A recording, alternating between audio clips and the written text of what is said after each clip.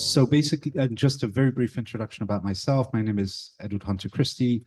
I'm an economist by background. I served as a NATO official from 2014 to 2020, notably dealing with defense economics, then a bit of... Oh, how to? Does this work? Does this work? Yeah, sounds like it. Okay. So I'm an economist by training. I was a NATO official from 2014 to 2020. I'm now a think tank senior research fellow with the Finnish Institute of International Affairs. And the points I'm going to make today, the title of my talk promises more than what I will deliver, because I'm not going to give all of the answers of what should be done by whom, and by when exactly. I just want to put a few ideas on the table to help think through those issues. And I think that the subsequent presentations will add a lot from different perspectives. So, okay, apparently this one is better. Okay, all right. So I'll start from a very general strategic level. The way I would summarize the strategic problem that we have is that we have first a Russia problem. At the same time, we have an America problem. Then we have a Europe problem. And then we have an EU problem. And those are all somewhat different problems. I'll start with the American one because it's more recent news. I think everybody understands what's been happening in Eastern Europe with the Russia-Ukraine war. I'll start with the American one. And I say this as a former NATO official and fundamentally as an Atlanticist, but American disengagement from Europe is structural. It is likely to be long-term. It is bipartisan. There are significant differences in style and tone, of course, between the two different sides of the American political system. But even with the European-friendly Biden-style administration, we saw that there were limits to American assistance to Europe, particularly limitations to how much America was prepared to risk in supporting Ukraine.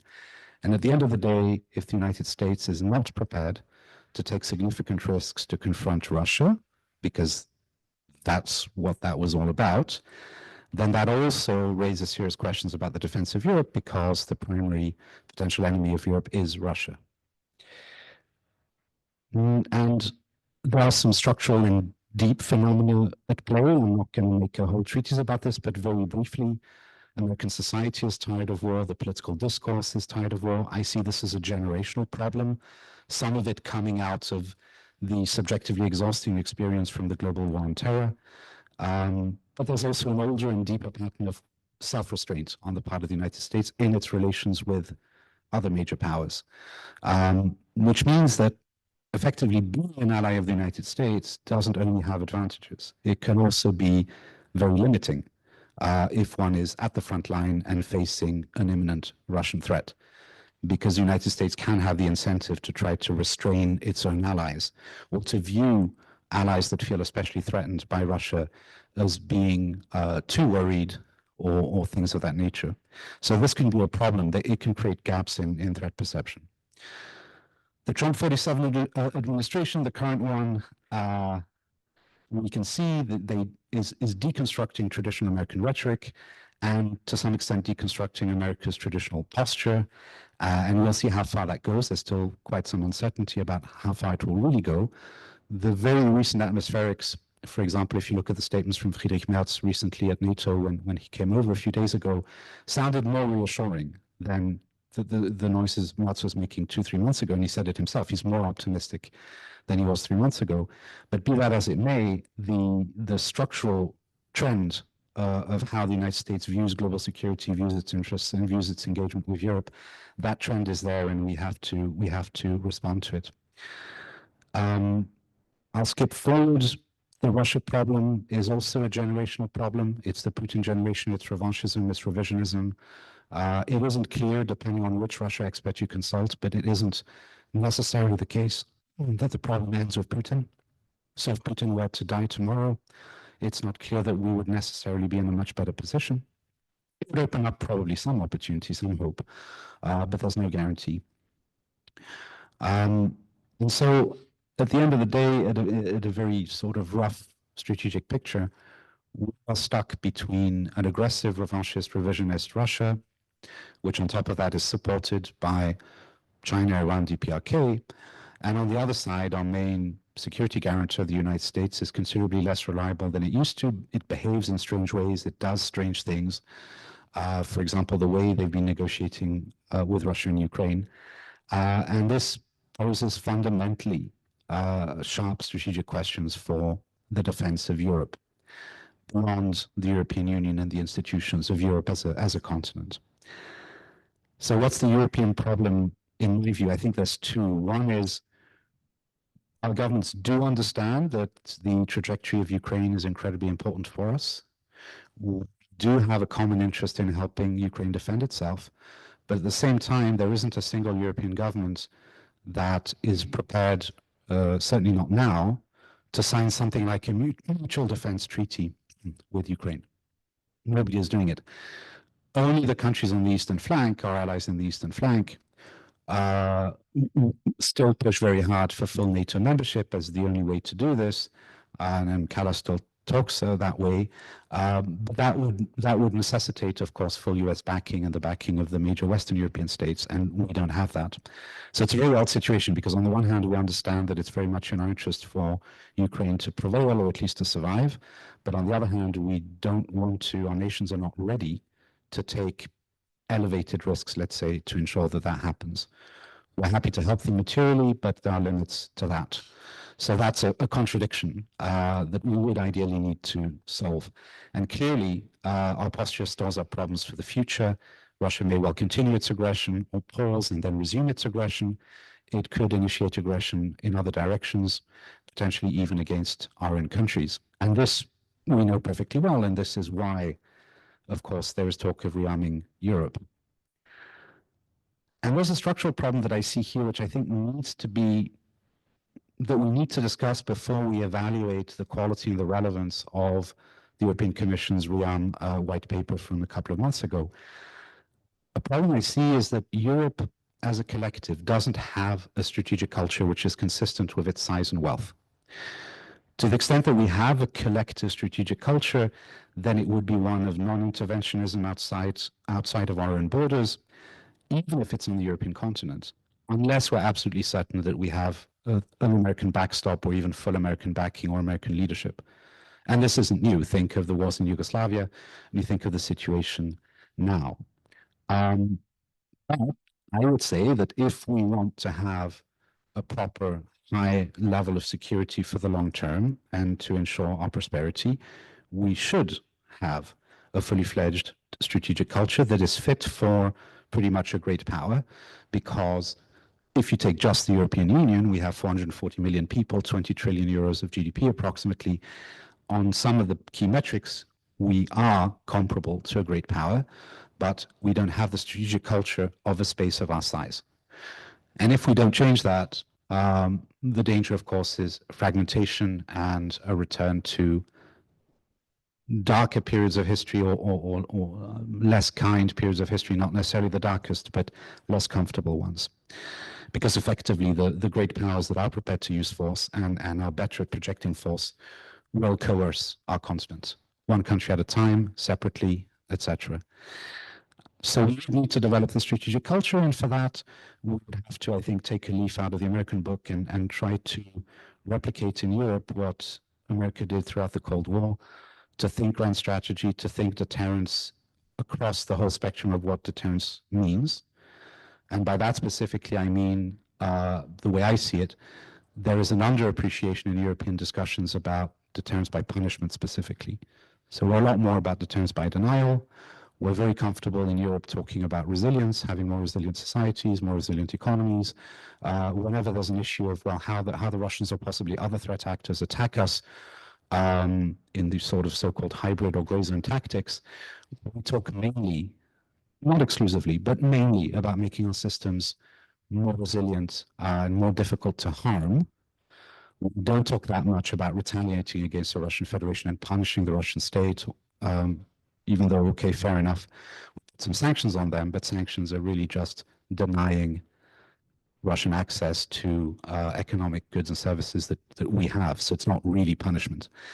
Of course, this course is a bit different if you talk to colleagues on the Eastern flank. there, whether it's with Finns or Poles or others, you're much more likely to hear senior experienced military personnel and sometimes even politicians, not so much in public necessarily, but talking much more openly about the fact that, well, if there is a war, wider war with Russia, then from the first minute we start firing into Russia, deep into Russia, we start demolishing Russian military capabilities. I'm saying this very explicitly to this audience because we're in Italy, so perhaps you don't hear that kind of language that often. But what I've just said is something that the former chief of staff of the Polish armed forces said in a conference I attended a few months ago. He said basically from minute number one, if the Russians enter Lithuania, so he's talking about an ally, Poland is firing into Russia deep. And that's a spirit we have to have, obviously. And the Russians have to know that we have that spirit, and they have to know that we have those capabilities. So this is, if you will, I think an essential mindset issue. I would contend that it needs to be discussed in public a bit more so that we sensitize our politicians, our politicians sensitize our populations to this. It can be done step by step, but I think it's no longer an option to be too timid and to be too afraid of how our publics may react to that kind of talk.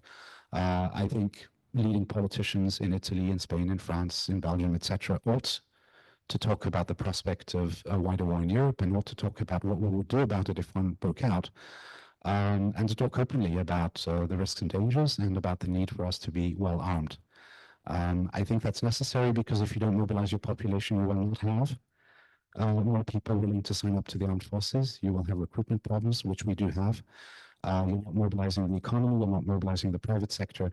There is something which it's not just through legal acts and official policy instruments, let's say foreign policy instruments, that one gets a country to go from A to B. It's also through communication, mobilizing opinion and so on. And I think that needs to be done. There's a political work to be done.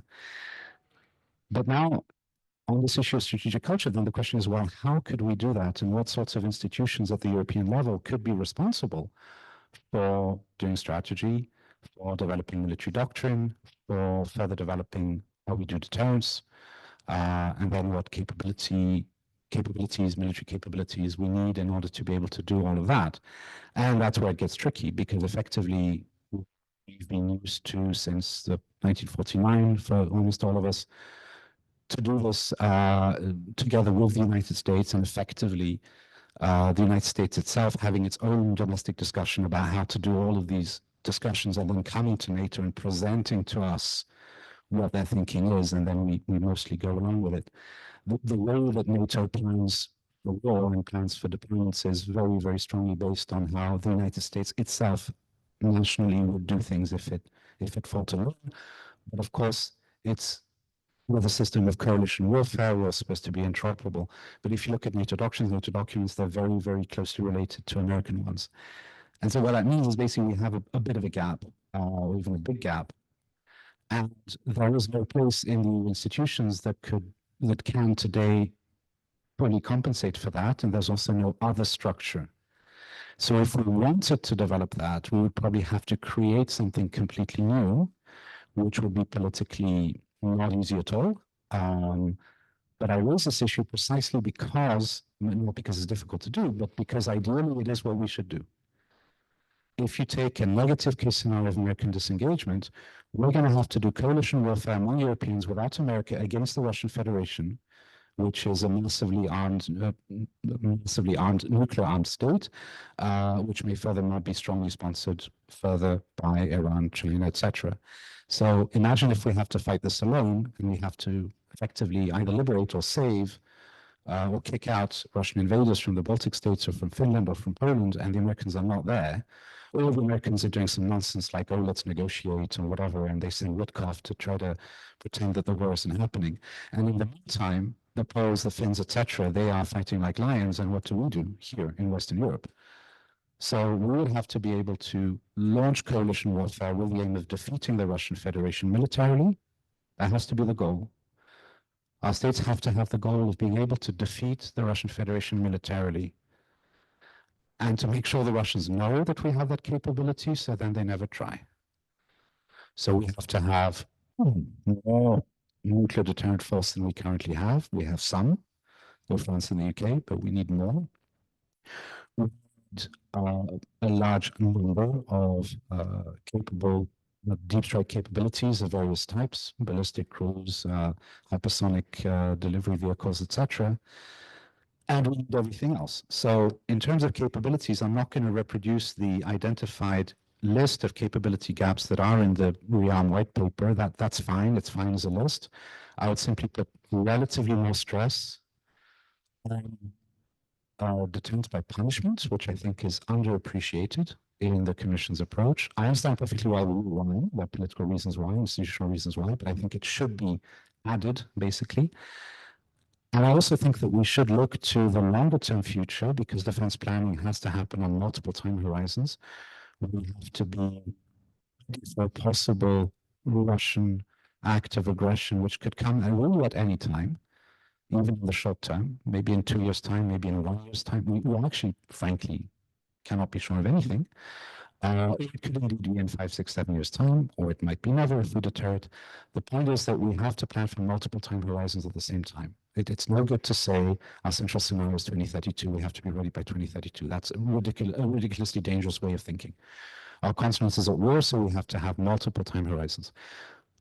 In terms of time horizons, indeed, it is already now the time to think about the capabilities of the future, relatively more long term.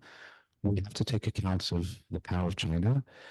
And let's say here, and I hope, I guess most people in the audience are Italian, I see a special role actually for Southern European states in terms of wanting to develop stronger naval capabilities, which will be good for the security of all of Europe in multiple ways. I think the maritime dimension as such requires further discussion and a dedicated, more detailed strategy, a sort of naval force strategy for Europe, so that we would be in future able to deal with, for example, Red Sea security, Suez Canal security contingencies by ourselves, so that we would be able to fend off the Chinese Navy in case they come closer to us and begin to be threatening. And in case, and I want to mention this as part of a war scenario, in case we would like essentially to destroy the entirety of the Russian Navy, which to my mind would be a war aim we should have. If we have a wider war with Russia, if Russia tries to invade Poland, for example, I think that we should take the view that we should create permanent damage to Russian capabilities, something that prevents them from being a great power for the long term. And one way to do this, which is less provocative than and less extreme on the escalation ladder than tempting the line of nuclear escalation, would be to sink their navy and destroy their ports. Ultimately, they would no longer be able to, or much less able to project force in other world regions that interest them. They would never be able again to blockade Ukraine, like they did in January 2022. Those are the sorts of things that we would want to be able to impose on Russia, and to let them know that we're capable of doing this, so that they would know in advance that if they try a wider war against Europe, they will pay a long-term strategic price, and we will basically prohibit them from having a navy again.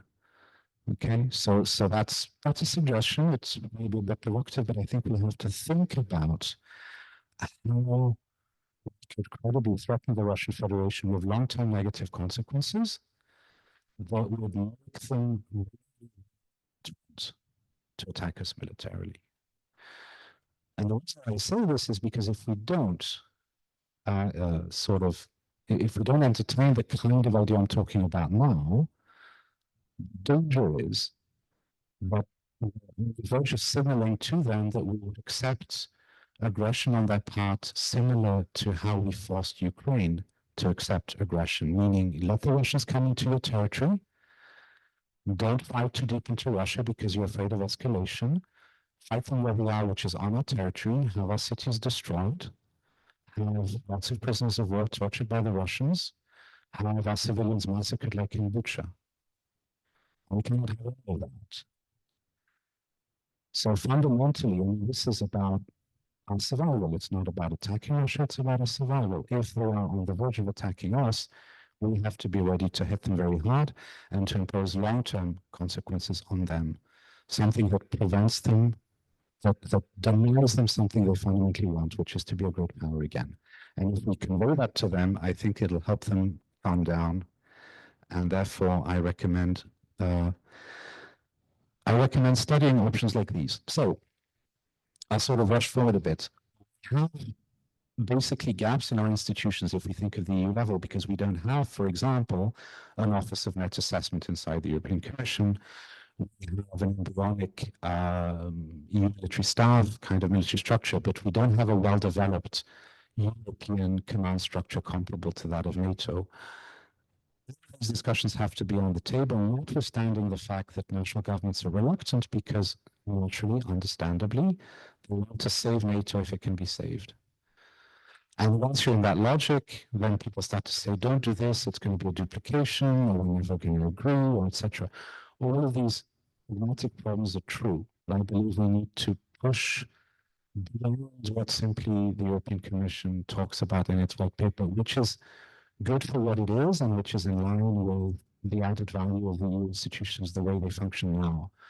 But I argue that for the defense of Europe collectively, we need to go beyond that and we need to be more imaginative. By the way, not necessarily at EU level, because that may be difficult, because we have neutral states, because we have Hungary and Slovakia that are not reliable. So it could be that we have to create a completely new structure, not even related to the EU, just a new European thing altogether. We should take that seriously.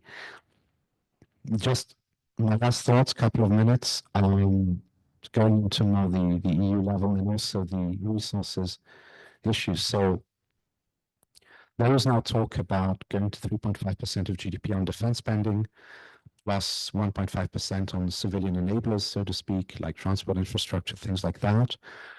Germany seems to support the idea. It was revealed to the press by Reuters a couple of weeks ago that there was talk around those sorts of numbers. So we'll see what happens at the summit, at the next NATO summit.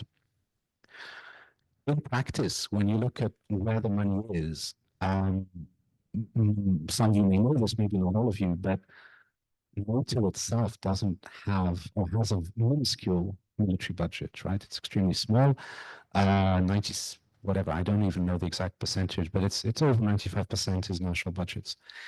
And that's the way these things roll. The idea is that each nation state has its own forces, its own MOD, its own armed forces, its own defense budget, and it's 95% of what's going on. And what you do through something like NATO is that you train nations to fight together, to do coalition warfare together with their national armies. It's difficult to see to what extent we could pool resources at the EU level, a lot more than what is currently the case. Where I see the Commission going is in being a facilitator in terms of the economic and fiscal conditions, of being a promoter of defense industrial policy. But there isn't a sort of single big common EU defense budget except for research. So these are questions that we could also ask, but bearing in mind the political difficulties in getting states to agree, bearing in mind the usual tensions we have had between notably northern EU states and southern EU states over the last couple of decades, there is no escaping that every individual member state has to go up in terms of defense spending as a percent of GDP. I don't really see much alternative, and I think 3.5% is a pretty reasonable level. It is consistent with various military assessments in certain countries, including the UK. In practice, you should expect over 40% in the initial years to go to procurement of major systems because it's a rearming kind of moment, and later it can land maybe at around a third, which is probably the right sort of level. So that's what we're looking at. And I don't know if there'll be a specific section on all the economics and finance of this. Maybe there'll be a discussion later. But I don't really see an alternative. That we simply to go up, and we need to go up, I would say, quickly. That's another point. I'm very worried for political reasons, purely, very wary of saying we'll go up to 3.5% by 2032 or 2030 or 2032, because it's a cop-out. I mean, the electoral cycle is shorter than that. So the better solution is to go up immediately and spend more in the fund. And if you're unable to spend it intelligently, spend it the next year or the year after. So my position would be support to go up to 3.5% within 2 years. I'm glad I don't have to negotiate this with the governments. I'm just saying this is theoretically better, what I'm saying. Okay. I'll leave it at that. Thank you.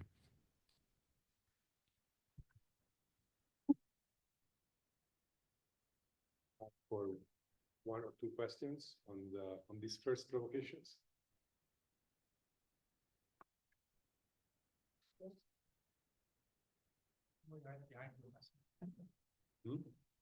No? I am right behind you. Yeah. Hi there. So does it work? Yes. Yeah. Or I speak quite loudly. It's fine. Okay. Okay. So we don't. We just have one speaker who will speak. Okay. So my question has to do with what you said before regarding the absence of a culture, basically, of a strategic culture, especially when it comes to the civil population in the EU, right? And so we have in Sweden, for example, there is this concept of total defense, right? So it goes for the preparation of not only the military side, but also the civil side of society. And so my question is, given the fact that we're looking at the long term, right, would something like a total defense, let's say, organization for society, or be the way to go? So a sort of system of total defense, would it be good if we were to apply it to every EU state in its own way, of course? So thanks, great question. So the direct answer is no. That would not do the trick. Though I very strongly support total defense concepts, and I work for Finnish institutions, so I'm not going to criticize it. These are excellent models, both in Finland and in Sweden. But they're fundamentally resilience models, and that was my entire point. I'm not against resilience at all. Resilience is fantastic. What I'm talking about is a strategic culture of deterring the enemy and of deterrence by punishment. The kind of culture I'm talking about is one where European leaders could have Putin on the phone and threaten him. And then he's afraid, and then he doesn't do anything. That's what I'm talking about. Thank you. Okay, in order to stay on time, one more question. Okay. Sorry, no, we can discuss later. Okay. Let's move to Professor Mariani. The link is quite interesting because, as you noticed in Edward Christie's talk, defense also requires ability to deter, and of course we have been leaning on NATO for deterrence. And therefore, I think that's why I chose to have Professor Mariani's second talk, where there will be the links, at least some legal and political links between NATO and what we are discussing. Okay, thank you very much. I'm Paola Mariani. I'm here from Bocconi, where I teach international law and EU law. In my presentation, I will be to cover 3 main. I'm using the mic.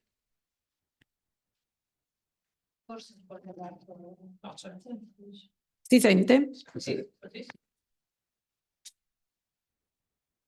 I'm going to cover 3 main points. The first one is the legal constraints on developing a European defense policy. That is the description of the provisions of the Treaty on European Union concerning the EU defense policy. The second one is the position of NATO in the EU defense policy. And finally, some thought about law and politics in the relationship between the European Union and NATO. Let's start from the definition, the treaty definition of the cooperation in the defense policy. Here we are in a slippery slope, because as it, no, it's better to use that. Okay.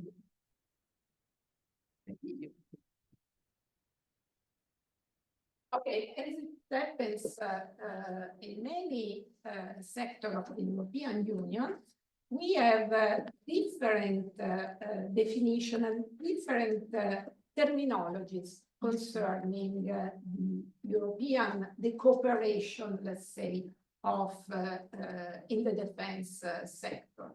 First of all, we have to say that the defense cooperation is a part of the common foreign security policy. We will see that this is important because it means that the rules governing the common foreign security policy apply also in the cooperation of defense. Then we have the common security and defense policy, that is the part of the common foreign security specifically focusing on the defense. And then another terminology in the treaty provision, that is the common union defense policy. It's part of the common security and defense policy because it's we can say that this policy is a working process. And the common union defense policy is something to be framed in the more general common security and defense policy. I'm sorry because they are labeled and they are very, very similar. But in the idea of the treaty and of the fathers of the treaty, these are different form of cooperation. And in the end, let's say the goal of this process would have been the creation of a real common defense. Why is so important that the defense cooperation is under the head of the common foreign security policy? Because here we are in the only policy that is regulated by the Treaty of the European Union. And it means that here we are in an intergovernmental cooperation. What does it mean? It means that here we are in an exceptional part of the European Union, because all the other policies are regulated under the Treaty on the Function of the European Union and in a supranational cooperation. So just to give you an idea of this different way to cooperate, we can say that in a traditional intergovernmental cooperation, we have the unanimity in the decision-making process, where instead, in the supranational cooperation, we have the use of qualified majority. Again, in the framing of a defense cooperation, the main and the only role in producing decision and so to develop the policy is on the hands of the European Council and the Council of the European Union. When instead, in the case of supranational cooperation, we have the involvement of the European Parliament in adopting legislation. Then also in supranational cooperation, we have also the central role of the Court of Justice of the European Union. That is very important because the European Court of Justice ensures the interpretation and the correct application of EU law by the member states. And maybe the most important aspect in this instance is that in the supranational cooperation, member states cede sovereignty powers to the Union. It means that the member states renouncing to some state functions, giving them to the Union, and so we see this is a real impact of the supranational organization in the legal system of the member states. On the contrary, in the intergovernmental cooperation, we don't have cession of sovereignty. So it means that any decision involving a transfer of sovereignty must be adopted by unanimity. And we will see that in this specific sector, it's not necessary a change in the treaty. And so a reform in the treaty. Where are we? We can say that in the common security and defense policy, the only real activity in the defense cooperation is the conducting of mission, peace enforcing and peacekeeping missions that are conducted by the European Union according to the UN Charter. But in this case, the missions are coordinated by the European Union, but the military assets are provided by the member states.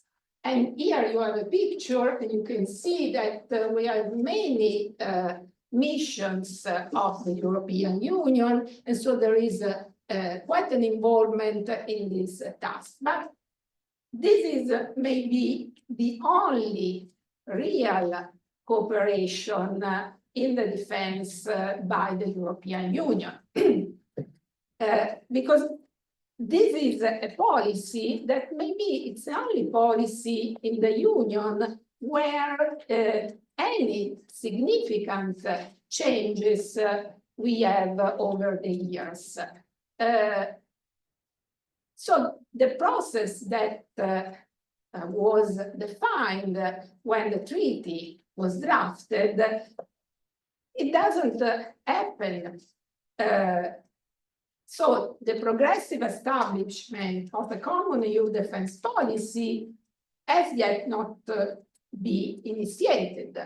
And again, and maybe it's most important, the member states have not demonstrated any consideration of a common defense, because the idea of a common defense is for the member state to renounce to the national defense policy in order to give a sovereign power, to give up sovereign power, to give power to the Union in the realization, in the creation of a common defense.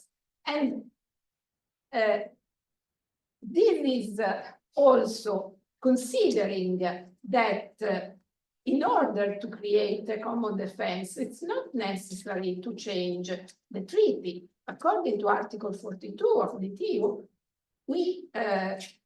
it would suffice, if you can say that, for a unanimous vote in the European Council, and the treaty suggests also a ratification, a process of ratification of the member states through their own constitutional procedures. Coming from the role of the European, the role of the cooperation between the European Union and NATO,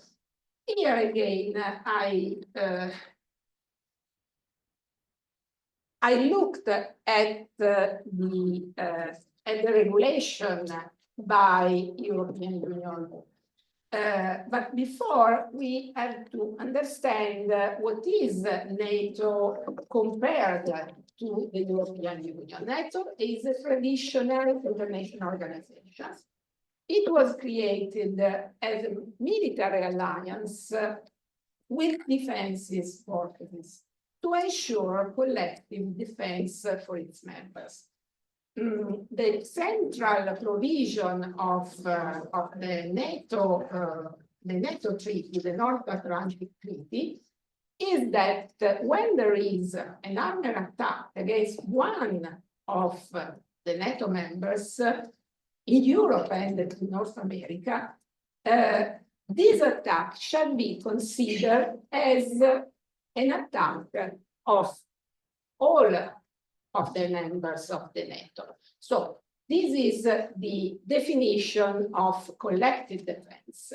We say that this is a sort of exception from the principles of the UN Charter, because the UN Charter recognizes the self-defense as a legitimate way to use the force. But it's not recognized a collective self-defense. So the involvement of states not under attack to the use of force against the state attacking. Article 5 was activated only once, and it was the September 11 terrorist attack in the US. After the end of the Cold War, NATO has expanded its missions, and using a provision, Article 4, that it was, let's say, a provision allowing discussion between member states, consultation between member states, we have many operations that are called non-Article 5 operations, including the partnership with the European Union. Where is the place of NATO in the Treaty of the European Union? The treaty mentions NATO twice. And what is really interesting is that in both cases, there is a hierarchical relationship between NATO and European Union. And as an exception in the European Union legal system, here we have a NATO prevails on the European Union.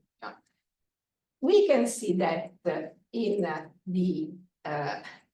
the first part, in the definition of the common, of the cooperation, defense cooperation in the European Union, because you remember that part of the cooperation was the framing of a common defense policy, the common defense policy. In any case, the idea to create a common defense must respect the obligations coming from NATO for the states that are members of both the European Union and NATO. And so you see, we have the majority of the members of the European Union that are members also of the NATO. And in this case, even in a future common defense, the obligations coming from NATO prevail on the obligation coming from a common defense.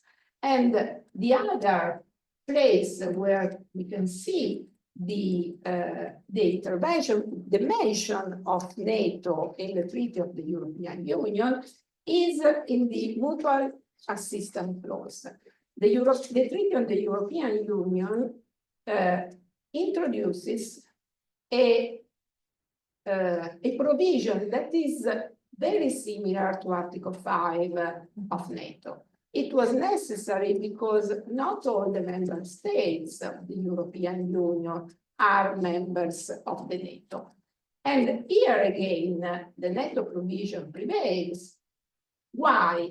Because if there is an attack, the collective defense must be done according to NATO, respecting the obligation to NATO, and not respecting the mutual defense regulated by the Treaty on the European Union.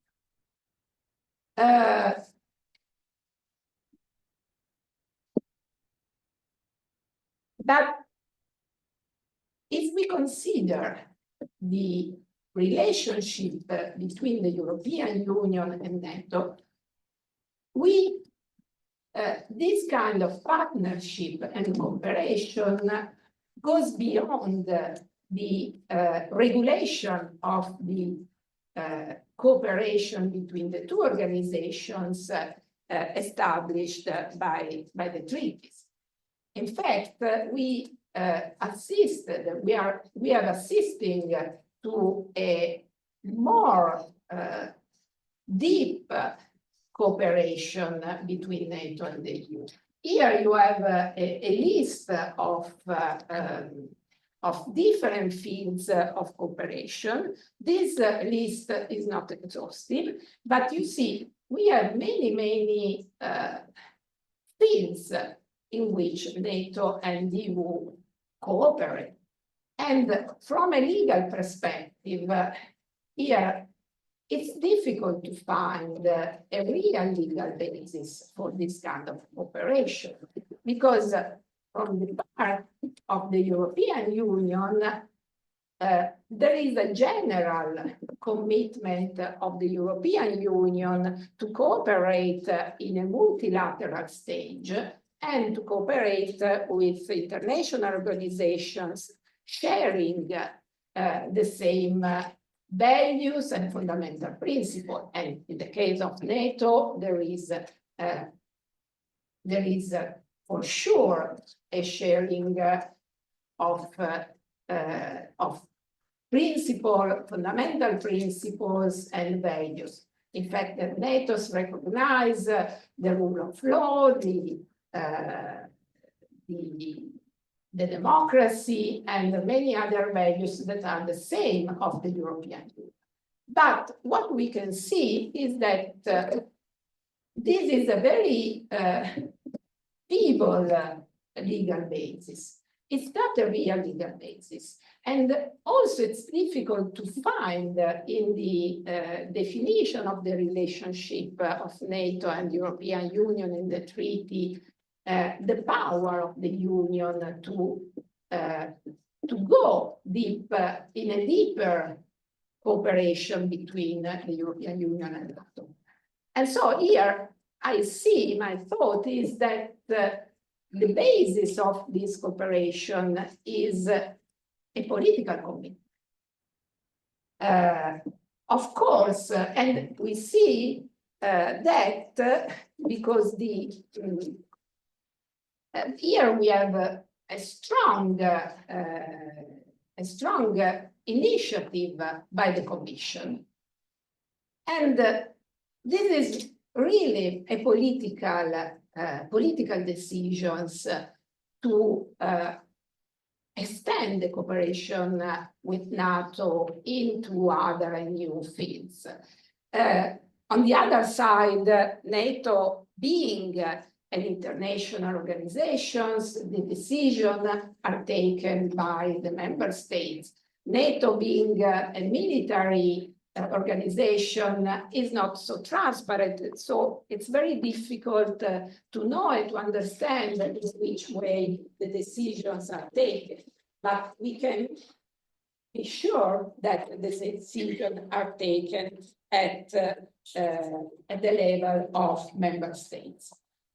So, in the end, my question is if this new and deep political cooperations between NATO and the EU is based on political commitment, it means that changing the political orientation of member states of the Union and member states also of NATO can change without changing the treaties,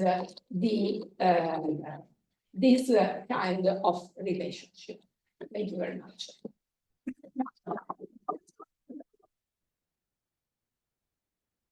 So I have a question. Yeah. So the fact that in the current texts, NATO has a sort of hierarchical priority. Is it something that could be changed in light of the unwillingness to remain dependent on one of the key players of NATO, which is the United States? But if I have to give you a legal answer, I will say that in order to change the relationship established by the treaty, you have to change the treaty. And this is the legal answer. Then, since the EU defense cooperation is something to be created, because we don't have really a real cooperation in the defense field, it's possible that there can be changes in this approach, even if it's really difficult to overcome the treaty constraints.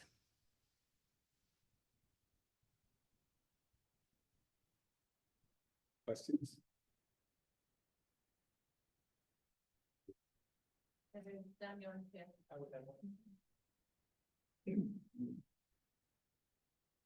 Coming back to the distinction between the, let's say, the legal and the effective political, it would all depend how member states interpret their NATO obligations, right? And if there is more EU cooperation, if they say that is entirely compatible in their interpretation, there would be no need to change anything. Yeah, I do agree. But you need more cooperation between member states of the European Union, and you need a creation of a EU defense union. Just to follow up what Daniel was saying, if you think of Article 42.7, you could envision a situation where NATO doesn't trigger Article 5, then legally you would apply Article 42.7, and so the member states are providing mutual assistance against an attack. And legally speaking, 42.7 is actually written in a much more legally binding way towards the parties in Article 5. So in fact, if you want to look at it from a strict legal point of view, actually, the member states of the EU are more bound by the treaties of the European Union than by the NATO treaty, even though, of course, in practice that doesn't mean anything, right? Because we need to have capabilities which we don't have. Yeah, but it depends in which way the NATO obligation change, because this is, you mean that in the NATO there would have been an infringement of Article 5. So no collective defense. And in this case, yes, it's reasonable to say that there can be a collective defense by the European Union. But it depends, because maybe you are referring to a different position of the United States in intervening in the case of an attack. But it's not said that there can be collective defense according to Article 5 without the United States.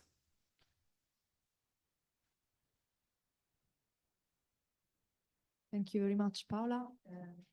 I found. Yeah.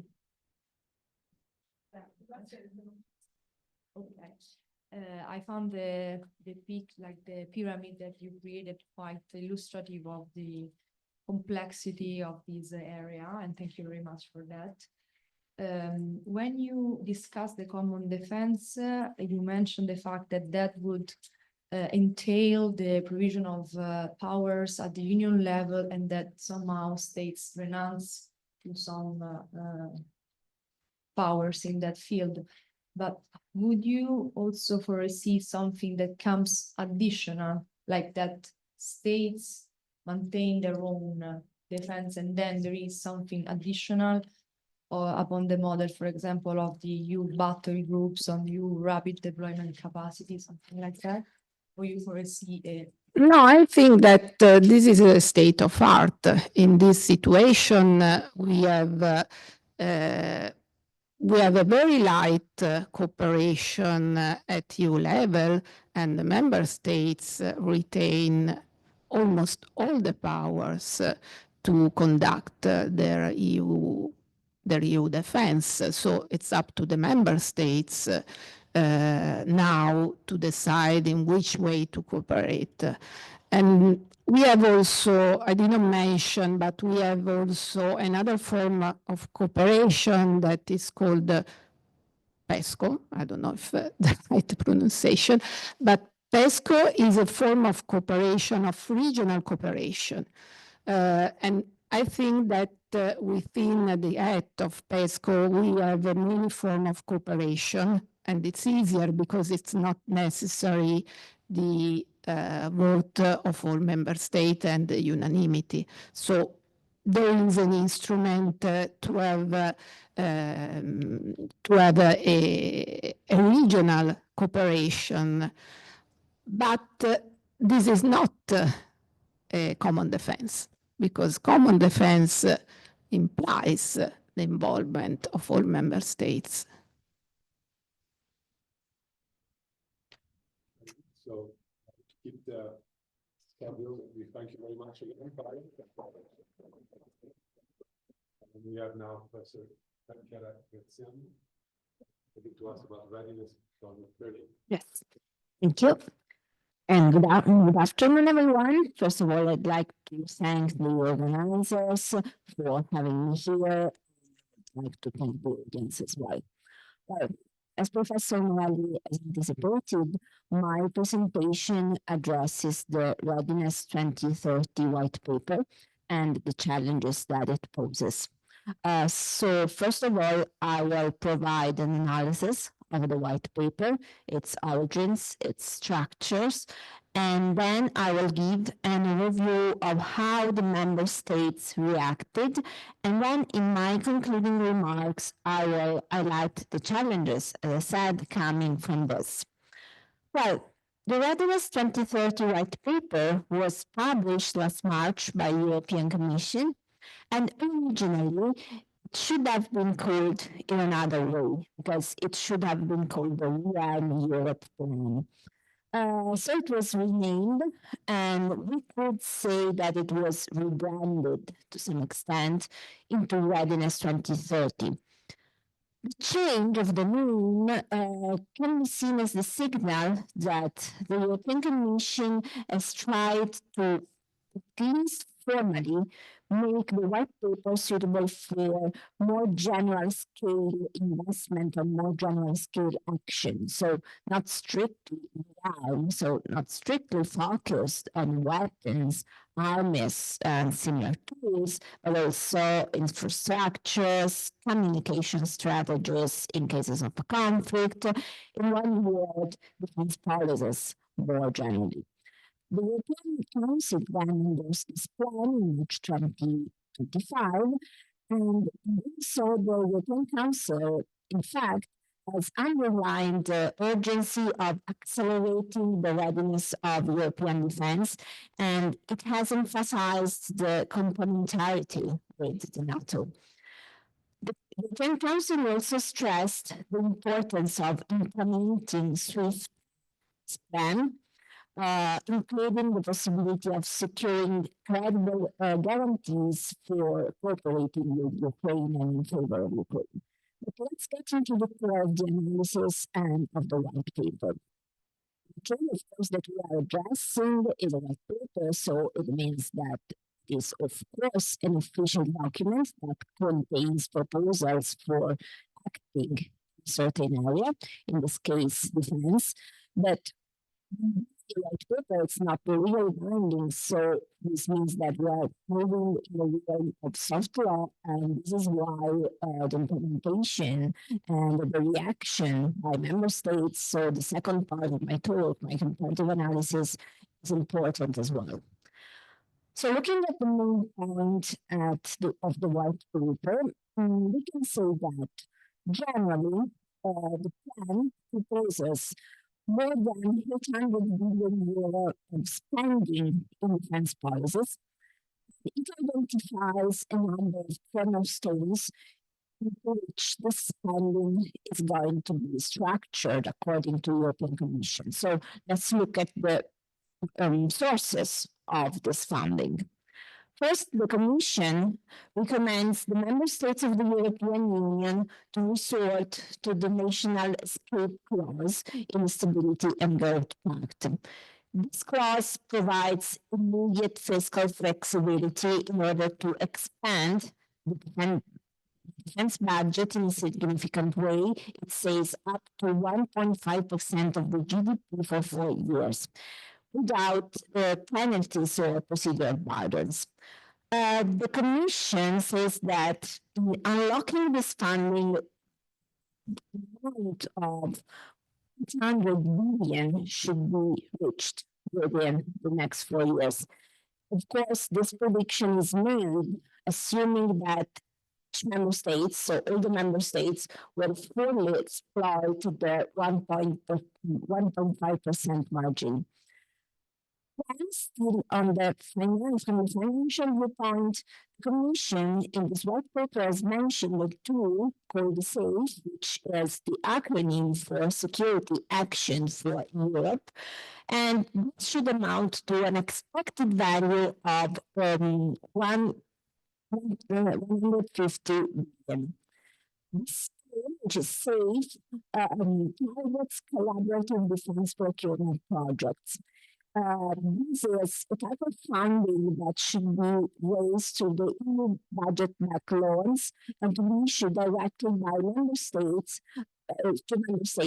participating in joint procurement. It's important to notice that into these procurement projects also Ukraine and the countries, the member states of the European Free Trade Associations are admitted to participate. The third source of financing is basically private capital, because the Commission plans to mobilize private capitals by leveraging the European investment banks and its financial capabilities.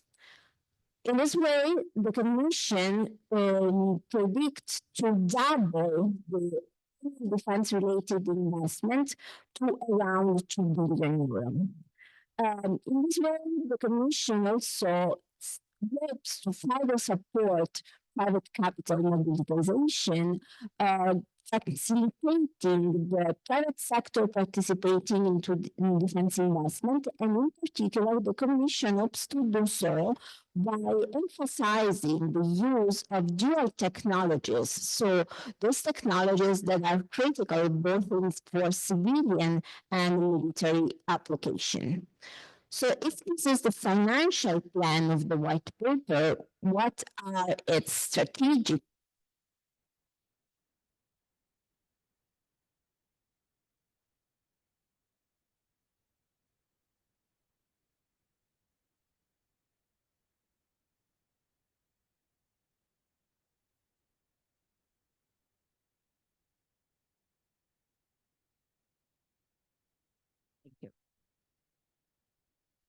Thank you.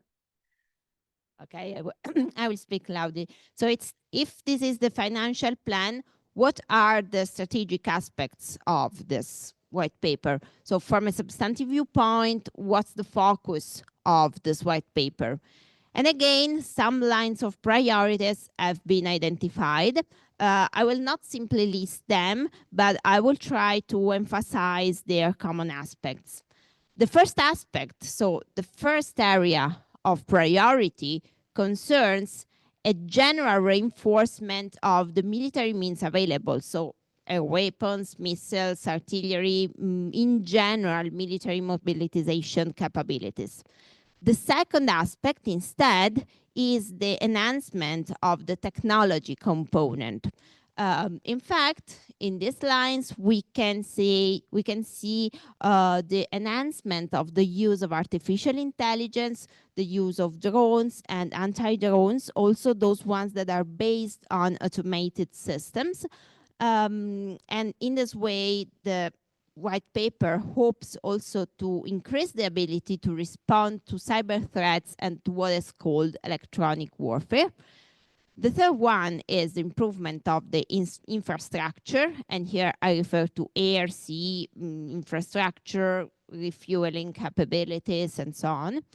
And the fourth area is the improvement of the defense industry, which is, of course, crucial also in order to encourage the investments that I referred to earlier. And then there is the intention to strengthen the support for Ukraine, including by integrating Ukrainian defense industry and in general the possibility to increase the capacity of the European Union in case of the so-called worst case scenario, so the possibility of conflicts, especially in the territories bordering with the member states. So this brief overview that I have provided, I think that it shows that this plan is rather abstract and needs concreteness to be implemented. And so let us look at the reactions by the state, if any, and to what extent, to how far they have come. The main tool that we have to look at least from a legal viewpoint, is whether or not they have requested the activation of the national escape clause. As I said before, this is a clause under the new EU economic governance framework. Thank you. It's a clause that allows the member states to make use of their flexibility in case exceptional circumstances that are outside of their control come out, and in case these are circumstances having a major impact on their public finance. Of course, the idea is also to safeguard over the medium term the fiscal sustainability. In this case, the Commission set out in a communication of the 19th of March that the war of aggression of Russia against Ukraine and in general the threats, the military threats that exist to Europe could constitute this exceptional circumstance, could impact public finance and could allow the member states to activate the clause. So looking at the current scenario, we have 16 member states that so far have requested the activation of the clause. I will first list them and then make some comments about their choices. These member states are Belgium, Bulgaria, Croatia, Czech Republic, Denmark, Germany, Estonia, Finland, Greece, Latvia, Lithuania, Hungary, Poland, Portugal, Slovenia, and Slovakia. So we have now listed them, but let's try to look at their decision from a more strategic viewpoint. Well, of course, it is clear that all these member states, they are determined to take full advantage of the fiscal capacity that they have been allowed under the clause. For example, just to give some data, Poland has announced that it wished to reach the 5% of the defense spending by next year. This is a numerical threshold that also Lithuania, Latvia, and Estonia aspire to, while Bulgaria aspires to 3%, and the same numbers will be reached by Denmark in 2 years, and by Finland in 2029, by Czech Republic in 2030, and by Sweden in a decade. Probably the the decision to activate the clause or to request the activation of the clause can be explained looking at the states that I have mentioned so far, also by the fact that many of them, some of them are either direct neighbors or they are really close to the Russian Federation. However, we can see that among the countries who have requested the activation of the clause, we also have some that are particularly close to the government of Russia, so to some extent pro-Russian governments. I mean, I think, for example, of Hungary, of Slovakia. As we know, their government has shown to be increasingly close to Moscow and also to Beijing.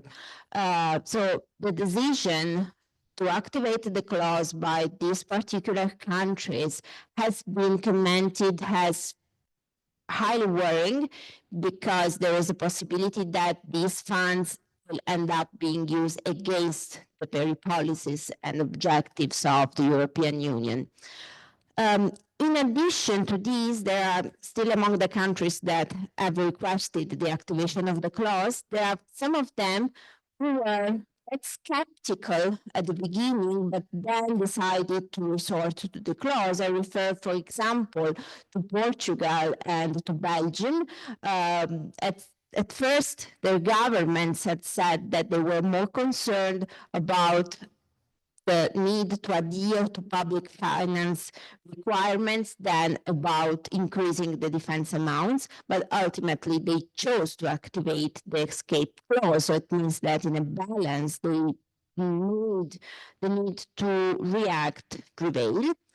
And among the other countries that still activated the clause, we can notice something, let's say, unprecedented, unusual, which is the convergence between Greece and Germany in this regard, because we know that both in Athens and in Berlin, they are aiming to strengthen their defense capability, of course, in different proportion.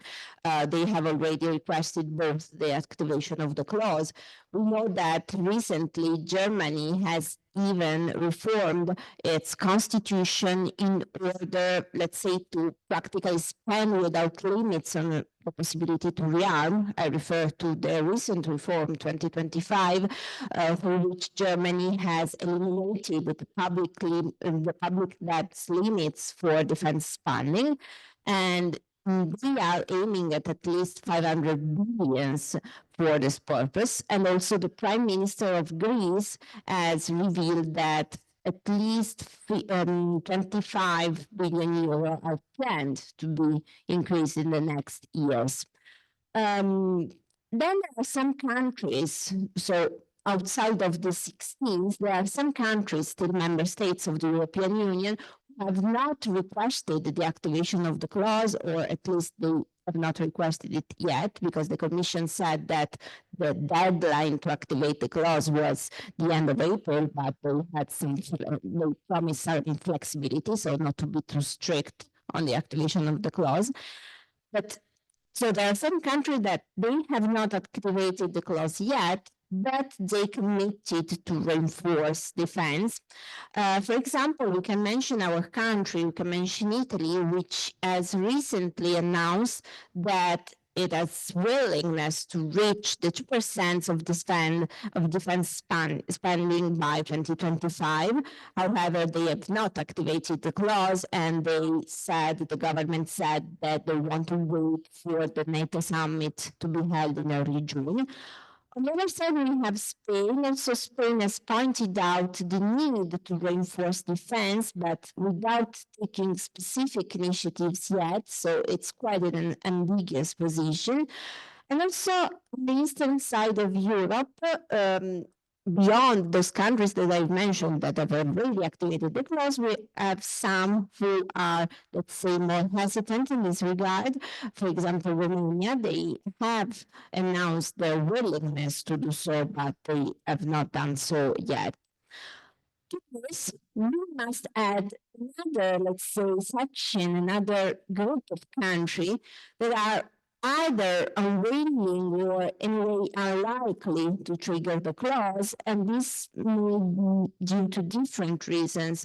For instance, among the ones that are reluctant, we have France, and France showed all of its reluctancy as practically ruled out the activation of the clause, at least for the time being, so it has excluded the possibility to join the flexibility proposed by the Commission, because basically they motivated, the finance minister motivated this on the growing public debt. So basically France cannot afford it, although we have to say that Macron's pressure on the government to do so, it's also quite strong.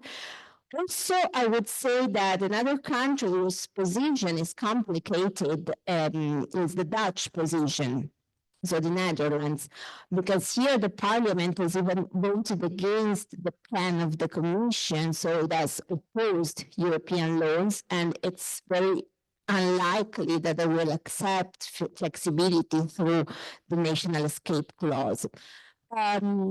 Then there are countries whose adherence to the plan of the Commission is made a bit more complex by their national constitutional structure, because, for example, they have neutrality clauses in their constitution, and of course, this can work as a sort of barrier to this type of policy. For example, I can mention Austria, I can mention Ireland. So, given this review also of how the member states reacted, let's now move to some consideration that may emerge from this scenario, which is a very complex one. First of all, the first consideration that I would like to make is that no doubt that this white paper shows a new approach to security in the European Union, which is calling for intensifying, for sure, defense cooperation, also sometimes going beyond the areas that are covered by the European Union competencies. Of course, here the European Union is trying to go beyond by anchoring defense to a project of economic integration. So it's trying to reach economy through the referral to defense. Of course, this idea can have many challenges. Some of them are geopolitical challenges, and some others are more legal.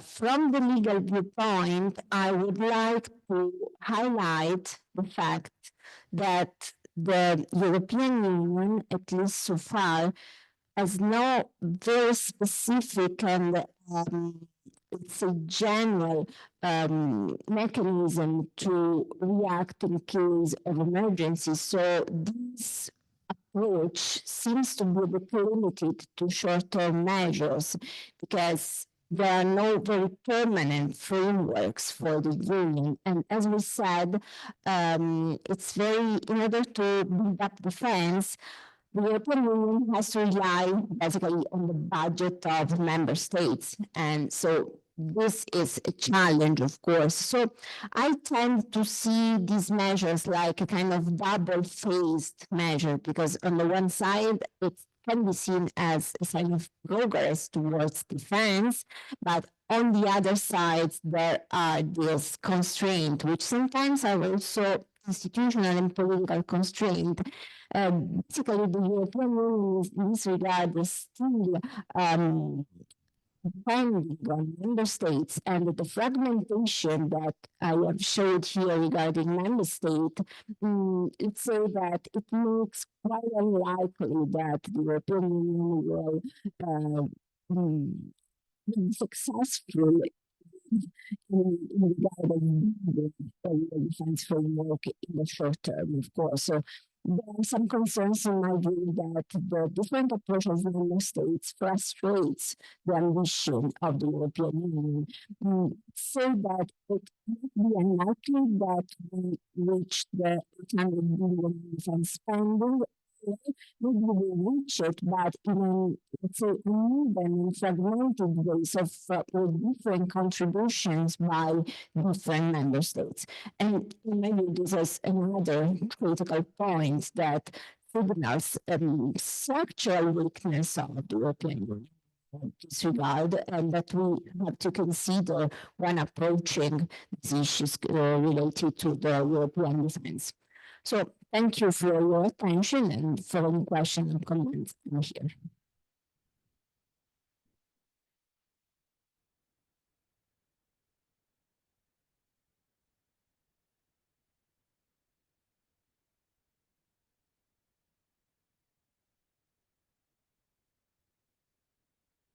Okay, it might work. I don't know. The financial part of this this white paper is essentially empty. I mean, the 800 billion was thrown out, as you said, under the assumption everybody starts today to spend 1.1, which is completely nonsense. So everybody knew that. The share of the countries that have asked for the national escape clause of EU GDP is around 45%. And then Germany was 40. Yes, yeah, exactly. Right, more than that. So basically it means the northeastern part of Europe will increase defense expenditure, and the rest of Europe will say no thank you, because we have a high debt level, and the exempting this 1.5% of GDP from the deficit measure of the EU doesn't help us, because the debt level goes up and we have to pay market interest rates. So I think the emperor is quite naked under these circumstances. There's just no way around of member states basically doing it for themselves and basically at their own risk and peril. What is a bit disconcerting for me is that there's always this assumption that everything you do additionally for defense has to be financed via additional debt. The general public financing maxim is that if you are in a war, right, and you have especially high expenditure, you finance that via debt. But if you have a period of sustained or permanently higher expenditure, then you have to finance it via higher taxes. And that comes back to what also Professor Christie said earlier. I think we have to tell our people that one thing to say we have a war, okay, we have some additional debt. If we are in a generational conflict with Russia, then it means we have to increase the taxes so that we can pay for our expenditure on a sustainable basis. I think that is the message which I feel the Commission has failed to give.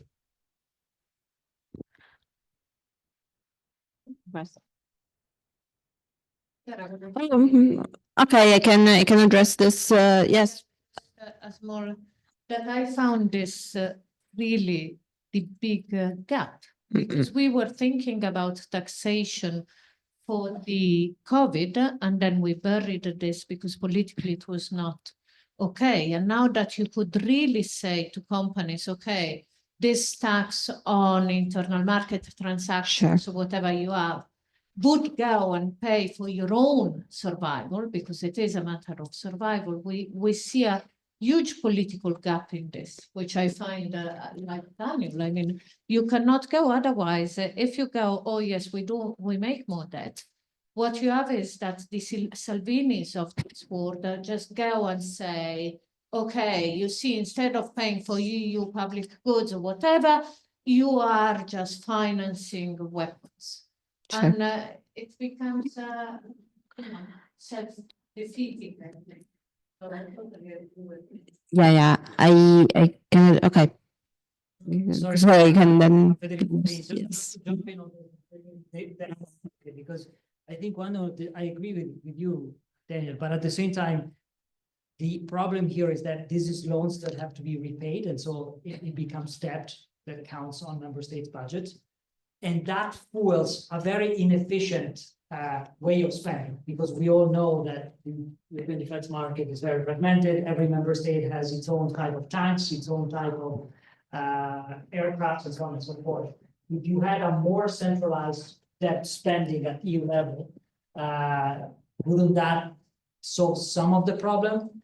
And I wonder, is it really historically true that the rise of militaries have been made through taxes in times of peace? I mean, the US built its army in wartime, and then it just kept it, and it built it with debt and sustained it with debt. I mean, debt spending was the way how the US army was developed during World War II, was actually developed through debt during the Civil War as well. And then once you have it, you keep it to some extent. So, I mean, it's an interesting question of where it starts. But sorry, and if I can abuse you, since you're a lawyer number two, on the use of legal basis, as you know, the European Parliament is bringing a case against the Commission and Council, claiming that SAFE, which is based on 1.2, is illegal. Do you have any thoughts on that? Well, so starting from the first part, yeah, I agree. The first, I agree with the first comments that I've been. Basically, yes, regarding fragmentation, which comes from the fact that no other of the state of the same capacity and the same political willingness to spend in this on defense, and that goes to finance basically European defense. So in my view, this is not just fragmentation and different political willingness. It is also the fact that in my view, I think that this could slow down the European integration process in general, rather than making it quicker, it could to some extent slow down the process of integration and even fragment more some assumptions that have been taken for granted.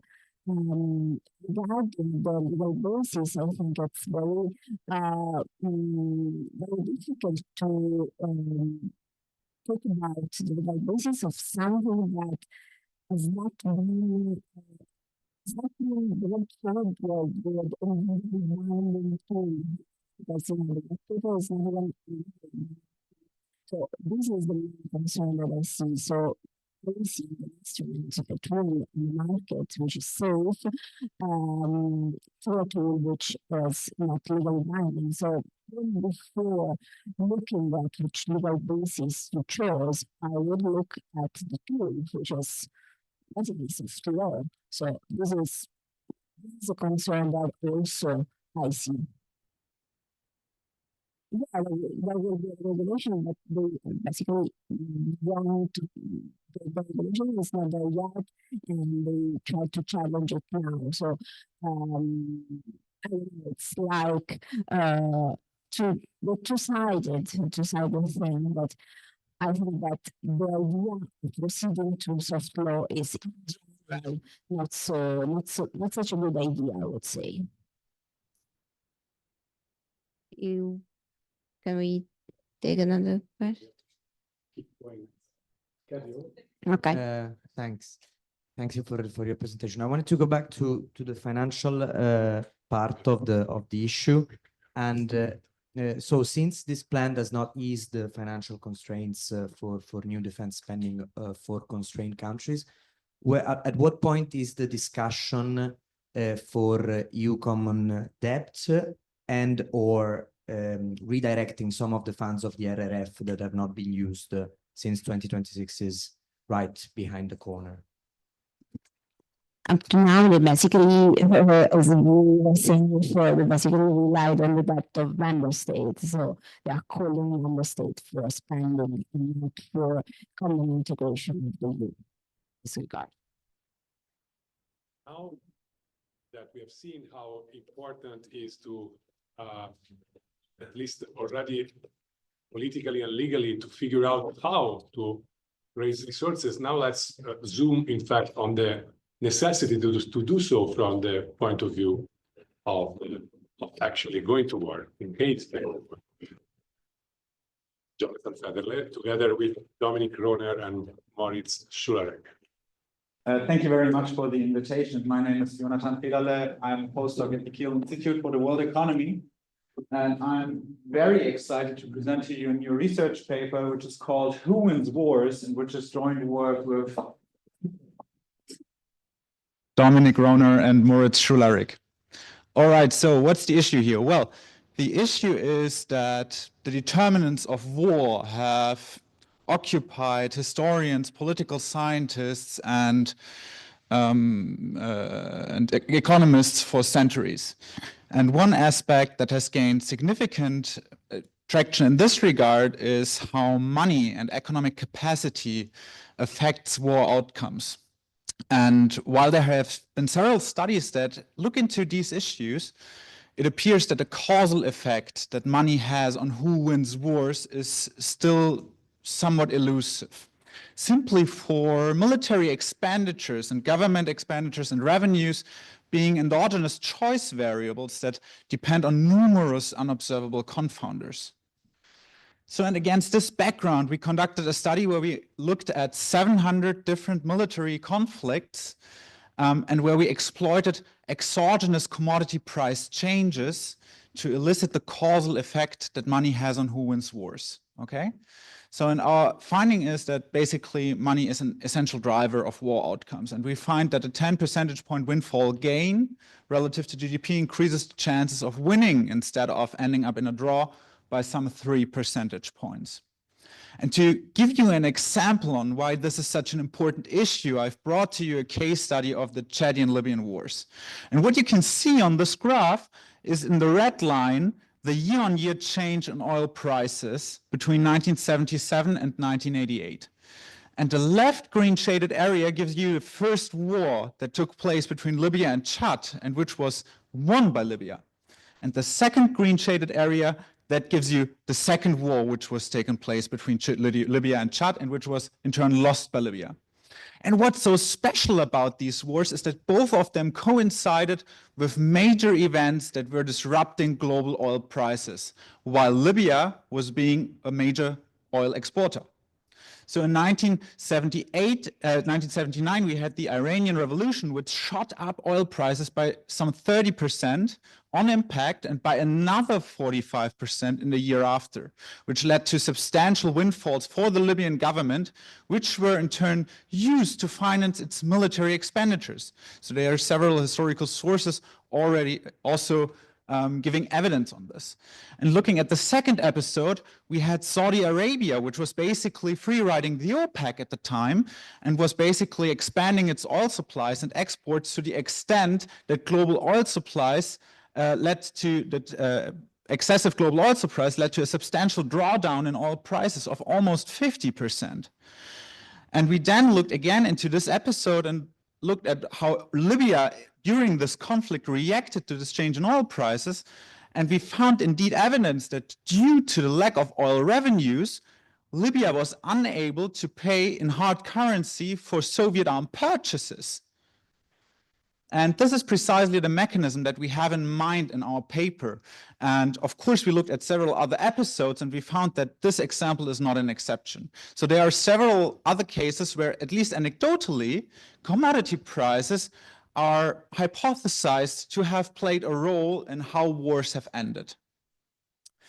And we decided that against this background, we conduct a systematic analysis of what commodity prices do. So, of course, we are not the first to look at how commodity prices affect the economy of countries. And in particular, there's already some work that looks at commodity price fluctuations affect government revenues, and more precisely, also the course and incidence of civil war.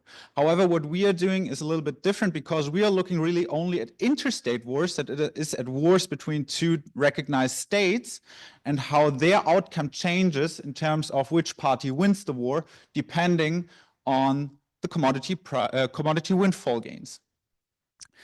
So there's also some work that looks into economic power and interstate war outcomes in general. But as I said before, much many problems that we see in this work is that they have an explanatory variable which endogenously depends on choice variables. So for example, the Correlates of War project has published a series of so-called indices of power. So these are indices that capture steel production, industrial production, military expenditures over a prolonged period of time. And then there are a number of studies that relate war outcomes to these indices of power. However, they are clearly endogenous. So, but before I'm telling you in detail how we solve this issue, let me tell you a bit about the data. So what do we have? We have 40 years of conflict. We have trade data from Comtrade and the Harvard Atlas of Economic Complexity.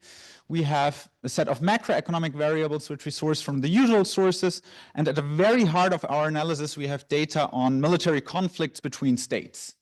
And we source these from the Correlates of War project, and very conveniently for us, they are already coded at the dyadic level. So we know which countries have fought against which other countries.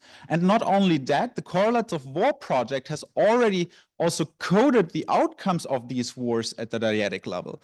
That is, we already know who won in each opponent pair combination of countries at war, or which countries ended up in a draw. And in particular, a winner is defined as a country that achieved a favorable change following military actions or in exchange for stopping military threats and attacks.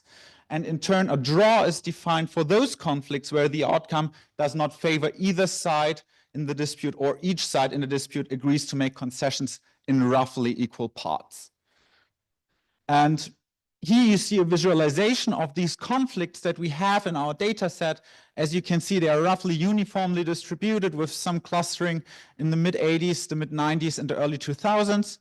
And what's worth mentioning here is that not all conflicts in our sample are full-blown wars. Okay, so the Correlates of War project has a pretty restrictive definition of what a war is. Namely, it requires more than 1,000 battle-related deaths occurring within this war. And these episodes, they also comprise episodes short of war. So these episodes falling short of 1,000 battle deaths. However, what we show in our analysis is that apparently the more severe a militarized episode is getting, so as we move towards war from like being a very small conflict towards war, the more important it is that you have money at your disposal to mobilize the resources to win the conflict, okay? So the more severe a conflict is, the more important it is that you have money at your disposal. But before we get to our results and the robustness test, let me explain you for a bit in more detail on what we are doing. And I'm already apologizing for the notation. It will be over very quick, I guess. So what we do is that we have assume that we have uppercase D dyadic conflicts, which are each characterized by a war start year T and a duration L in years. And we have a set of trade-specific variables. And in particular, we have uppercase C, which is a set of different commodities, each traded at price P in year T. And we have X, which is in relation to each of the opponent, the net exports of commodity C in year T, okay? And equipped with these variables, we can already construct our measure of absolute windfall gains, which is set to measure the cumulative appreciation of each opponent party's pre-conflict net exports due to price changes that occur during the conflict D, okay?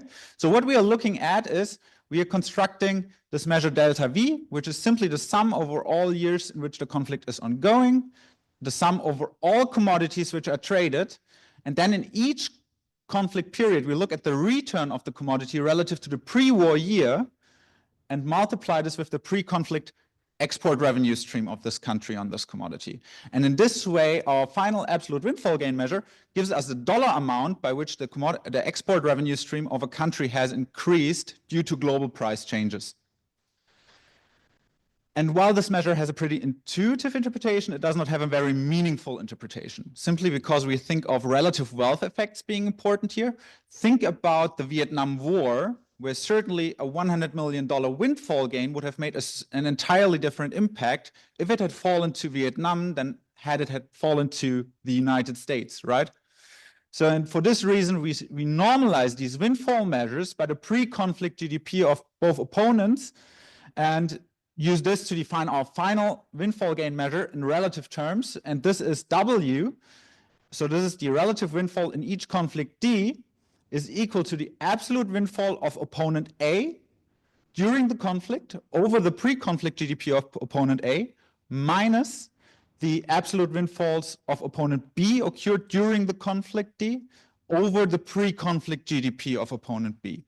And in this way, W would, for example, equal 0.01 if the value changes of net exports of party A relative to its GDP were 1 percentage point larger than those of country B.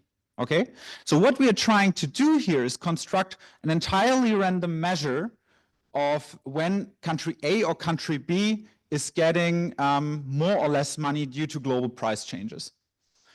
And this already allows us to take a first glimpse at our results, and what we can see already in this descriptive statistics that apparently winning parties on average have experienced windfall gains throughout all conflicts in our sample, which are 8 percentage points larger than those of the losing countries. Okay, this is quite substantial. But to illustrate this result in a little more empirically rigorous setting, we're now setting up a simple set of ordinary least squares regressions where we just relate the war outcome Q between a war that takes place between opponent pair P in year T to this windfall gain measure, a set of controls, opponent pair and country fixed effects, and this is how it looks like. And I would like to draw your attention to the very rightmost column here, which is our most demanding specification and which essentially outlines our key result. Namely that apparently holding the windfalls of party B in a conflict constant, an increase in the windfalls for party A relative to its GDP by 10 percentage points increases its chances of falling into the next better outcome category by some 3 percentage points. That is ending up in a draw instead of losing, or ending up winning instead of ending up in a draw. And one thing that I would like to, well, pay some additional attention on is whether these global market prices are indeed exogenous to the war. Because probably one of the first things that you think of when I'm telling you about commodity prices and war is that precisely those commodity prices are caused by the war. So, and there's two arguments that go against this effect driving our hypothesis. And the first one is being a theoretical one, namely that if we had dominant suppliers in our analysis, this should bias our results against our hypothesis, simply because the adverse supply shock arising from war is more likely to originate from the losing country, which is experiencing destruction on its own soil, so to say.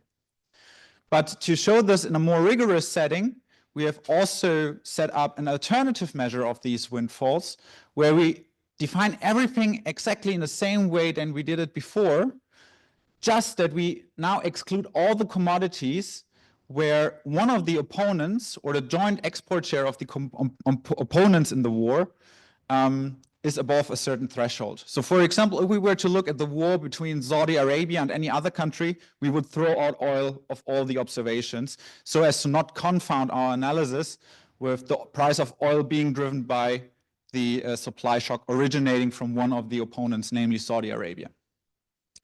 And we see that our theoretical reasoning is probably confirmed as our coefficients even increase in size as we remove products which are exported by dominant suppliers.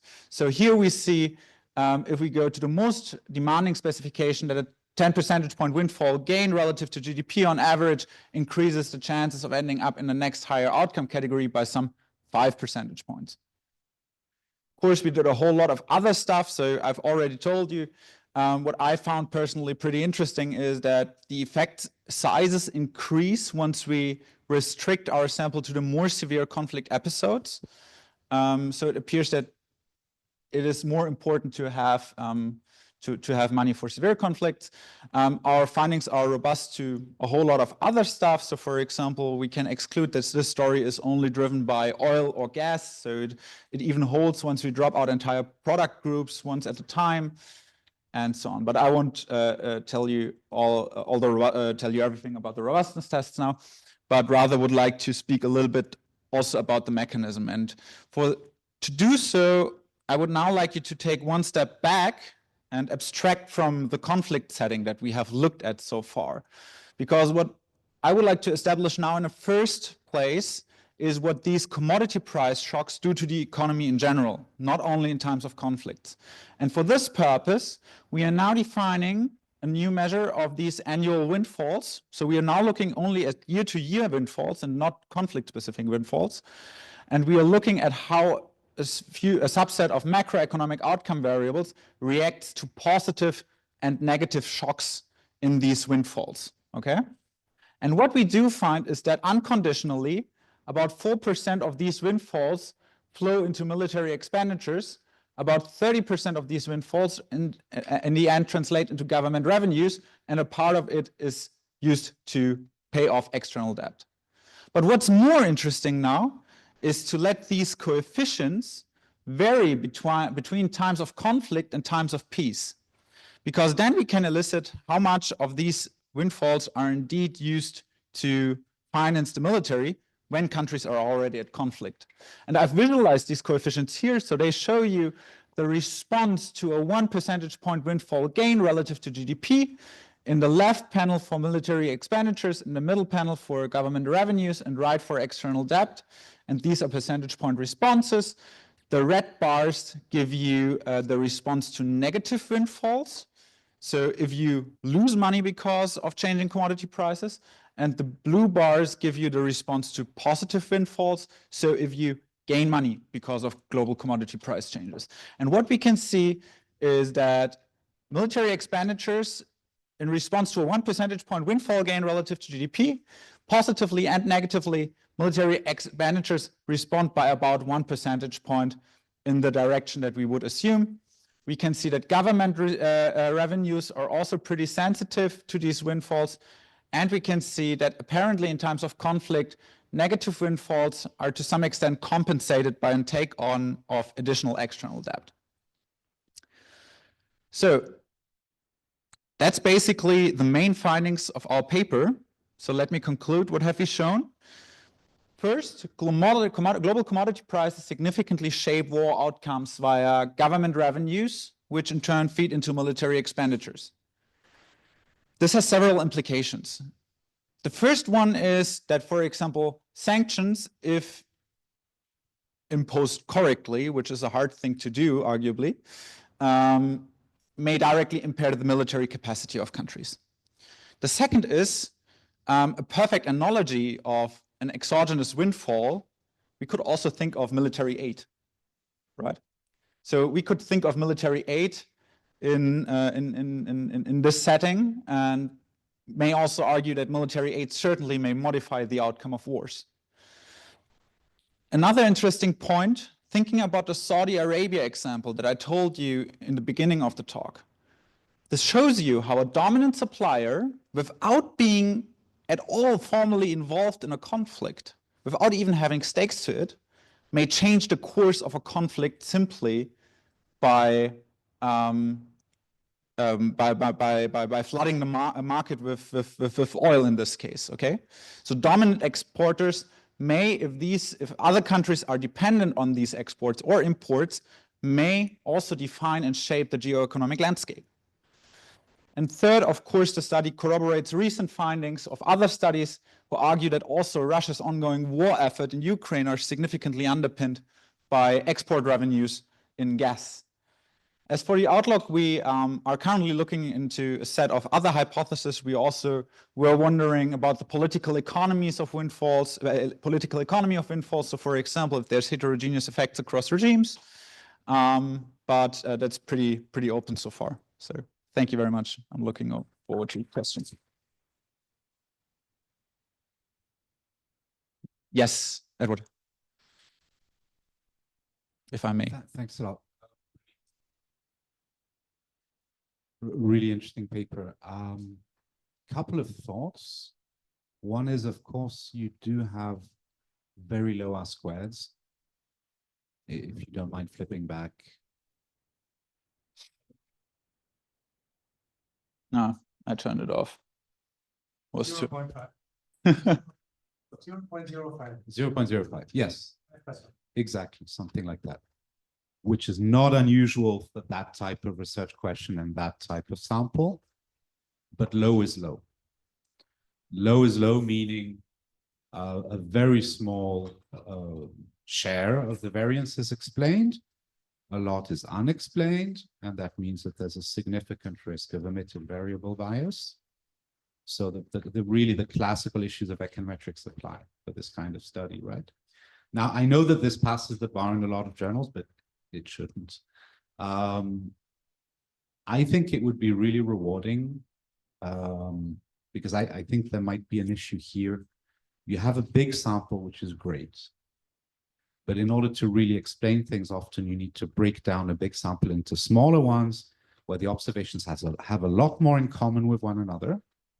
And then you can introduce suitable control variables and you'll get to a much higher share of explained variance.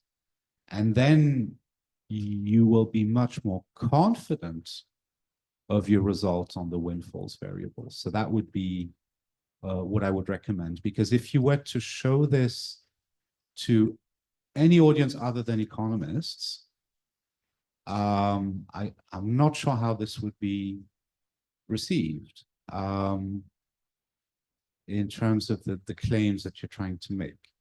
So I would encourage you to try to go a bit beyond what you talked about robustness, although what you did was really good, I thought. But I would suggest trying to do smaller subsamples and introducing control variables to see if you can explain more of what's going on, because the question you're addressing is so incredibly interesting. It would be a pity to restrict it to just the windfalls. Thank you. Thank you very much. Frankly, I disagree to some extent. So I wouldn't expect a much higher R² in the context where we are looking at windfall gains. So if we were looking at the role of money in general, yes. But it's of course restricted to a few cases where these windfalls are large enough to explain something. And I really don't think the R² is a very good measure of what's going on econometrically speaking here. Like if you can come up with a channel that plausibly influences global commodity prices after we have restricted it to the small open economy case that we did in the robustness test, and where we show that we get even larger coefficients, I'm not sure whether I would worry about endogeneity here.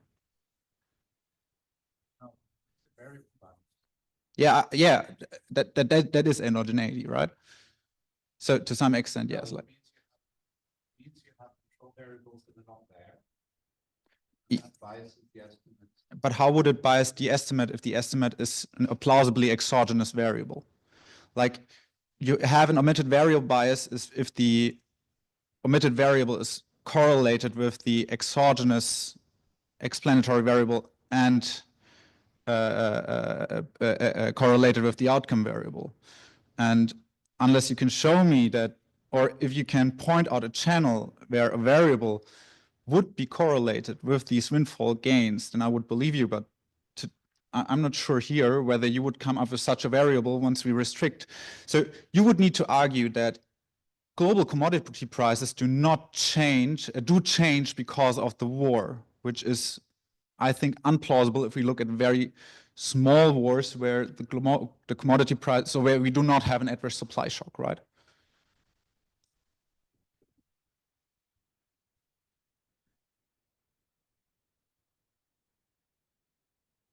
We all have the Ukrainian-Russian conflict in mind, right?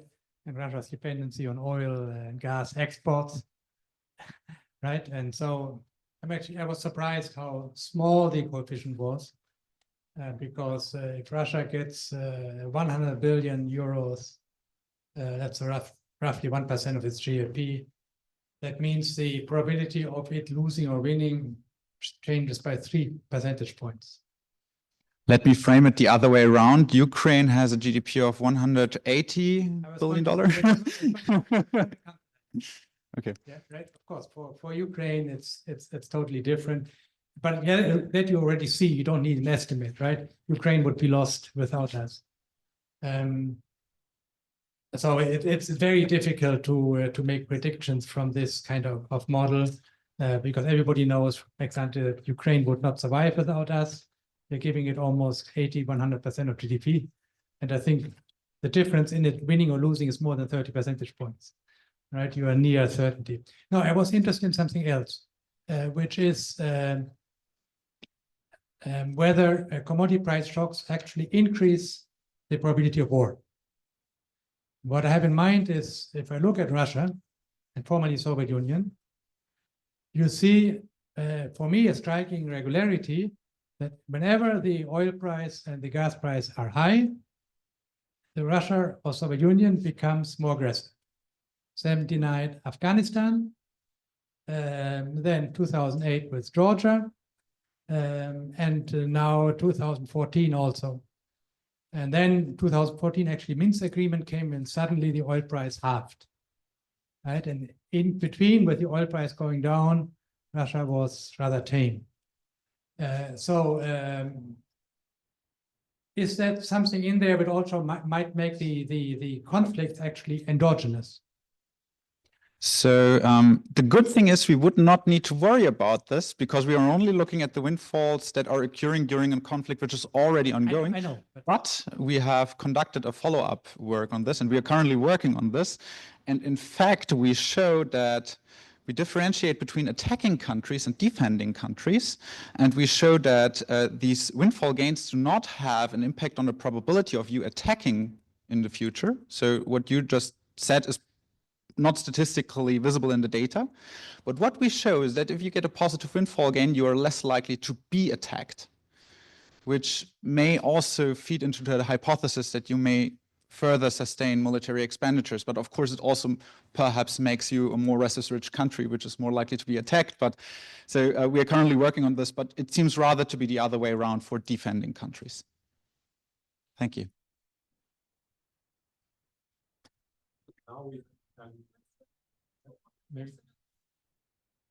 maybe just one last question. Actually, still the question I think is, what is the practical relevance of your findings? Because in a way, one could argue that, well, it might be good as a descriptive model, but it's not something that you could use to prevent any war. So it is a question of practical relevance, and going to, in particular, because the, let's say, explained variation is pretty small. And on top of that, I wonder whether you have actually in your consideration left out some aspects that might be relevant from a, let's say, revenue aspect of it, which are related to how it was led in moral terms. Because one of the things that you will find quite often is that the war, not a battle, war is won by those who are dealing without any hesitation to plunder and seize assets as a major source of income. This is certainly not something that I think is in Western values. So for Western army, that's not something nowadays, not something they would actually take into consideration. But it is, I think, definitely something that you will find in many other wars. And the source of income generated by that, if I may call it income, is often considerable. And I wonder to what extent it even has an impact on in your data, even if it's only about smaller conflicts. Good question.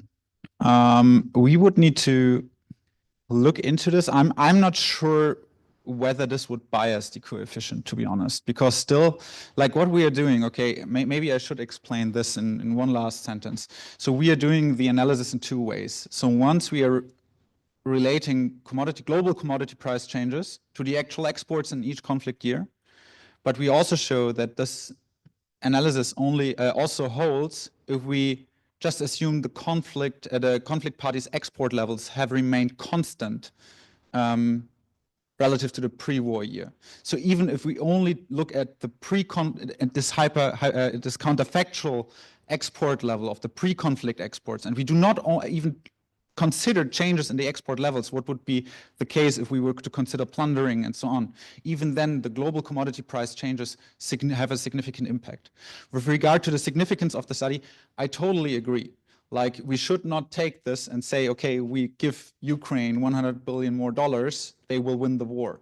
This is not the ambition of the study. So what we try to do is to give the first systematic historical evidence on that this relationship really exists. And frankly speaking as well, looking at least at public claims of right-wing and left-wing political parties also in Germany, it's quite good to have established this evidence in a plausible causal framework, I guess. Thank you. Thank you, Jonathan. So the final bit before the coffee break will be given to us by Professor Burilkov. I probably mispronounced. Who will talk to us virtually, and it will be exactly on the sort of pushing the forward button on how should we think of the Russia-Ukraine war as an example where resources, in fact, will matter a lot, continue to matter.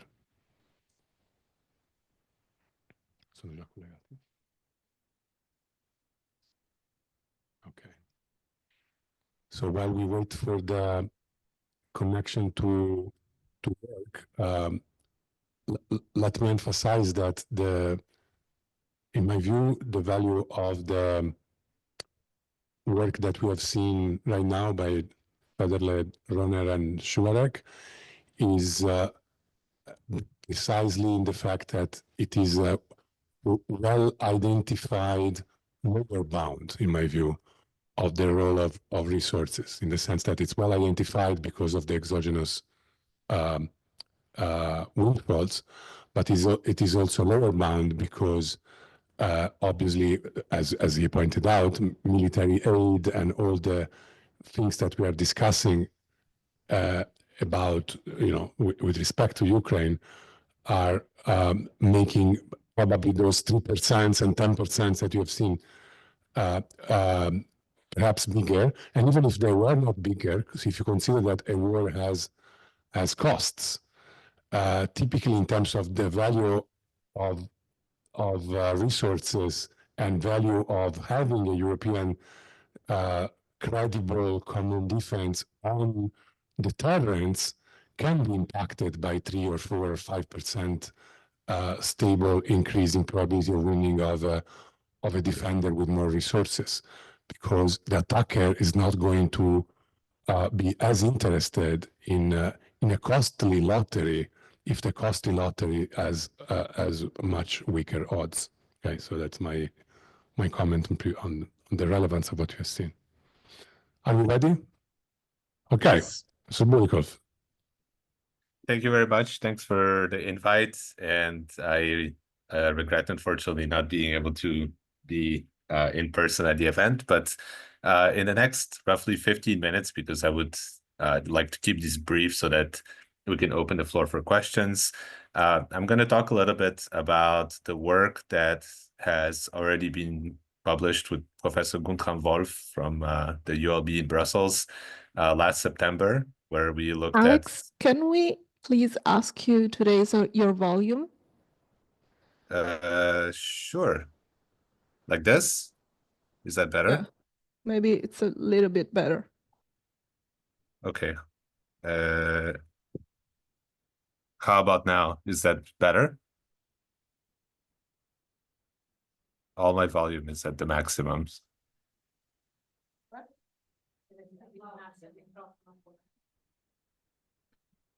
Can you speak nearer to your mic? Sure. I'm basically there. Okay. Okay. Then let's go for it. Okay. Yeah. So as I was saying,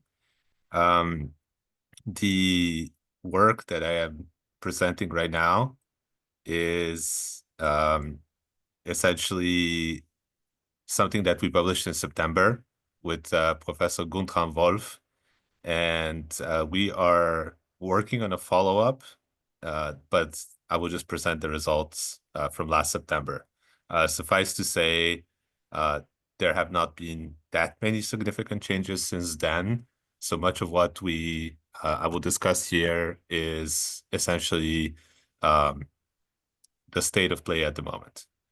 And what I'm going to talk about is essentially about where we stand when it comes to Russian defense production, which is very relevant because the conflict that we are seeing at the moment and any kind of potential conflict that could occur on the eastern flank of NATO is very likely to be an industrial conflict, which is the conflict that we see in Ukraine, which is to say one where victory or defeat is determined not by clever military maneuvers, not by a correct application of NATO maneuver doctrine or anything like that, but it's determined by production rates, by attrition, and by what we call force generation and force sustainment in military science.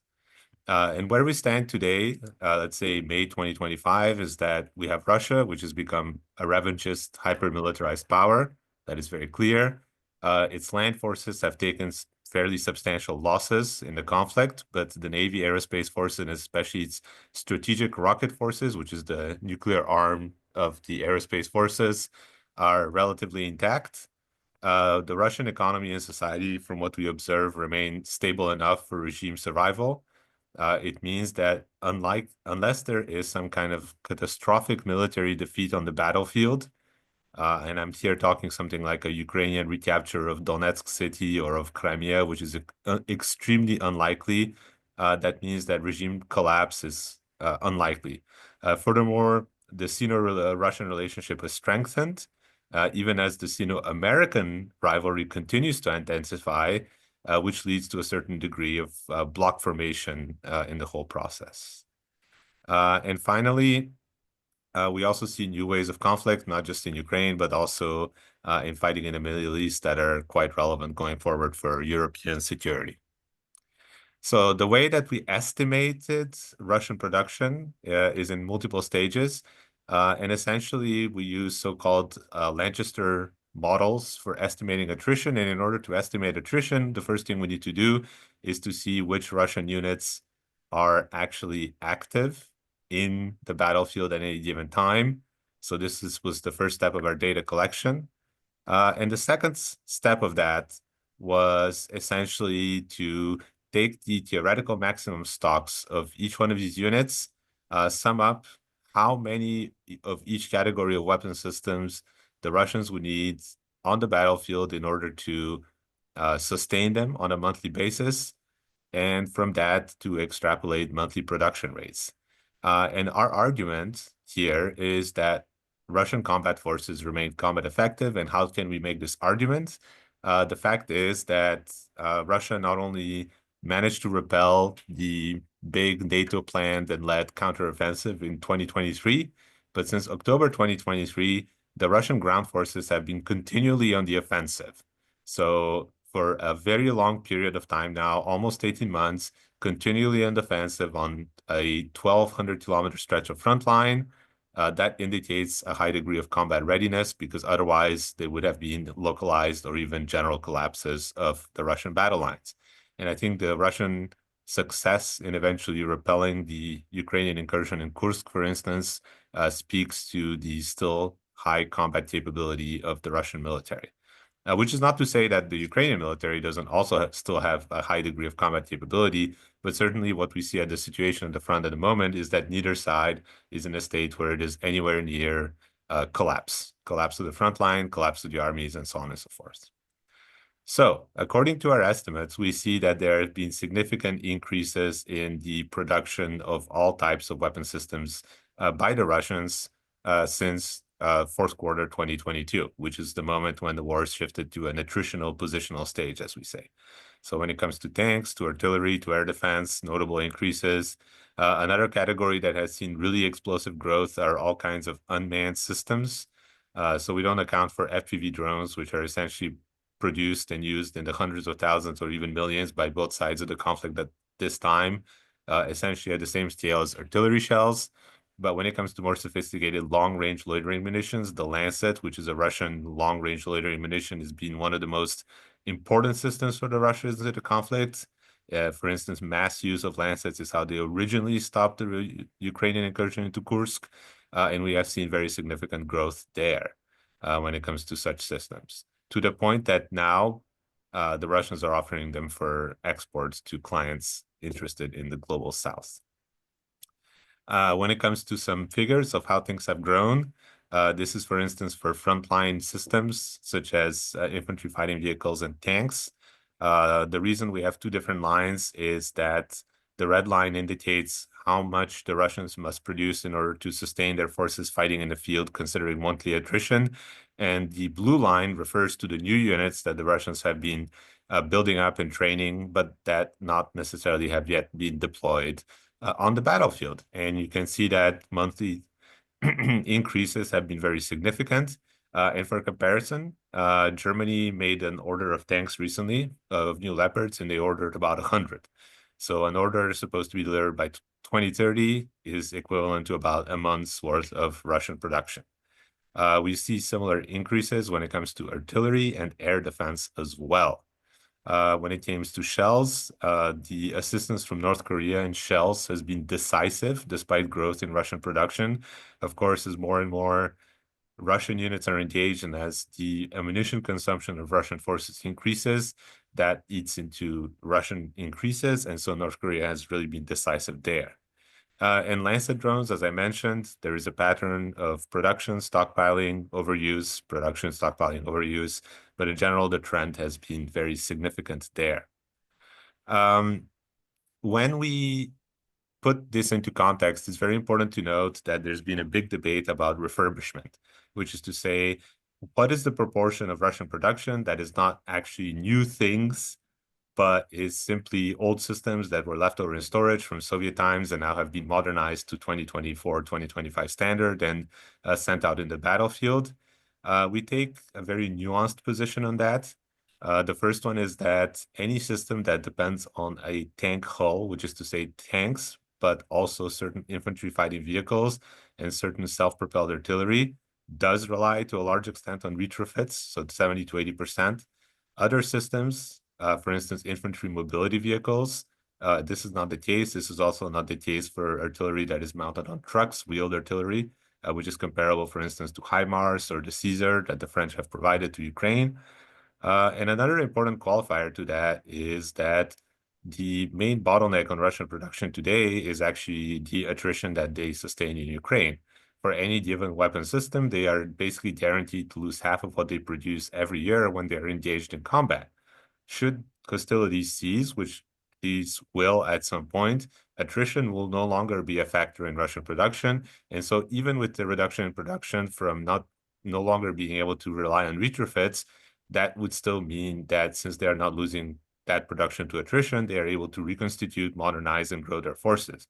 And it's indicative that the target that the Kremlin has set for itself is 1.5 million soldiers, which would mean an additional 168,000 soldiers over what they have now, and the bulk of these are likely to go into the land forces through 2030 because of the strategic situation faced by the Kremlin. And another final point to make when we talk about retrofits is the fact that European production of weapon systems also relies to a certain extent on retrofits. For instance, Leopard tanks there are no new hulls produced. Instead, older ones are essentially modernized and sold as new. So the same bottleneck that the Russians face is also one faced by the transatlantic alliance, because this is also the case for the United States. When we talk to close, a few closing remarks on European defense and this European Readiness 2030, to a large extent, this is a question of substituting the US, because the US has made it clear, at least under the Trump administration, that it wishes to disengage to a certain extent from the continent. There are two aspects. The first one being, in the short term, building up European land forces, which is something we've also discussed with Professor Guntram Wolf, and in the longer term, these strategic enablers that are the purview of the US and NATO, such as satellites and strategic lift. And finally, just to close, Russia has taken the task seriously, one must admit, when it comes to production and to recognizing that this is an industrial war and an attritional war. Russian defense production has been an important driver of economic growth. And this has also meant real increases in salaries for Russian workers, especially in key constituencies like the Ural Basin and the Volga Basin. And this means more regime legitimacy. There were some delays in Russian exports in 2022 through 2024, but this seems to have been resolved. And the Russian presence at key arms fairs like EDEX 2025 has been notably successful. And we also see a process of learning, of reorganization, and of modernization in the Russian military following the many errors of 2022. And there are still some critical sector-specific competitive advantages of the Russians, definitely supersonic, hypersonic missiles, to a certain extent drones, and cost-effective fires, armor, and electronic warfare. Yeah, so just some final implications, but I don't need to really discuss that so much in detail. And I think I would welcome the audience's feedback. Thank you very much.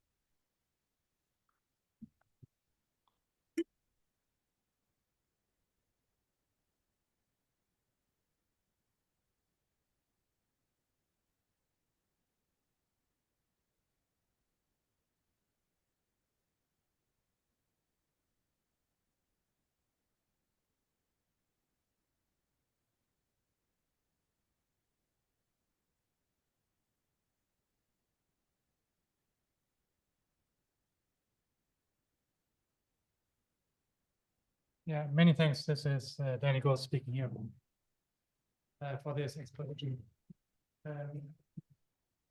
I have, let's say, one question which puzzles me. As you pointed out, Russia has really cranked up its production of many elements of warfare, but it continues to spend considerable amounts of its resources on, per se, on great power stuff, strategic forces, navy, and other things, and it continues to export. Whereas if it had thrown all these resources into the land war with Ukraine, maybe it might have made more progress there. So my question is whether implicitly the main aim of Russia is not, or not only, to win the land war in Ukraine, but also something more, namely to maintain, I think somebody else said it, great power status. And maybe that is one of the things that can save Ukraine, basically. Because Russia is not fighting with all of its forces there, but devotes only a part of its resources on the land war, to the land war. And I was wondering whether you had any estimate of the percentage of the overall, let's say, military production effort of Russia that goes actually to make a difference on the ground in Ukraine. Yeah, thank you very much for the question. We know that roughly 75 to 80% of all Russian ground units are currently deployed in Ukraine, leaving a small buffer for contingencies, essentially, which is also in many ways the maximum of ground forces that Russia can deploy without having this buffer. When it comes to production, it is certainly the case that the Russian strategic context makes it complicated to throw all their resources into Ukraine, because at the end of the day, from the Russian perspective, the most important defensive tool for the state are the strategic rocket forces, so the nuclear arsenal. This is why Russia still maintains the largest nuclear arsenal on the planet, and one that it has saw at great cost and great effort to continually modernize in order to technologically maintain parity with the United States and increasingly also with China. So simply by definition, Russia cannot afford to throw everything in Ukraine. It needs to maintain a buffer in terms of land forces. It needs to maintain the strategic rocket forces at maximum readiness. This also means that it needs to invest significantly in the Navy, because the Russian strategic approach to nuclear deterrence is of having a nuclear triad. And of course, that means the bombers, which they have. It means the ICBMs, land-based ICBMs, fine. But most importantly, it means the nuclear submarines under the Arctic ice pack, the so-called bastion defense that the Soviet state developed already in the 60s. And that means that by definition, they have to invest in the Navy in order to be able to maintain the Arctic bastion. And they have to also invest in the Navy in general for territorial and water integrity. And you're looking at multiple theaters here that are not connected to each other, which makes it all very costly. And this puts a brake essentially on how much can be poured into the ground forces. Of course, the ground forces have always received the most after the strategic rocket forces. And at the same time, the Navy outside of the Northern Fleet has often been ignored. We can see the results of that with the Black Sea fleet, which is not in the best shape. But that does, of course, mean that in some ways, your observation is quite correct. There is a limit to how much the Kremlin is willing to invest in Ukraine without compromising its strategic interests elsewhere.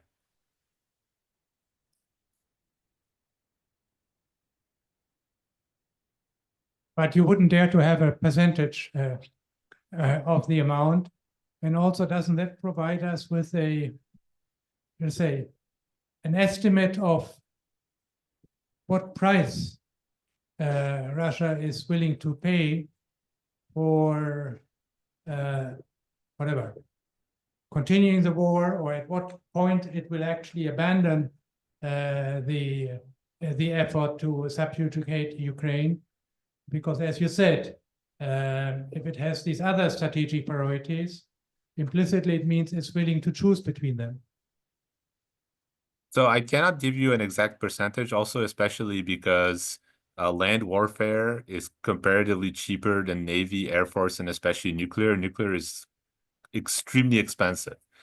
Just look at how much the US is going to spend in order to upgrade its nuclear arsenal to the Sentinel missiles through 2040. It is going to be likely $1 trillion at least. So, of course, these other strategic priorities consume a greater proportion of the budget, proportionally speaking, than land warfare. When it comes to the other part of the question, that is much easier to answer in many ways, which is to say, when will the Russians stop? And that, to me, is evident that they will stop when they are convinced that they can no longer achieve their objectives in Ukraine by force. And one of the best kind of metrics that we can use there is twofold. The first one is, to what extent are the Russians able to continue advancing? And most importantly, to what extent does the Kremlin believe that they have a favorable attrition ratio vis-a-vis Ukraine? Because the way that the Kremlin perceives this war, as I mentioned, is an industrial attritional war. And the main factors here, when it comes to such a conflict, is, to put it bluntly, are you losing more stuff than the other side is? So are you inflicting more casualties, proportionally speaking, than the other side?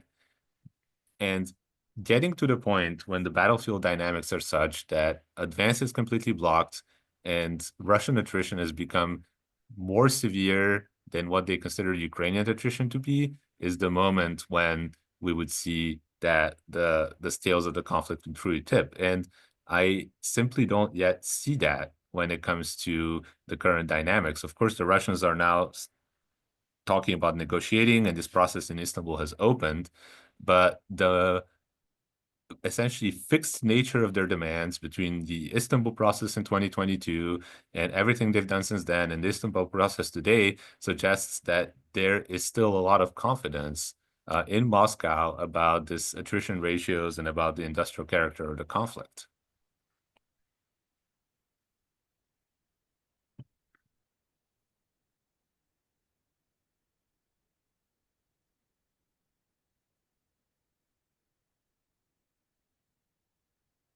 I think here we have also to look on the ground, because I mean, here you show that, of course, like Russia, I don't know, retains critical competitive advantages in warfare. But I think we have to look also what difference does it make on the front line, especially, for example, in Ukraine. yeah, maybe somebody can claim that Russia did not concentrate only on Ukraine and is developing for other strategic aims. But I think now it's really kind of interesting to see that Ukraine even winning the war in the Black Sea against Russia with all of this competitive advantage. Russia was not able actually to take over even Donetsk and Luhansk regions. Or I don't know, even Kherson, which was the only one like regional city which Russia occupied, Ukraine was able to retake. So on the front line, it seems that like Russia does not maybe use to the full capacity, or maybe because I'm not a military expert, but what we see, like what is going on, Russia is not really winning the war. And here I have a question to you. Maybe yeah, it's related to the previous question on the role of the society. So I have here the question whether you think that the sanctions and economic pressure on Russia might really have a change on the overall support of the society, or do you think that it's maybe more related to like propaganda and to the information war? So where Europe should push, maybe, of course, we have to push on all sides because Russia is doing this war of aggression, which is unprecedented in Europe. And I think we should push on all fronts. But what do you think is the kind of best way to concentrate as Europeans? Where can we do more in the kind of economic pressure or in also information war? So what is your opinion? Thanks for the question. So just one side note on the conflict on the Black Sea, because I have also spent a substantial amount of time as a maritime analyst. And so, of course, this has been something very closely watched. And I would like to point out two things there, that while the Ukrainian feat has been impressive and it's a very asymmetric campaign, as there is not much of a conventional Ukrainian navy that is there, one thing that we should note is that the Russian Black Sea fleet has been damaged but not destroyed. It simply operates for much farther away than it used to at the beginning of the conflict. And the second thing that is very relevant there is to compare to the performance of the US Navy in the Red Sea. At the end of the day, the Trump administration has recently concluded a ceasefire with the Houthis simply because it is not able to actually effectively fight them in the Red Sea. And so the character of maritime warfare has fundamentally changed to give tremendous advantages to the defender, which is something that is not just a factor in the Black Sea, but also in the Red Sea, and is also likely to be a very important factor in the Taiwan Straits going forward. So we shouldn't read too much into what has happened there and consider it specific to the war in Ukraine. As for when it comes to the question of sanctions, this is, of course, a question that remains very topical, one that the EU continually debates. But there's also a word of caution to be had there, which is to say we can push, but we have to be very careful when we push in the global south, because trying to get third countries to actually enforce sanction evasion, which has always been a question with sanctions and has always been kind of the weak point of sanctions, is one where it's very easy for Europe to antagonize important countries in the global south that do take advantage of that. For instance, India is very much so, or Turkey is another good question. So there is the possibility to tighten sanctions enforcement and to find other creative measures for sanctions enforcement. But it should be sensitive to this diplomatic context where, at the end of the day, the global south is a very important arena for essentially finding support either for the Russian narrative or for Europe and Ukraine. And there's only so much that Europe can do there without antagonizing important third countries that can be part of sanctions evasion solutions.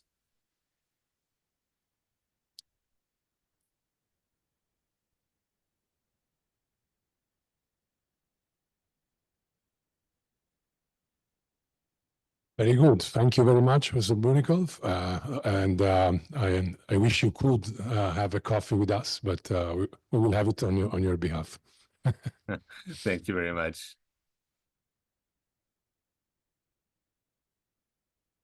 Good afternoon, ladies and gentlemen, and thank you very much for the invitation to the Bocconi University Institute for European Policy.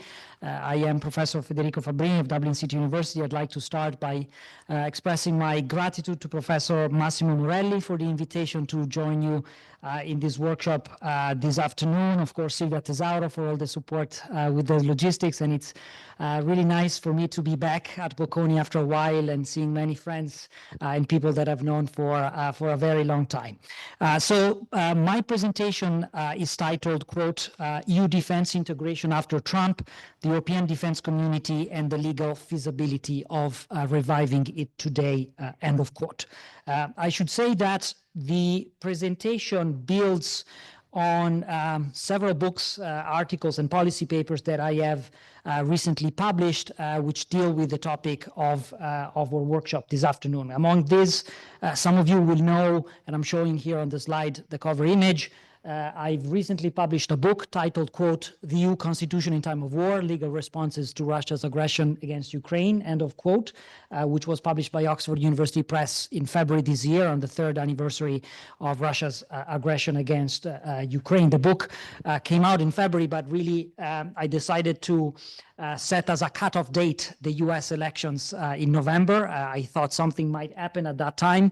And in fact, while the book was in production, I also started working on a new project, which became an article for European Law Journal on defense integration after Trump.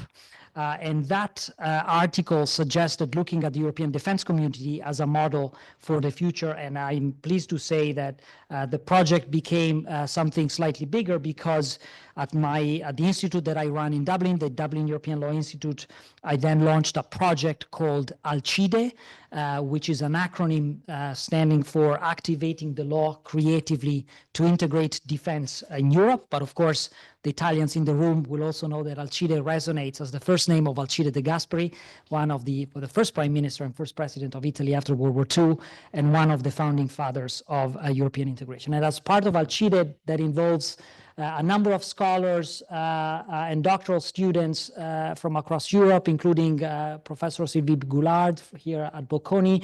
We have produced a policy paper entitled Getting Serious About European Defense Integration, the European Defense Community Precedent. So this is the background on the basis of which I am giving my presentation this afternoon. And essentially, the core ideas of my remarks and of my work on this topic can be summarized as follows.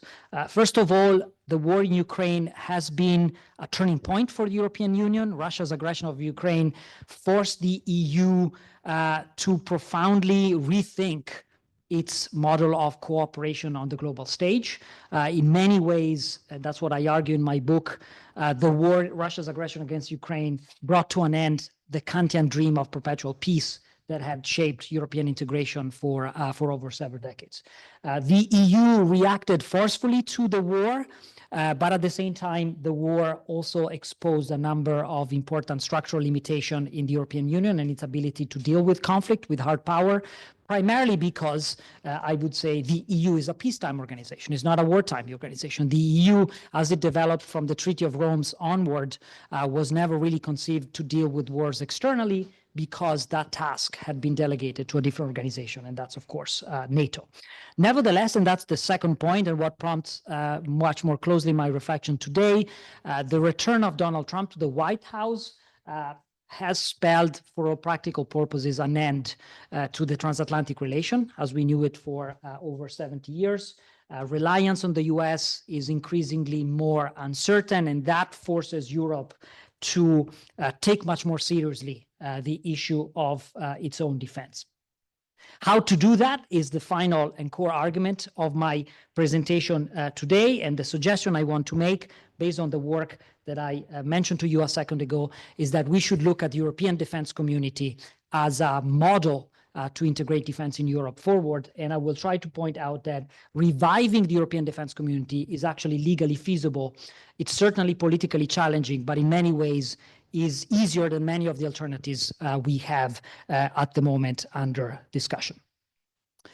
So I want to structure my remarks this afternoon basically in three parts. The first part, I want to quickly overview how the EU responded to the war in Ukraine, emphasizing both progress and challenges. Secondly, I want to shed light on the European defense community. Several of you might have heard about this organization, but it dates to early days of European integration. So I think it might be helpful to clarify what its content was, also its purpose, and ultimately the process that led to its initial demise. And then thirdly, the last part of my presentation will focus on the question, can the EDC be revived? And I will try to point out that at least from a legal point of view, this is no doubt feasible, although of course there are political challenges along that path. But I hope it will be helpful to highlight this as an option for discussion at policy level as well. So let me begin by quickly overviewing European progress in dealing with security and defense as a result of Russia's aggression against Ukraine. And in this domain, I think it's fair to point out that integration in the field of common foreign security policy and more broadly defense and foreign affairs in the last 3 years has really outweighed developments in the last 30 years. So since Russia started its large-scale aggression against Ukraine, the European Union rolled out multiple rounds of sanction. It adopted a strategic compass outlining its foreign policy strategy. The Union also undertook security commitments towards Ukraine. We don't really know what that means, but a document was signed between the European Council and the Ukrainian president to that extent. Moreover, very relevantly, in response to the war, the European Union ventured for the first time, really since its creation, in the field of European defense industrial policy, leveraging treaty provisions that effectively were never used before. And through that, the Union enacted multiple programs or measures designed to boost up defense production.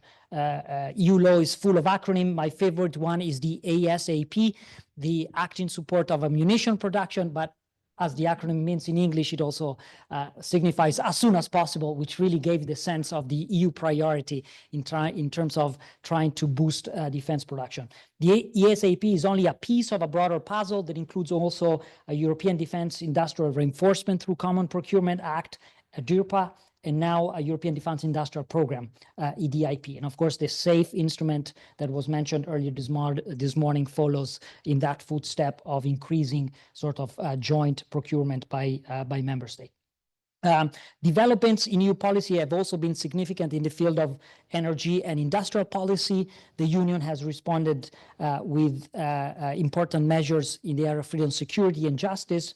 And of course, major developments have occurred in the domain of fiscal integration. I will not say much about this because Rosalba will focus her presentation on this, but of course you know that de facto in 3 years, the EU has issued roughly 100 billion euros of common debt to finance the Ukrainian government, and most of the measures adopted in this space track the NGU, Next Generation EU model used to respond to the pandemic. And then last but not least, just as we look at progress, I think the enlargement chapter is also one of the developments of the war. As a result of Russia's aggression, the European Union has promised to Ukraine it will become a member of the EU. The same accession process has started with Georgia and Moldova, and of course was relaunched with the Western Balkans. So I would say in many ways, and that's one of the arguments I make in my book, the EU has proven resilient in time of war, and the EU constitution has also enabled unprecedented flexibilities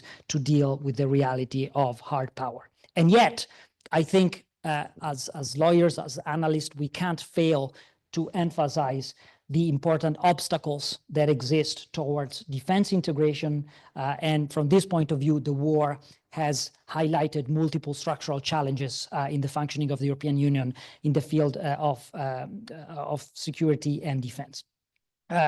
Among them, various limitations, and perhaps the most striking one the EU treaty significantly limit the ability of the EU to leverage its fiscal power, its fiscal resources in the military field. Actually, the treaties include a provision that nobody noticed until a war exploded that prohibit using the EU budget for operations having military and defense consequences. So you have effectively a constitutional prohibition of using EU funds for the implementation of CSDP mission. Moreover, the Union itself has extremely limited industrial capacity.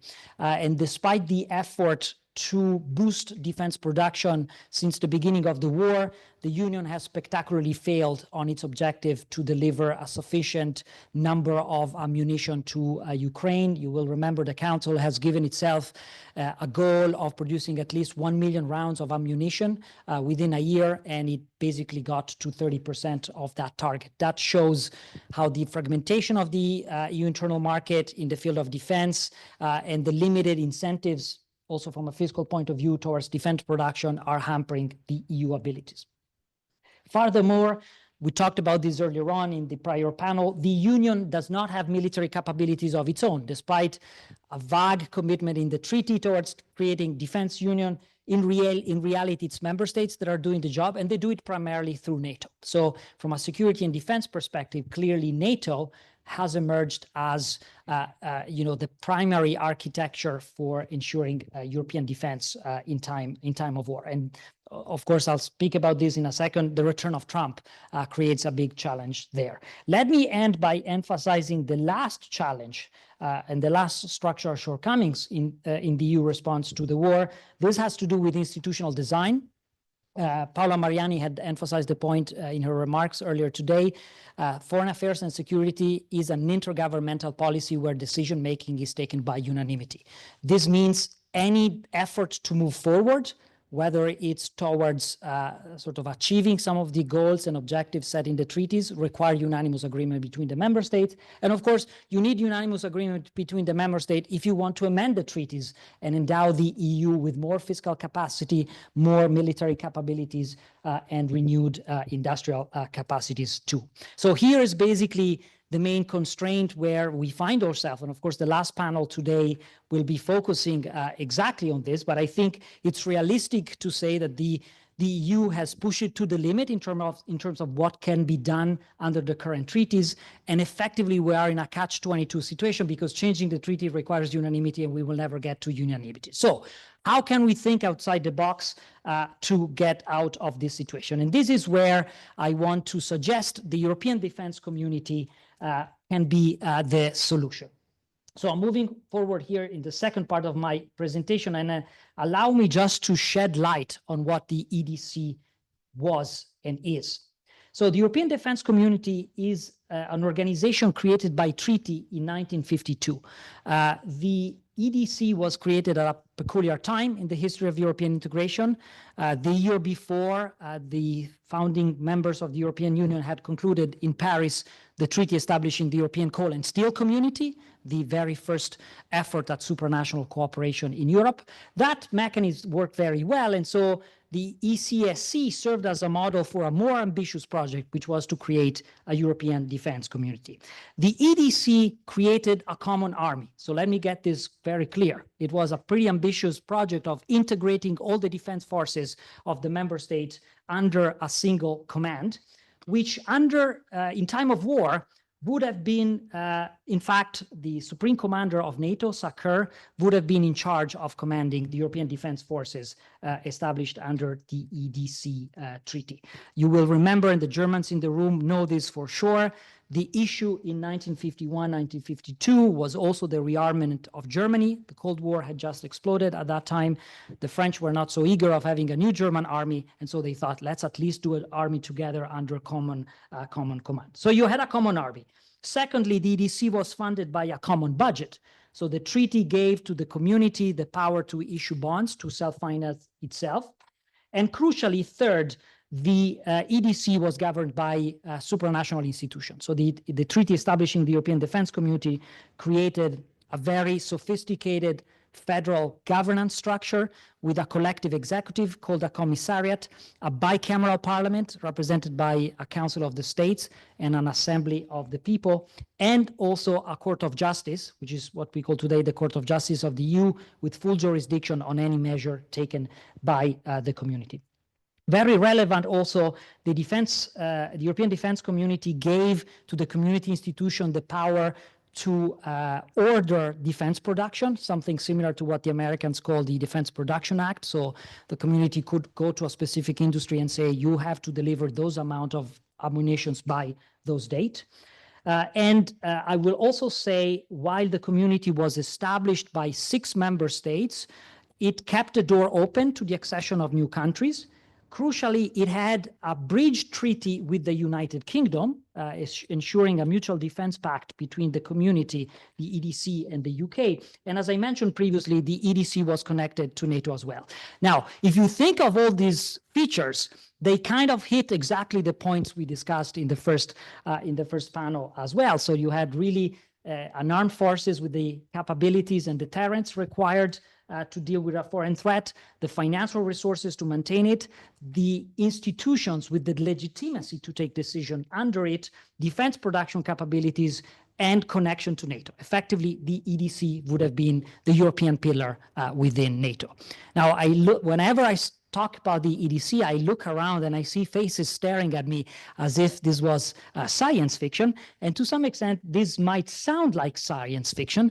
But what I want to remind you is that actually this was not science fiction. The EDC treaty, as I said, was signed by the 6 member states that created it in May 1952. And very importantly, 4 member states out of 6, Germany, Belgium, the Netherlands, and Luxembourg, fully ratified the European Defense Community Treaty. In the German case, Daniel, you might be interested in hearing that the Bundesverfassungsgericht, the Constitutional Court, was asked whether the EDC Treaty was compatible with Germany's basic law, and the Supreme Court, the Constitutional Tribunal of Germany, actually said yes. Now, why did the EDC Treaty not enter into force? Most of the people in the room will know it. On the 30th of August, 1954, the Parliamentary Assembly of the French Fourth Republic, in a very famous vote, decided not to vote on the treaty itself. So it didn't technically reject the treaty, it decided to postpone the ratification. And the practical effect, though, was a kind of rejection. And in fact, from that moment onwards, European history has gone down a different way. 6 months later, West Germany joins NATO. The Americans bring in the Germans under their security surveillance. And the next year, 1956, the same 6 countries conclude the Treaty of Rome, establishing the European Economic Community. So the vote of the French Assembly leads to a sort of a decoupling or divercation of the road, where security becomes NATO business, and European integration moves into the economic and trade dimension. However, in many ways, I think what we are facing now is exactly a kind of 1952 moment. The reason that led to the EDC in the first place was a threat from Russia, then the Soviet Union, and a concern that the Americans, who were busy fighting the war in Korea at that time, would not come to the rescue in case of a Soviet attack of Western Europe. In many ways, we are exactly there.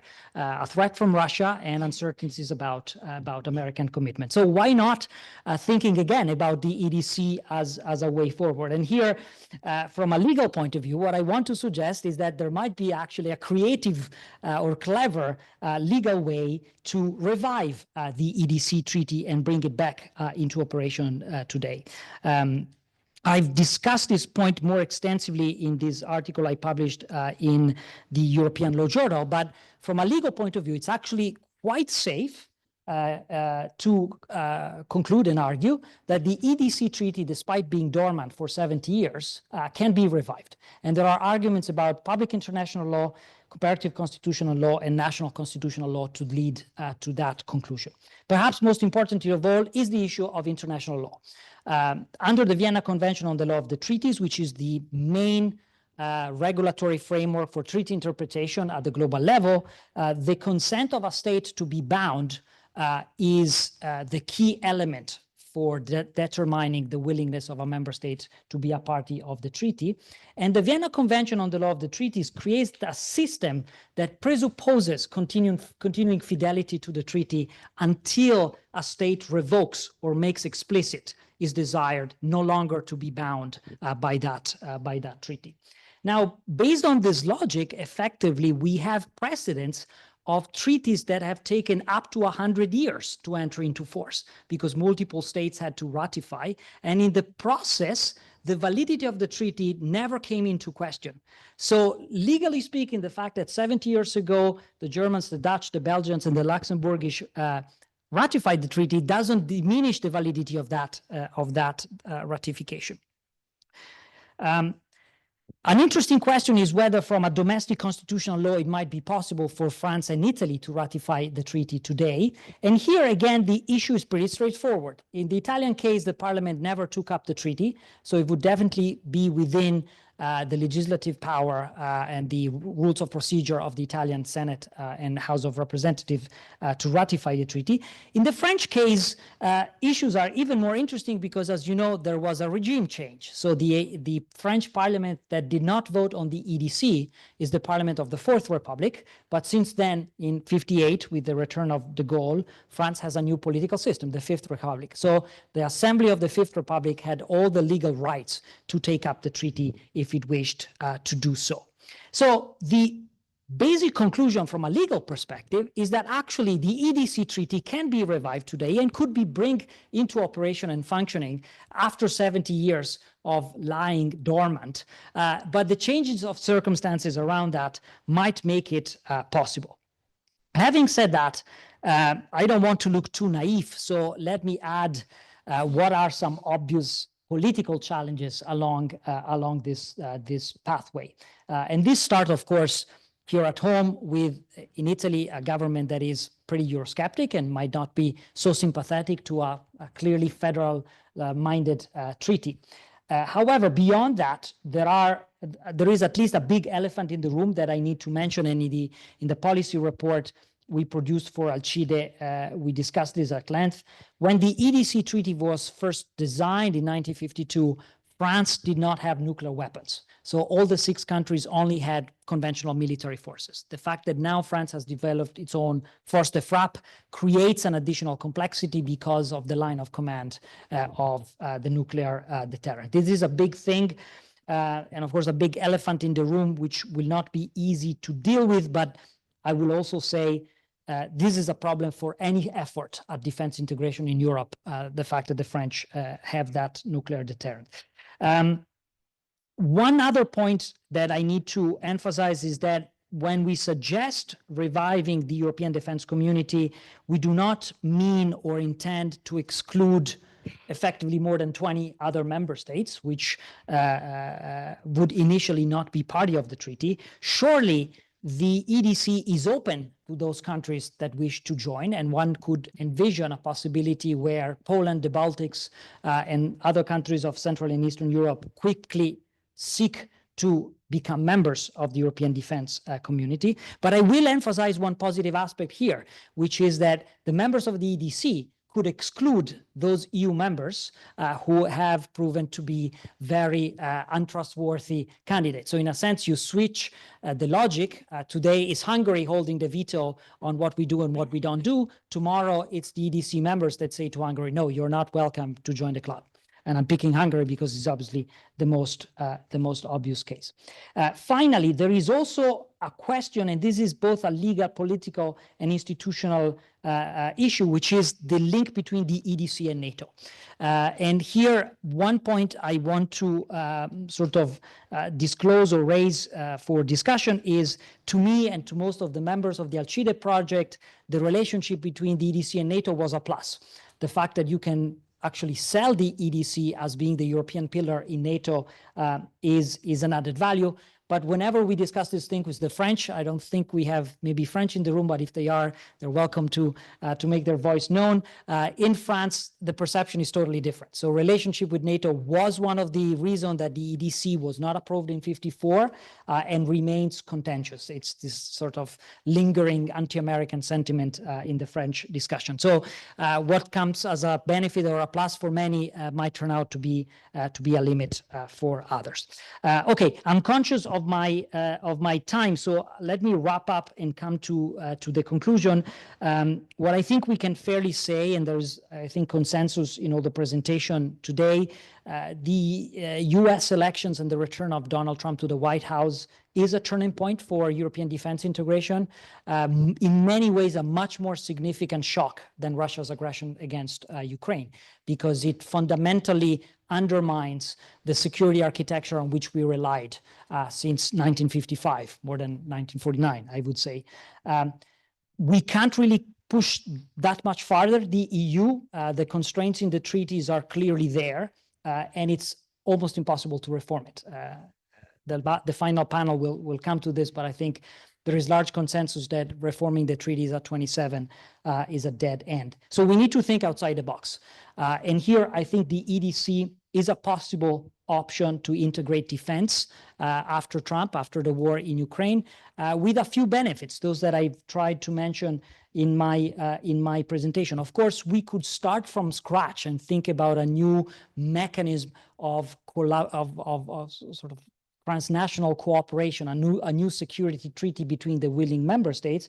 But don't forget that the EDC has one big advantage. It was already negotiated. There is a text. It was ratified by 4 out of 6. So it only takes 2 ratifications to make it enter into force, which is incredibly less than drafting a treaty from scratch, reforming the EU treaties at 27, or trying to implement indeed some of the EU provisions also at 27. So this is not easy. I'm not underestimating the complexities, but a sort of a ready-made solution on the shelf is something that I think will be of benefit for policymakers. And I'll just conclude by highlighting here the website of our Alcide project, which is available at alcideproject.eu.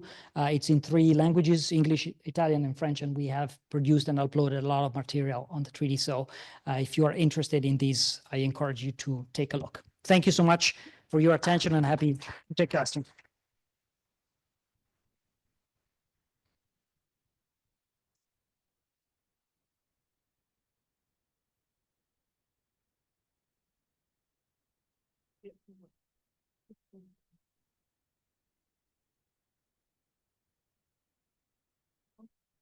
Is that not?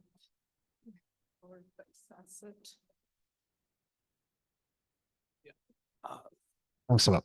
Brief comment. I like this a lot. I think creativity is necessary. I was sort of putting signals in that direction when I spoke earlier, indeed, that not everything can be done through the EU for a whole bunch of reasons. That, like you said, changing the treaties is difficult. We have certain member states that are neutral. We have others that are problematic, maybe even disloyal. I would go so far as using that term for Hungary, and actually also for Slovakia under Fico. So I like this a lot, and I fully agree with you that if something already exists and can be leveraged, why not explore?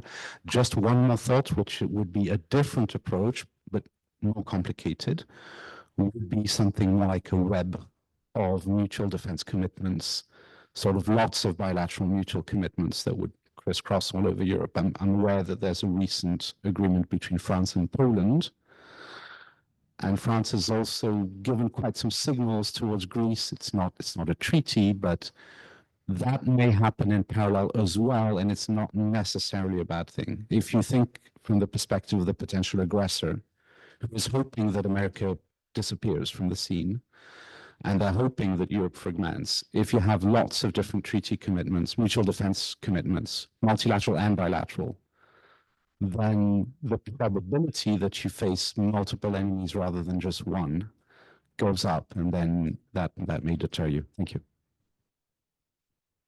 Thanks, Theodore. No, that's a good point, and I'm grateful you raised this question. Thanks.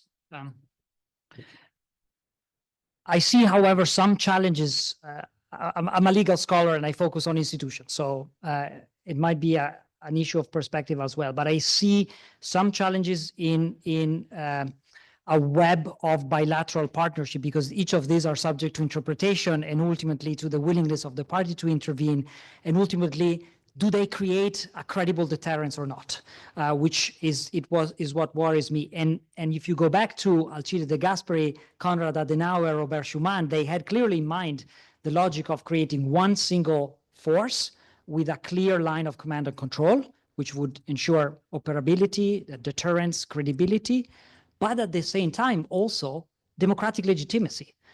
Which we haven't touched so much upon earlier on today, but for any government in any democracy, decisions of war and peace are the most fundamental decision they could ever take, because they might result in people dying. And you can't take that decision if you don't have the legitimacy to do so. And that's why, very bluntly, all this 3 months talk about the coalition of the willing, Macron, Starmer, and the others has gone nowhere, because who decides who sends the troop and who is responsible if the Russians are shooting at and killing one of the soldiers? So in a sense, I think dealing with the institutional question and creating a system where command and control and accountability and legitimacy of decisions go together is indispensable. In NATO, we could afford not to do it. As you rightly said this morning, NATO is not a common army. NATO is an intergovernmental structure, but it works because you have a hegemon. It works because you have the US, who, for better or worse, has been the big brother, has shouldered most of the cost, and has provided the credibility. So all the other countries effectively relied on the existence of that benign hegemon. If that is gone, I think it will be hard in the EU for member states to accept another member state as the new hegemon. And so you have to think through the supranational logic, which again takes us back to the EDC as the model forward. Thank you. Okay. Good evening, everybody. And first of all, let me say thank you, Massimo, for the kind invitation. Thank you, Daniel, director of our institute, Silvia, for taking care of all the logistics in a very busy Bocconi moment. And I'm very, very happy to be here today after many years also discussing with Massimo about global challenges. We usually address transitions, green transition, digital transition. Massimo, now we have also defense transition. So thank you for that. And I'm very happy also to be with Professor Fabbrini today, as he, in a very difficult time of my life, helped me by providing additional work that I have to do on top of my PhD research. And so I must admit that EULO had really a mindfulness effect on me. So I'm particularly happy for that to be close to you today. So what I will try to do today is to discuss defense financing. So my lens through which my observation will go through would be the EU budget. In order to do so, I would like to first set a little bit the scene where we are, and then discuss with you the EU budget and how it worked, at least until the pandemic. Then something happened during COVID-19, and what the recent proposal, Rearm EU, that as Professor Graziani mentioned a few moments ago, was rebranded, and Readiness 2030 has again at its center certain paradigms that have been repeated in the current new proposed instrument. So just to set the scene, we are now navigating what Gramsci in his prison notebooks referred as an interregnum. So a moment where basically an old era, an old age is coming to an end, a new one has still difficulties in emerging. So we are in this moment of transition where huge uncertainties, as we can see, huge unpredictability, and we are navigating this. And I think we should start by being aware of this starting point. This wording was used in a speech by Joseph Borrell. At that time, he was the High Representative for Foreign Affairs of the EU, where he basically said that the aggression of Ukraine in 2022 gave the birth to a geopolitical EU. Okay? Not sure how much this is true, but still this is what he said. And then if you go back and look at that speech, he speaks of the need for the EU to shift from being a soft power to being a hard power, which go very much at the heart of what was saying at the beginning of this evening. And think and act in terms of power. He used this wording of use the language of power and equip itself with the means to handle the age of power politics. However, on a less positive note, a report that was issued last year that went a little bit overlooked compared, for example, to the Draghi report, that is the Minister report, expressly said that the EU is currently unprepared for facing security challenges. The EU comes from decades of peace, and it accumulated what can be said as the peace dividend in terms of 8 years of underinvestments in EU defense, and basically delegating this part to our US big brother.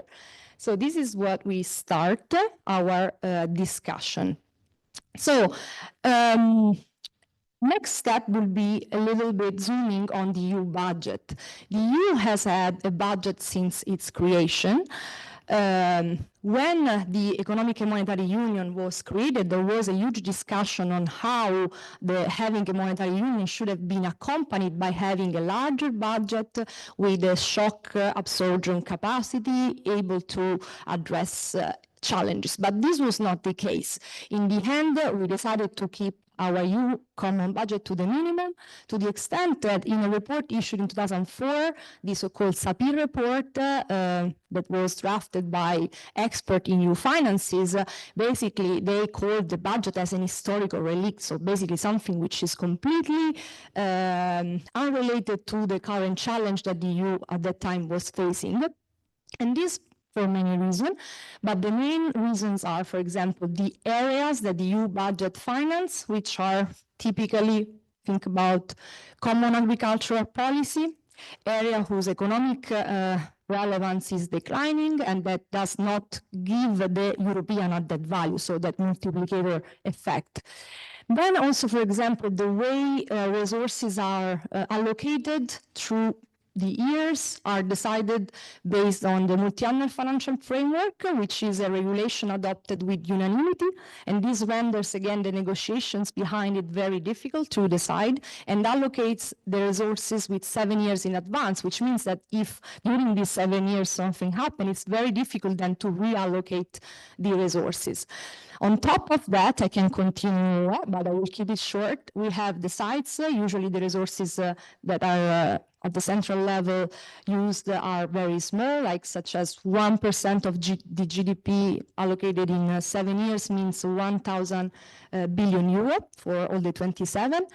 And also the types of resources render the negotiations particularly difficult because the EU budget is financed mainly by national contributions. This means that all the time that they have to agree on how to spend this money, they basically, like the member state, count, okay, how much do I give to the EU budget, how much do I get back? And this, again, renders negotiations quite difficult. So this is the new budget as we know it until the COVID-19 pandemic, but then with COVID-19 and afterwards the war in Ukraine, there was a big electroshock to this system. Many programs which involved the mobilization or at least the use of the EU budget as a common guarantee were activated.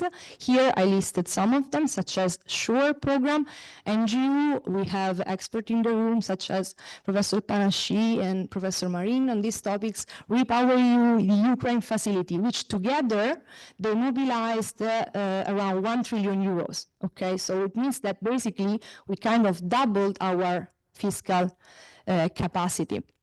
And here, what are the elements in common? I will go to this. First of all, there is a use as a legal scholar. I, of course, had to put a little bit of law in that. The legal basis that were used. Somebody say they were rediscovered.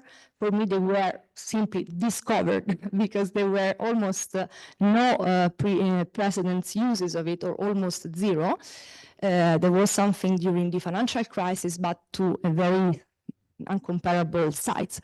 And this is Article 122 of the TFU. As you can read, it's composed of two different paragraphs that contain two distinct legal bases. But the elements that they have in common is this idea that when there is severe difficulties that member states are facing due to different scenarios, such as natural disaster, energy crisis, financial emergency, and so on, the member states can do something. How? Okay. Like the first paragraph is very, very broad. If you read, it is written upon the Council decides upon the measure appropriate to the economic situation. As you can see, there is not a pre-identification of what are the measures. The measures appropriate, which means basically, you know, a lot of things. Or if you go to the second paragraph, the union financial assistance, again, there is not a definition of what we can entail with financial assistance. So basically, what we call the legal engineers behind NGO and the SURE, for example, they said, okay, but look here, like there is a lot of legal space, we can do a lot through that.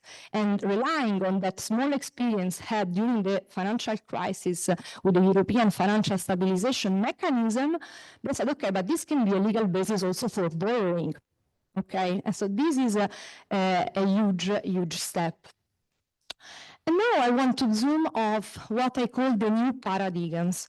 What these elements have, like what these plans have in common. So first of all, they are based on common borrowing. So it's the EU that borrows money jointly together. And decides the amount of this borrowing is relevant. Consider that now we borrow around 150 billion euro per year.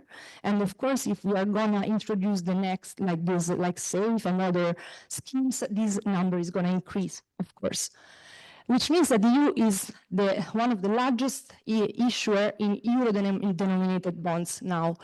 Article 122 is a bit as a passepartout legal basis. It was used also for energy measures. To give an idea, now the proposal is for defense.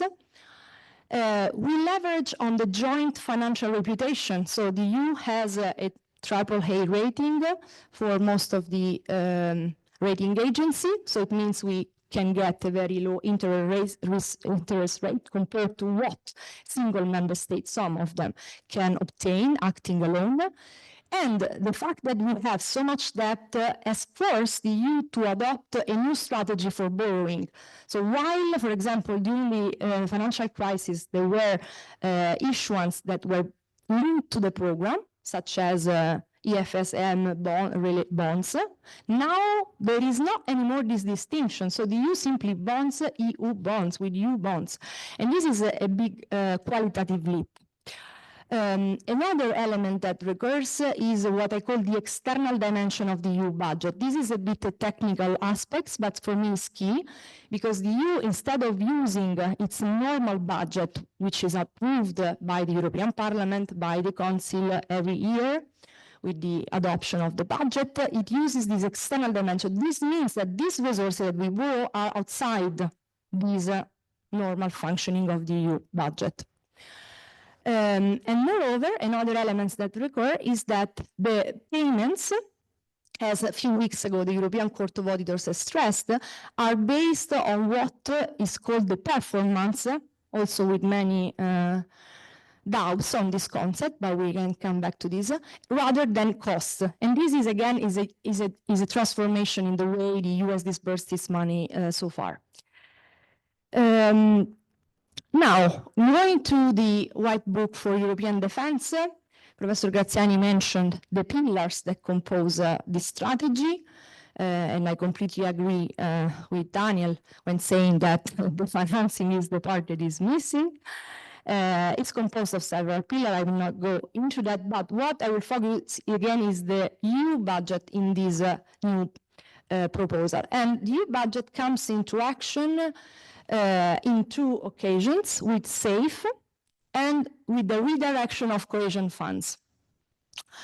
As for the Stability and Growth Pact, what we can see is again a bit a parallelism what would happen during the COVID-19 pandemic, where we activated the general escape clause. Okay, so we see again another pattern that is repeating. Zooming to the SAFE proposal, so legal basis, Article 122, the article that we examined a few minutes ago. It would entail additional borrowing by the EU for 150 billion euros, okay, so additional debt. The EU budget will act as a guarantor of this additional borrowing, and the money will be disbursed to the member state in the form of loans. So member state receive loans, and then they will need to repay these resources on a later stage. These, of course, open the question who will ask for those loans. Probably not all the member states. An interesting aspect is that compared to, for example, NGO, where there was a formula on how to allocate these resources based on certain economic parameters, in this case, there is not. So basically what the Commission will do is to do a call of interest, and then the member state will ask for the intention to have these loans, and then the Commission will allocate these resources based on certain principles such as transparency, proportionality, but it's an interesting aspect that I found. The idea of SAFE is to boost common procurement in defense. How does this will work? Basically, there is a need to have two partners. One is the state receiving this type of financial support, and the other can be either another member state or also other states, such as EFTA state or Ukraine, for example. So the idea is to boost joint procurement. So it's not money just that will flow on national budgets and you can do whatever you want, but it is in a certain sense conditional to certain requirements. And again, the distribution, how the distribution will be happening. The state concerned will present a plan called the European Defence Investment Plan, where it illustrates the measure, how it's going to be these funds and so on. And then another interesting aspect, rather than being adopted with a council implementing decision, this will be adopted with a commission implementing decision. So this again changes a little bit the architecture compared to what we had before with many ramifications. What can we do with this money? In Article 1, there is a specification of the type of defense products that can be bought with common procurement. And so we see two different categories. So it's really a rearm EU program. So you see ammunition, missiles, air, missile defense, drones, NATO class 1, NATO class 2 basically is the size of the drones and the weight, how far they can go. So it's basically defense industry. And there are also requirements on what type of product you can buy, in the sense that the idea is to have a preference for European industry, consisting in the fact that you have to buy European. Okay, so basically the contractor and subcontractors must be in Europe, and also, for example, there is a quota of cost of the production that should be realized with facilities present in Europe, for example. And this is the type of spending you can do with these resources.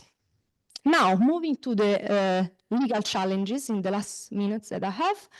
So first of all, there is the first question that emerged is the use of the legal basis. Because so far, if I go back to Paola, but also Federico's presentation, we said that there are specific provisions that apply to common foreign security policy. But what we are observing is that basically the EU is somehow acting in the field of defense without going through the defense provisions, is using other legal bases. This is not unprecedented in the sense that also the programs that Federico mentions before, EDIRPA, EDIP, and so forth, were realized using other legal bases, such as the research and innovation industry. So what we can see is that the EU, and this is not the first time it does it, is delivering on certain policy using other legal bases. Why? Probably because of the issues that Paola mentioned before, the need of unanimity for adopting the specific measure. While here, if I go to the article that I showed you before, there is the Council. Okay, so the European Parliament doesn't play a role. There is not even like the co-decision. And then the Council adopts it with qualified majority, okay, which also allows to overcome potential veto by, for example, Hungary or other countries. So there is a strategic use of legal basis. Then also in the way the Commission justifies this proposal based on Article 122, we said that this is, we are confronted with an emergency, and maybe we can agree on that. But still, this provision is placed within economic policy chapter. And the justification that it provides for having this is that in the end, this is financial support for the member state to make their urgent and massive investment in defense. So you see, it's a bit baroque type of reasoning that we have to do for obstacles that we have in our treaties that, as Federico was saying, now cannot be changed. So we have to do the most with what we have, basically.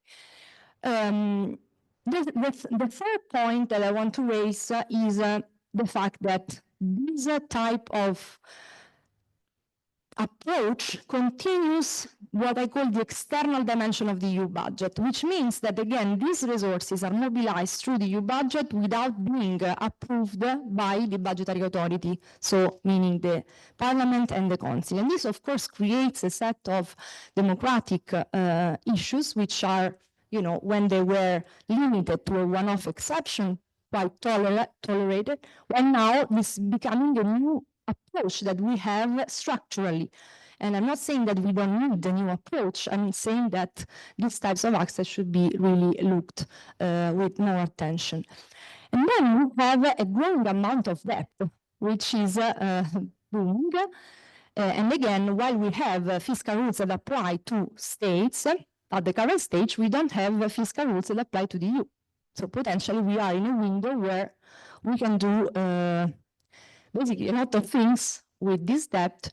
But of course, again, if we go to the sound financial management of debt, again, this should be really looked carefully. I want to conclude by showing something that I found few weeks ago. I was doing some research on something else, and then I stumbled into this. This is a cartoon that was done by Plantou, this famous French cartoonist, in 1979, when the European currency unit was introduced as a unit of account and was published on Le Monde. It represents this person that is on a ship in a stormy sea, we can see, and all the different currencies like the franc, the lira, and so on, the mark, a bit are saved by this new common approach, let's say. And of course, I'm not here to make any comparison in terms of economic significance of this, but what I want to say is that nowadays, the fact that the EU is relying extensively on this EU borrowing capacity, of this capacity that it has rediscovered, a bit to navigate the stormy sea, and makes me think something that inspired me the first presentation we had this morning, like this evening, when we were discussing about this deterrence capacity. I believe that despite the legal issues that I always strictly address, but the fact that the EU is rediscovering its financial dimension, maintaining as the capacity to act together, cohesiveness, and assuming financial responsibility for immense amounts, also in the name of solidarity, as we saw in Article 122, it signals something very innovative and also very positive in the sense of capacity to assume joint commitment to address challenges that the current financial architecture in practice, as we observe, impede us to address adequately. And the capacity of the EU to do so, for me, it's like something very significant. And with that, I thank you very much, and I open the floor for discussion.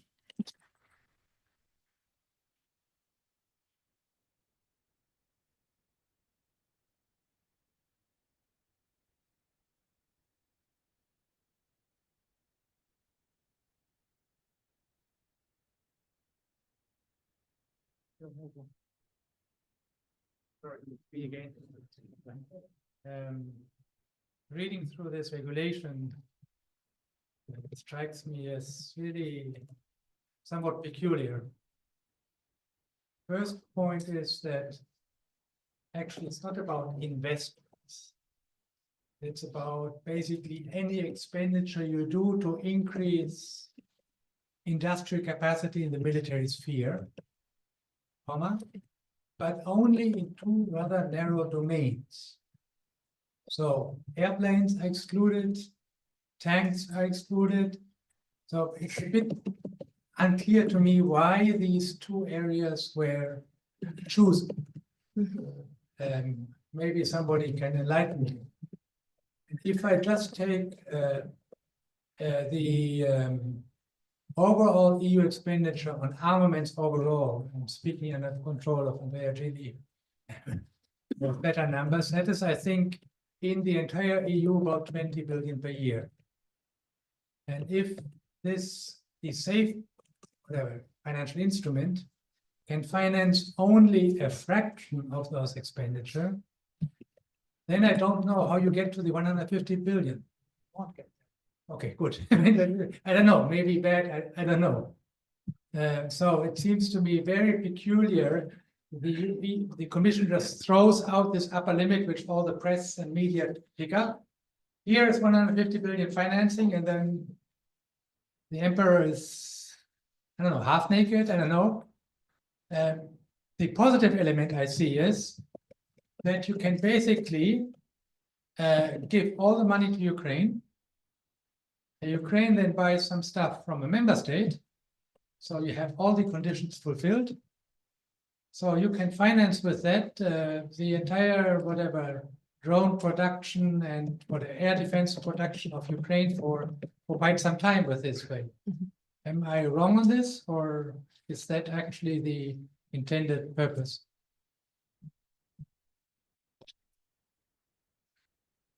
Okay, thank you, Daniel. I fully agree with the concerns that you highlighted completely. And I also, again, from an institutional perspective, I believe that the fact that this type of measure does not go through co-decision, where usually the European Parliament might have a say and change also the proposal from the initial draft of the Commission, might go to the detriment of the quality of what we have, which is, I mean, yes, politically a good step towards further commitment in defense expenditure, but very poor from other perspective. So I fully agree. Also, we have no idea of, in the end, those that will be assuming those loans, because again, it will be additional debt for member states that assume the loans. So again, yes, they say 150 billion, but as we see under the Recovery and Resilience Facility, which is one of the cornerstone of NGO, we still have 93 billion that are unspent as loans. So this means that these loans are not that attractive in the end. Okay, so this is also another aspect that can be, no. These member states, right? Those that have to pay high interest rates. Was I right in assuming that Ukraine could request loan?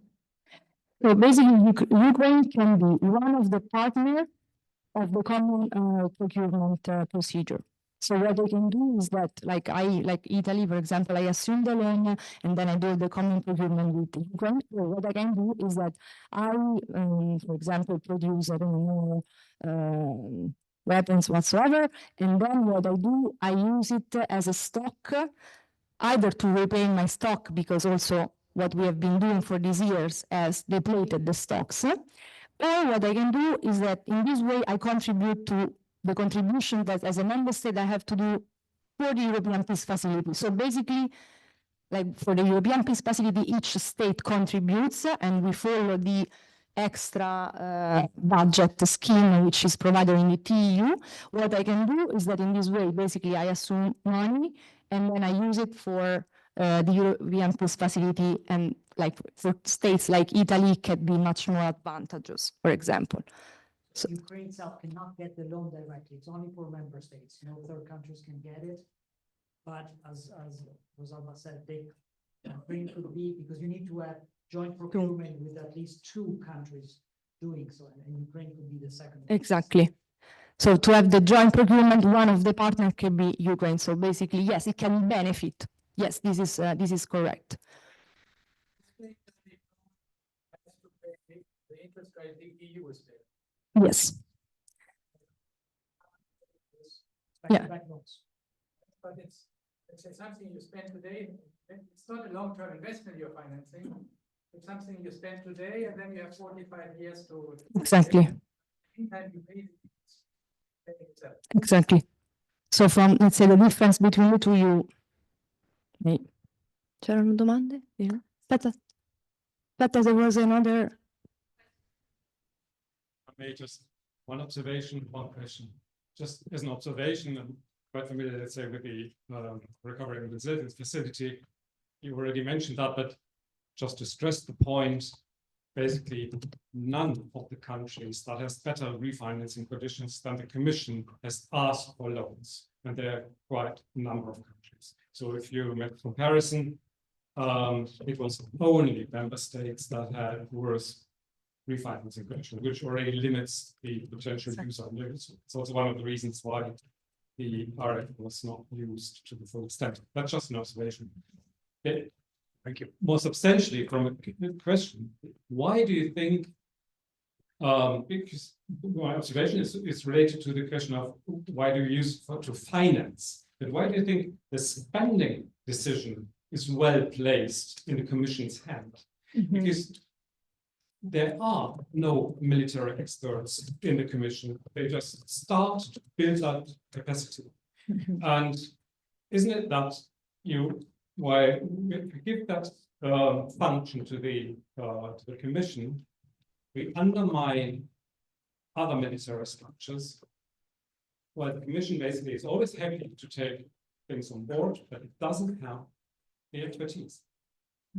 But the presumption is that any project will be financed effectively, because you will never get even too close to 150. So basically, member states will come up with proposal, and the Commission will simply say go. But I agree, and also I find it problematic the fact that it is a Commission implementing decision rather than a Council implementing decision this time around, because at the least there was, a commitment of the member states. But in this case, I find it very problematic. So completely agree. Good evening, everybody. I think we are already tired, maybe a bit, because we had the whole afternoon discussing a lot of various issues related, of course, to defense. And I think this panel will actually take kind of a stock and also maybe go to some very basic and very fundamental questions on where do we stand and why we should actually approach this topic from different angles, from legal, as many papers were concentrated, but also from military perspective or from economic policy perspective. And we will, of course, discuss, long-term kind of goals and also some urgent issues which we have now related, of course, to the Russian aggression in Ukraine. And, a couple of hours ago on my LinkedIn feed, I saw the post of my Ukrainian colleague who was kind of reminding that the professor of law in Ukraine of Kyiv-Mohyla Academy in Ukraine, who was 50 years old like us, he gave up his life. He went to defend Ukraine, and he was killed 2 years ago already in 2023. And I think we have to start from this kind of message and from this very simple, but I think very powerful truth that we are here and we are kind of able to discuss long-term plans, and we are kind of contemplating of what we can do thanks to those people like us, like professors. He was Alexandr Polivotsky, his name, I will mention his name, who was 50 years old in 2023, who gave up his life. And we are not now, thinking whether to send troops to Estonia, because we don't know what could have happened if Ukraine fell in 2022.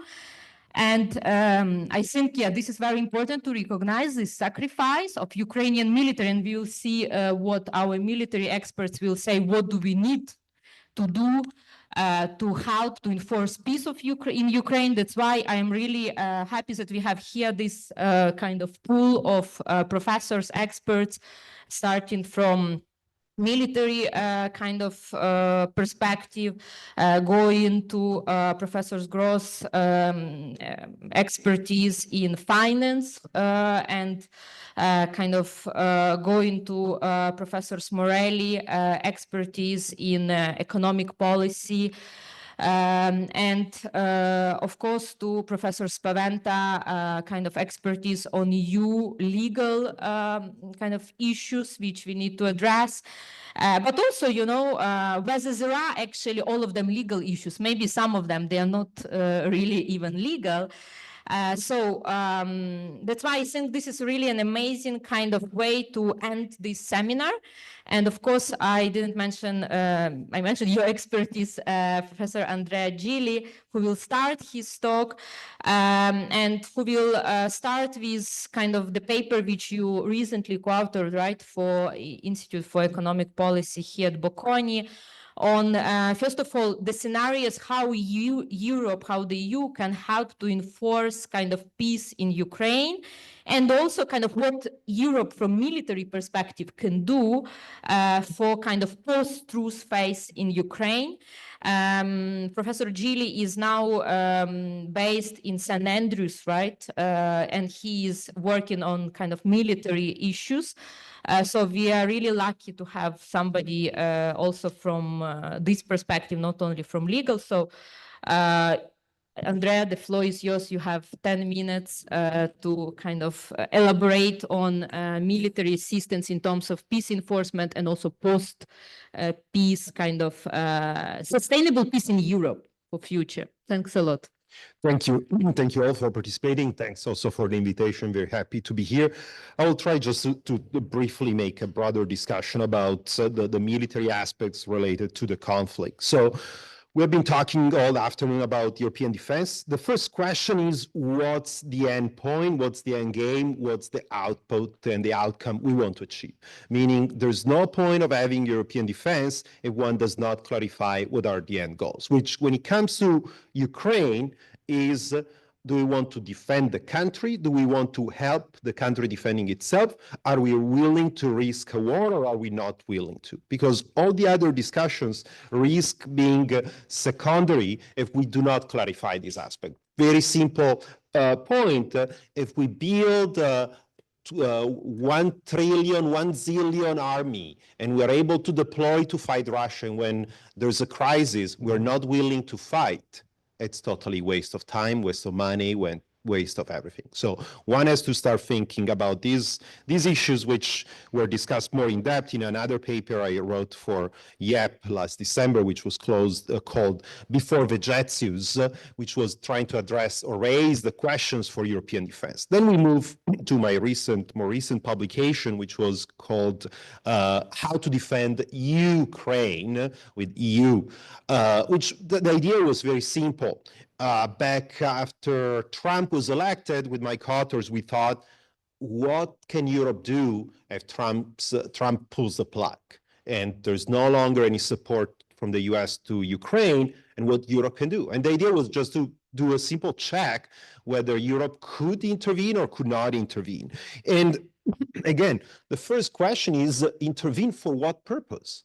Because do we want to intervene and go fighting hand to hand with the Ukrainians? Do we want just to support them from distance? Do we just want to secure the peace later on? These are political questions. The military aspects come after. One's first need to clarify these issues. So we started from that. We considered different options, that is how to help them win, how to just achieve deterrence, or how to secure a peace. And we consider different type of what military officers called force packages. So which are the spectrum of capabilities, like deploying special forces, deploying no-fly zone, deploying non-combat support, like in the last phase of the war in Ukraine, in Afghanistan, or different types of peace enforcement forces. And then we identified a set of parameters to see how feasible these different options were from a broad spectrum of parameters, in fact. Don't worry, I won't reach the 10 minutes. And we considered whether we have the capability, which means, do we have the thing which is needed? If I don't have jet fighters and we need jet fighters, it's game over, no? Then how much do we need, and do we have the required numbers? How much is the political salience? What's the time? What's the cost? What's the risk of escalation, and so forth? And the paradox is that the more effective options are those least likely from a political perspective. So whenever Europeans could have an impact, actually they're so hesitant in general, which again points to the problem mostly political. And although I'm a political scientist by training, that's not actually I look at, but that's the most important part. A few final considerations. There are some big military gaps. So most options, or some important options, are not feasible because European countries lack simply the capabilities, which capabilities, a broad terms, is not only the hardware, is also the personnel, which has to be trained, recruited, and retained. And so these capabilities are lacking. The paradox is that when we talk about European defense and security policy, and especially the strategy, it's the capabilities which dictate the strategy, not the other way around. In other words, we have so few capabilities, which are strategic options are very limited, which means you cannot have a foreign policy. So that's basically, your foreign policy is a product of the very few assets you have. And with Daniel, we have been working on these. It's paradoxical because the European defense expenditure overall is not limited. It's 300 billion overall. So it's not peanuts, but a mix of factor, poor choices, lack of interest from most or many European countries, and some other political considerations truly affect all these. Where to go? So our analysis just pointed out that the most feasible option is non-combat support. We basically have them more than what we're doing, but in the same approach from remotely, and eventually peace enforcement, which was actually the issue that the Meloni government raised, probably with a bit of polemics over the weekend. These are mostly the options. Even a no-fly zone, which is not dramatically heavy, for European countries could be actually difficult to be conducted. Where did we go from there? So Bruegel, a Belgian think tank, a few months ago said we need 250 billion and 300,000 soldiers. IISS over the weekend released a new study saying we need 1 trillion in 25 years. That's for European defense. All these studies, they come from very prominent and serious think tanks, have a common weakness, which is what's the end game? Because if ultimately you develop all those capabilities and there's a crisis and then you're called to fight and you don't want to fight, it's just all wasted. It serves no purpose. So the next paper that I promised Daniel I would write is coming, don't worry. It will be about assessing different options in order to mostly try to develop the European defense, which serves our advantages and disadvantages. If we're so hesitant to the use of force, we want to develop capabilities which makes the risk of war much lower, not higher. Meaning deploying 300,000 soldiers that then you're not politically willing to employ, it's something that is actually going to be exploited by your adversary. So, and the idea is to go and looking at obviously technological aspects, but also political aspects, and try to develop something which, or at least some ideas, which brings me to the very last point, which is a problem in Europe is the total disconnect, which the economists probably don't see, because economists are used, they work in the central bank, they speak among economists, and they see Minister of the Treasuries listening to them. In the defense world in Europe, there's a disconnect between the analysis and the policy. I would be surprised if most European countries' Ministry of Defense have actually strong analytical capabilities. The key method for running analytics in defense is called operations research. In the 60s, the United States were complaining that no European country could understand operations research for their studies. And I fear the situation has not changed much also 50, 60 years later. Here is 5 minutes. I start a bit later, but definitely below 10 minutes. Thanks for your attention.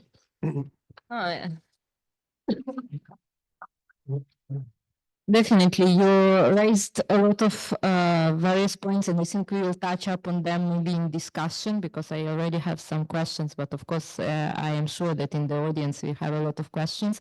But in one of your papers, you actually kind of already anticipate a couple of issues, which go beyond kind of military capacity and assistance, and you also already kind of say that, well, we can also concentrate on financial mechanisms, in order to, of course, finance some of these capabilities. And this is where actually Daniel's expertise comes in, because Professor Gross recently wrote a paper on basically a proposal for European kind of security fund for Ukraine.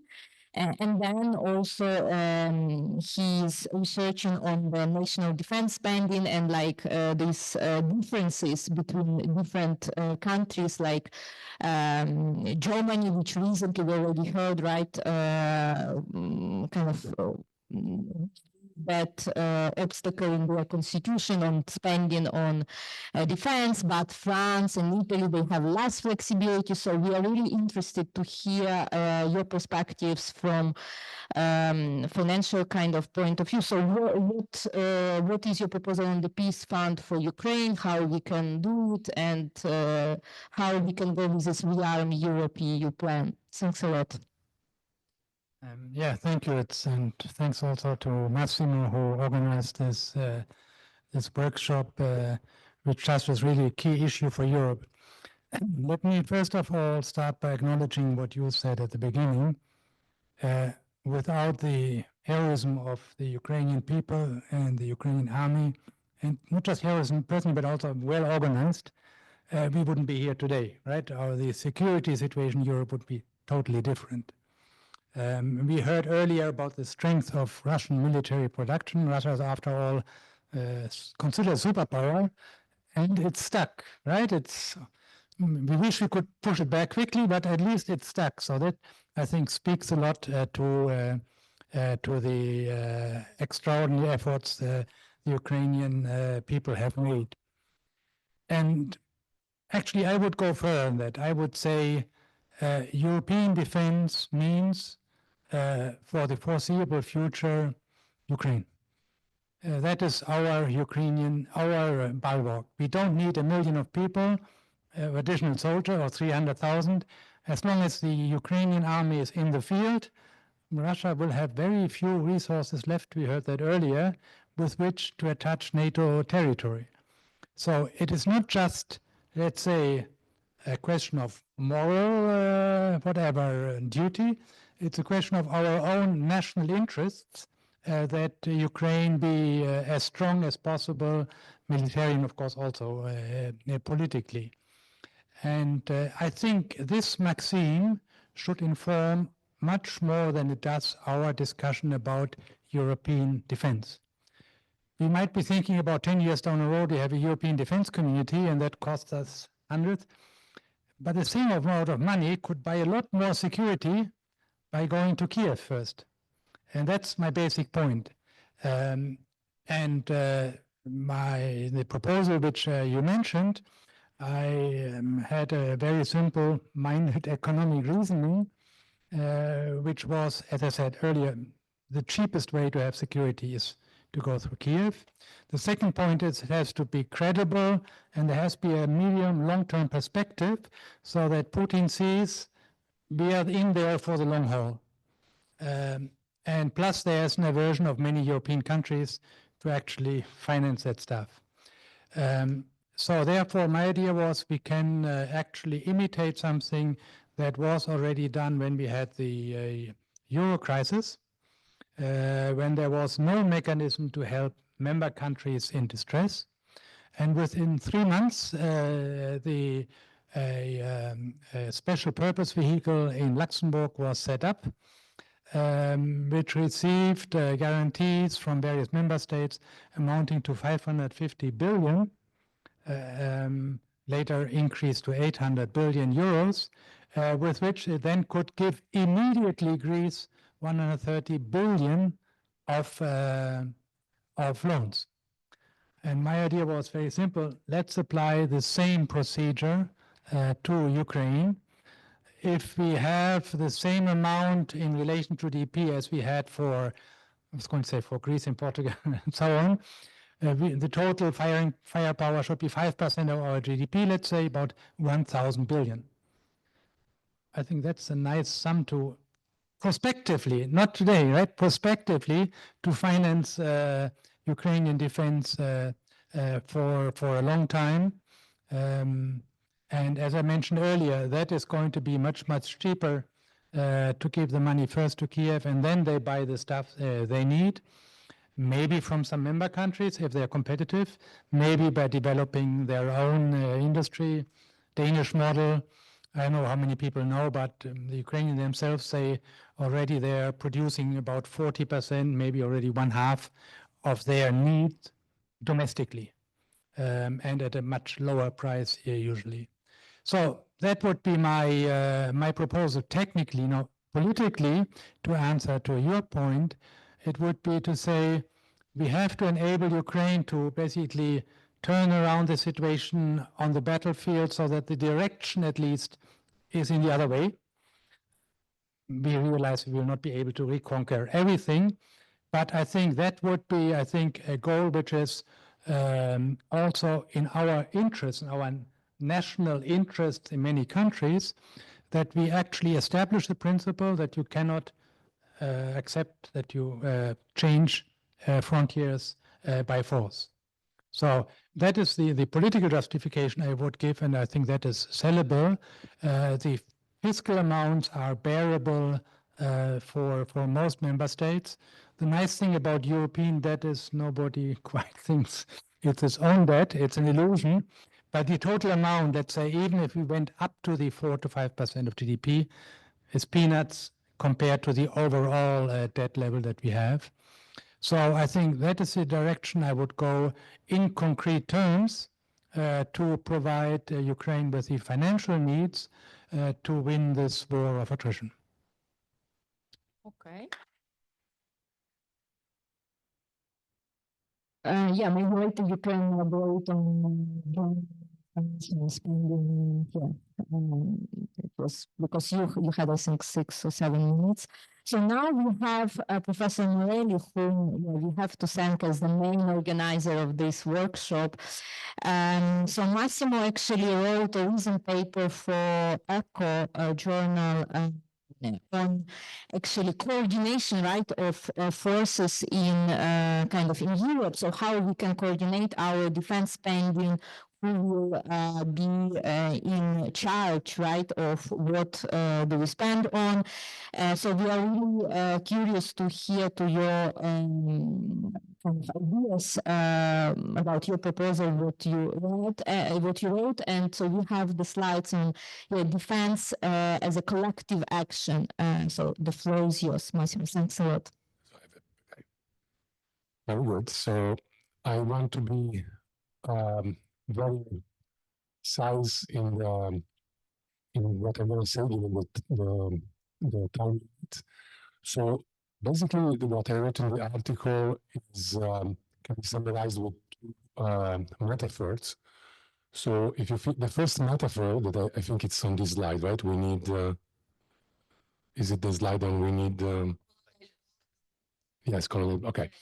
So the first bullet point, you see the metaphor of the train. So if you think about it, the European defense, you can view it as a train that obviously needs a locomotive, right? And the locomotive has been also, if you go back to Paola Mariani's talk and many other points. In a sense, differential. There has been reference to NATO and to the US in different forms. Now that the whole, American cause of concern has been described in many forms is there, what we need is to replace the locomotive. We don't need 800 billion of debt, voluntary or not, in strengthening the wagons. The train doesn't move without locomotive. Okay, so the center of command is important, and the other reason why the center of command is important, if you don't have it, it's useless to think that you will have a role as a common defense and deterrence. Is if you think about the Colonel Blotto game, which maybe some of you don't know, but basically the idea of a game between a defender and an attacker is that typically the attacker has a much higher probability of winning if it enters, quote unquote, into the defender's land to a place along the frontier or from the air or from the sea where there is no defense. And the defender wins basically if instead manages to pull all the defensive resources exactly in the point in which the attacker is coming. Okay? So forget about what the equilibrium of this game is. The point is that the defender, in order to have even just a realistic minimal chance of winning, needs the ability to use resources without the political discussion. When it's a matter of defense, the executive there has to be one executive that decides. Clearly, there are all these democratic issues involved when it comes to declare war, etc. But even in democracies, when a country is attacked, there is no question that the Pentagon decides what to do. We need a European Pentagon. Okay, so without that, regardless of whether debt is voluntary or not, and what I'm not in favor of spending money on national armies, precisely because also of the political constraints that, for example, were identified by Catherine de Vries in another of the IEP articles, because obviously imposing an expansion of national armaments creates further advantages for populist settlement and so on and so forth. I don't go there, but that's an important consideration. So here is the slide on the Article 42 that was mentioned a few times already by our legal colleagues is indeed worrisome about whether we can do something within the treaties, because even for missions, even for specific tasks, which have to be very clearly defined by the Council, the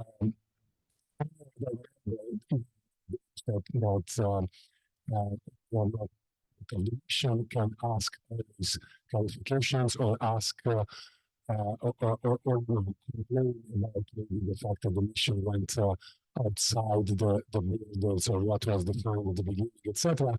And effectively can make the missions not work very well.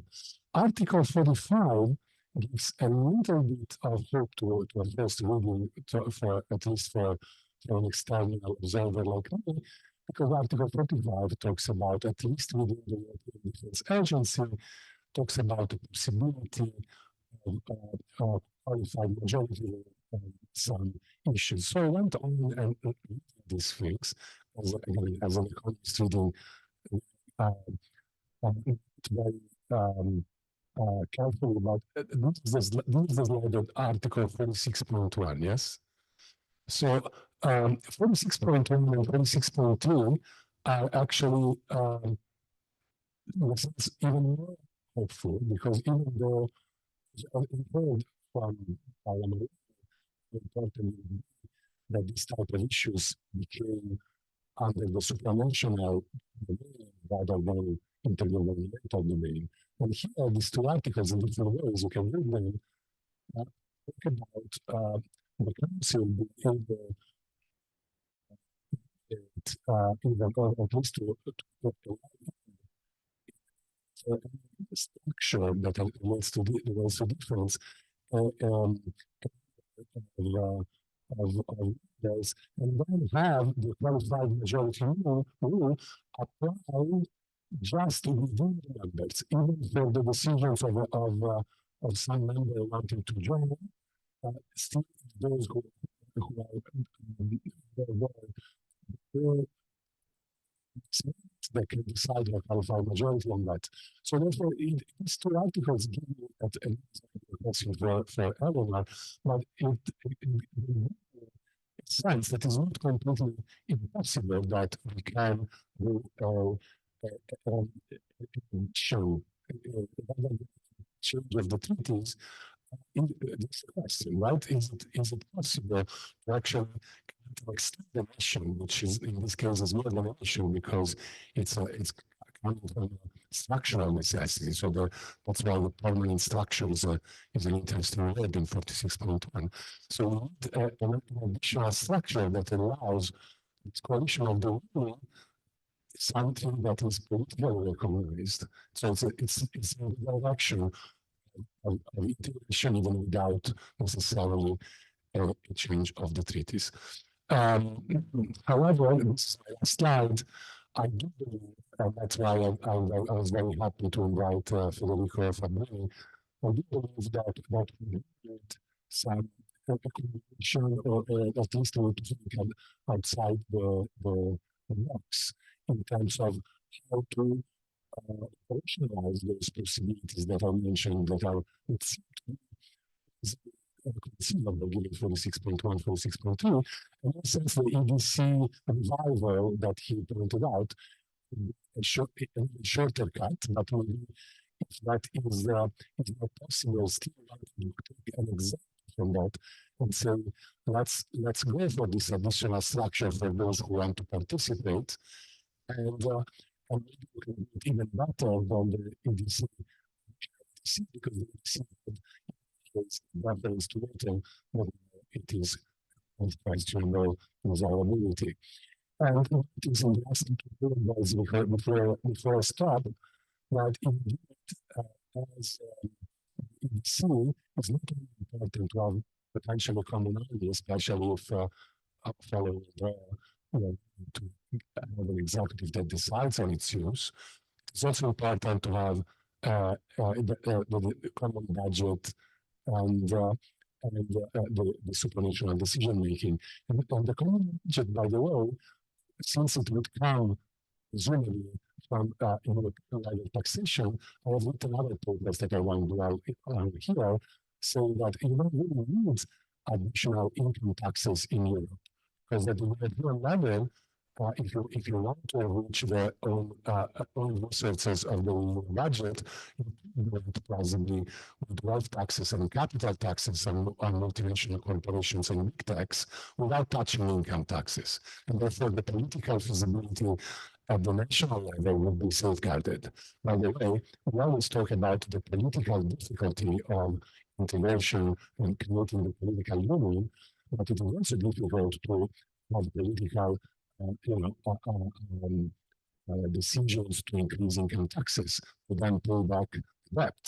Therefore, it's not necessarily a shortcut, it's actually a decision of future political invisibility by increasing the populist reactions against excessive burdens by the states.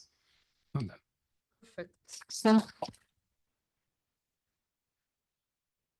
you're perfect on time. Thanks a lot. And I think you kind of already anticipated what maybe Professor Sparenta will kind of explain to us, because as I already mentioned, what are legal questions, what are political questions, what do you have in mind? So maybe Professor Sparenta will kind of enlighten us on these issues. Thank you for the faith which I shall betray. First of all, thank you so much, Massimo, for inviting me. And I hope this is the first of a long collaboration, because it's a great event. And I've learned a lot. And we had, Massimo and I had a previous like exchange that was supposed to be lasting about 10 minutes, and we stayed on the call for 1 hour until I don't remember which one of us really had to go. So I hope is the start of a long and fruitful conversation. So I don't have answers, and I don't think I'm qualified anyway to have answers. But I think we have lots of questions, and as Andrea mentioned before, and other speakers, we have to decide which are the questions we are looking for an answer to. And I think also, as Daniel has pointed out, you know, of course, we know in the European Union, if there is a will, there is a way. We have stretched these treaties to the points to which, okay, we lawyers, we're boring people, but we love the principle of conferral, which means the European Union only has the powers that we have given it, which after next generation EU is actually probably no longer true. It even rhymes, so yeah, that's very good.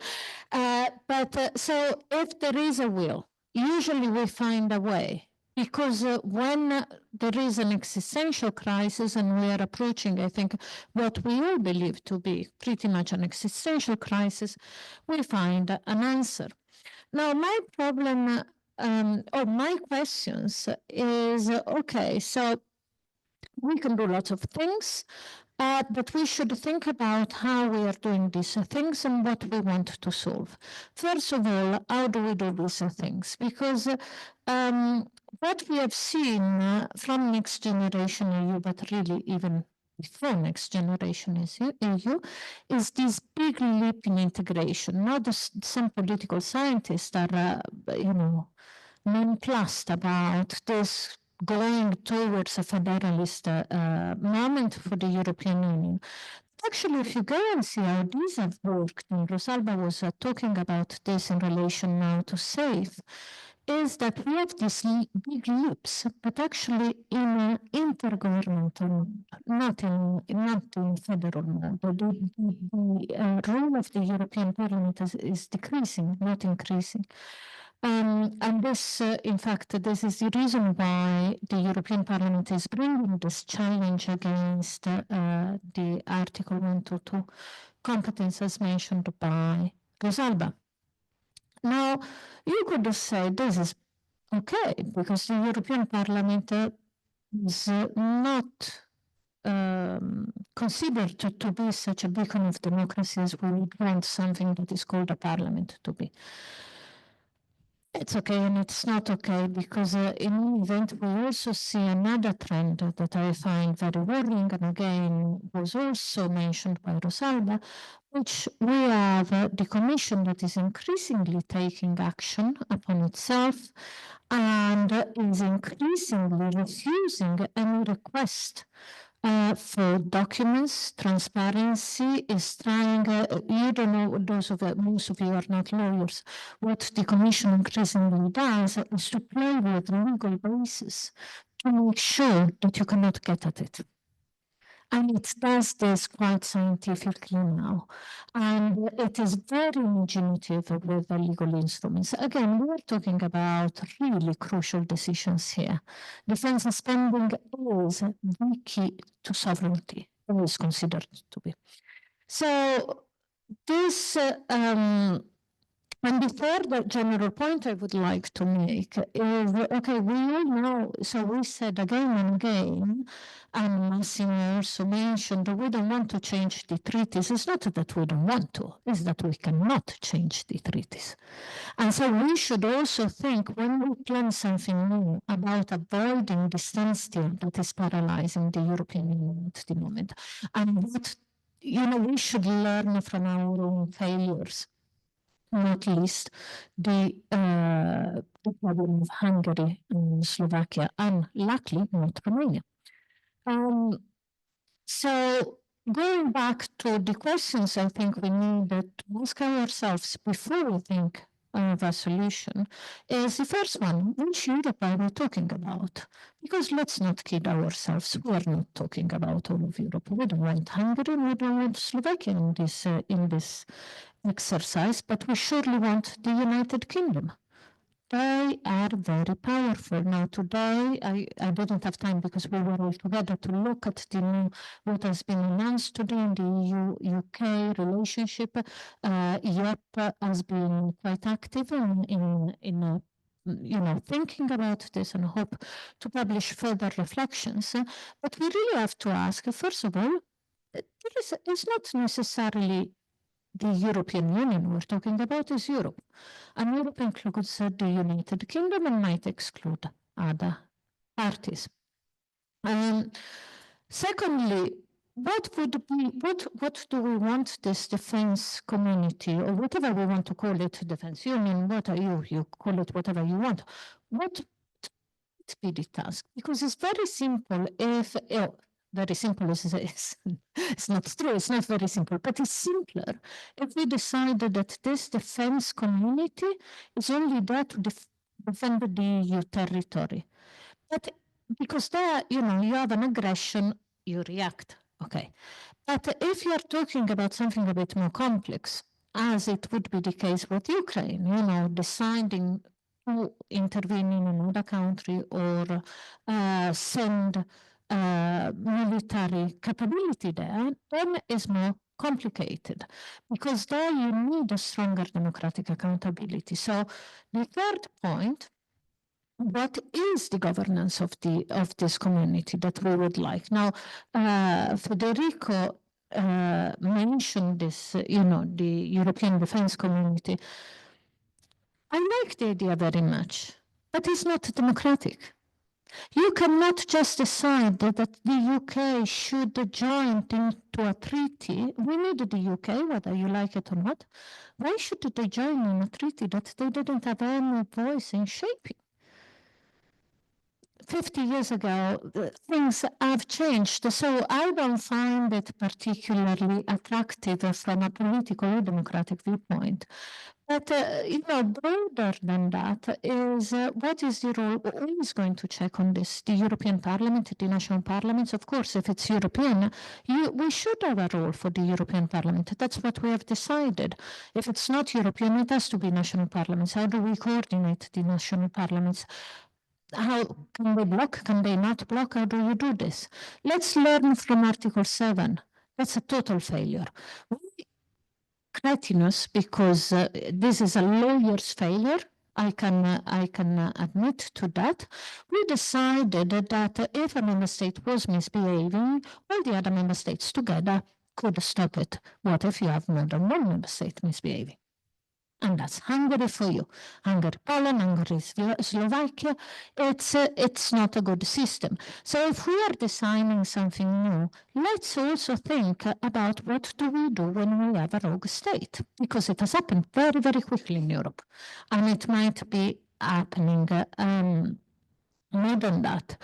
I think the simpler way, then there is, of course, the questions we have been discussing. How do we pay for it?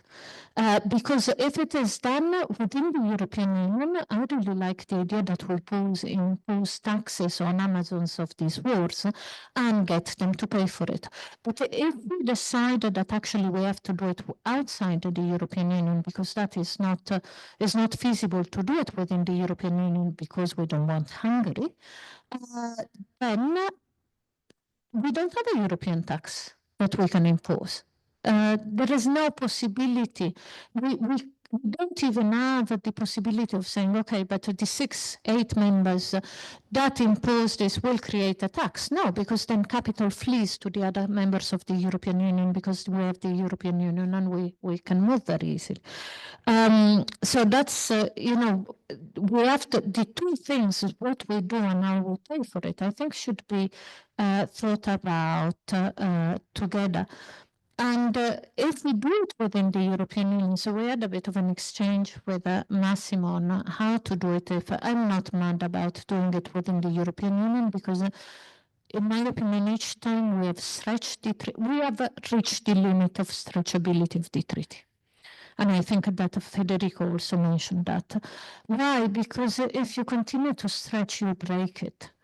We are a European Union that should be governed by the rule of law. Therefore, we have to abide by our own rules. It's not that we can bend the rules to a point to which they're broken. But if we decide to go maybe within the European Union route and so on, it is not so easy to exclude member states, even if you do it on, sort of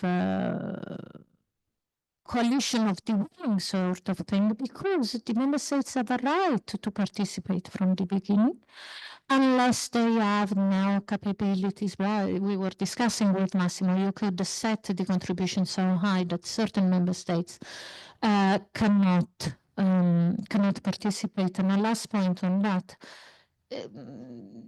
it's, yeah, okay, let's leave it at that. But so I think my preference would be for a parallel, very strong partnership with the United Kingdom, because we need it, and that would be easier to exclude certain member states, but then we really need to draft it very, very properly, also in terms of excluding in the future. Okay, I'm finished. Thank you.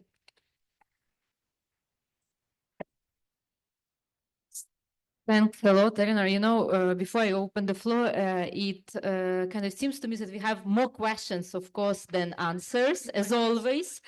But like it brings me to the thought of the former Minister of Foreign Affairs of Lithuania, Landsbergis, who said, maybe Europe is waiting for the Pearl Harbor, and then we will find all answers. When we will have kind of an attack, I don't know, against Estonia, then we will mobilize. Let's hope, let's hope not, because Estonians are really, of course, afraid, and they were asking Ukrainians even to stop discussing hypothetical cases of attack of Estonia. So we hope not, but I think this is also the call to all of us that we have really to think creatively, or I don't know, to address some fundamental questions. So here we are opening the floor, and we have the first question from Federico. Thanks very much, Victoria, and thanks to the panelists. Great conversation and discussion. I have a couple of points, mostly as a new legal scholar. I'll start with Massimo, partly to disappoint you, because I think your reading of Articles 45 and Articles 46 is too optimistic there. And in reality, unanimity was used to establish the European Defence Agency, which was created on a prior legal basis before the Treaty of Lisbon. And then the qualified majority in PESCO, it was a compromise. So basically, it is activated by qualified majority, and then qualified majority is used to bring in new members. And that's a way to make it inclusive, effectively, the point that Eleanor was making now. PESCO hasn't worked. We have all member states in except Malta. So this was meant to be a mechanism to integrate more defense, and in reality, everybody has joined it. So we need to think outside the box. And that takes me to a point about the UK and Eleanor that you were raising. But just to clarify there, historically, the UK was asked to join the European Defence Community, exactly as it was asked to join the European Coal and Steel Community. They refused.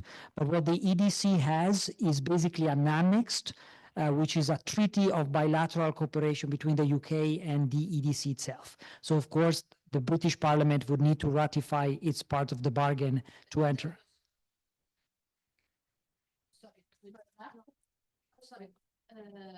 Is more that, and this is just being very realistic, you have followed Brexit for a long time to know how sensitive it is. But actually, it is very important if we want the UK in, that the UK is shaping it. Otherwise, they will not come back. Today, the agreement between the EU and the UK that they concluded this morning is a joke. It's a 2-paragraph partnership on defense, and there's nothing. Is that if one of our aims, and I would say it is in our crucial interest to have another Security Council member, another nuclear power within this enterprise, then you need to have the UK shaping it. Because otherwise it will not happen. as you say, you know, we have, come on, these people are a joke. No, it's true. For SPS that is in favor of, it goes in their favor, they are putting up a stop. And we are stuck by fisheries and mobility. At the same time, I mean, there is a political issue and there is a legal one. So of course, the EU itself has limitation in what kind of defense agreement it can conclude with the UK. So I think the EDC from a British perspective, I've been discussing with some British, might be more interesting than the EU treaty as a framework. But okay, we can keep discussing it. We will be keeping this, I suspect, because the British are moving slowly. But very finally, and sorry, I don't want to abuse this, but if I can challenge a little bit you, Daniel, on your point. I see the logic of your argument, but I am slightly worried what you're basically suggesting is replacing one dependency with another. We've been dependent for 70 years on Washington, and now you're suggesting to us, let's become dependent on Kiev. It might work short term, but long term, who knows whether that's really in our strategic interest to do so. And aren't we sort of trading the short-term gain that it's cheaper to just pay Ukraine than build our own defense capabilities with our long-term interest, which is to be able to protect ourselves and take decisions autonomously without having to rely on a third party. We've done too much of that. Defense on the US, energy on Russia, export market on China. It hasn't worked. So why keeping reproducing that type of logic? Thanks. That's I think a fair and important point. What I'm just concerned is that if we have the nicest plans for a European defense community in 10 years, and in the meantime Ukraine can hold the line, then things go very bad. So you're quite right. We should not rely only on it, but I'm just saying it's one of the things we have to do besides the longer term plans. So that would be my, but it's quite clear that I'm not saying that forever we should rely on Ukraine to be our shield. It's just that in the short run, with the limited resources that we have, the limited capabilities we have, and the capabilities they have many more. If I can add one thing on the European defense overall, I would be a friend of taking small concrete steps with practical projects.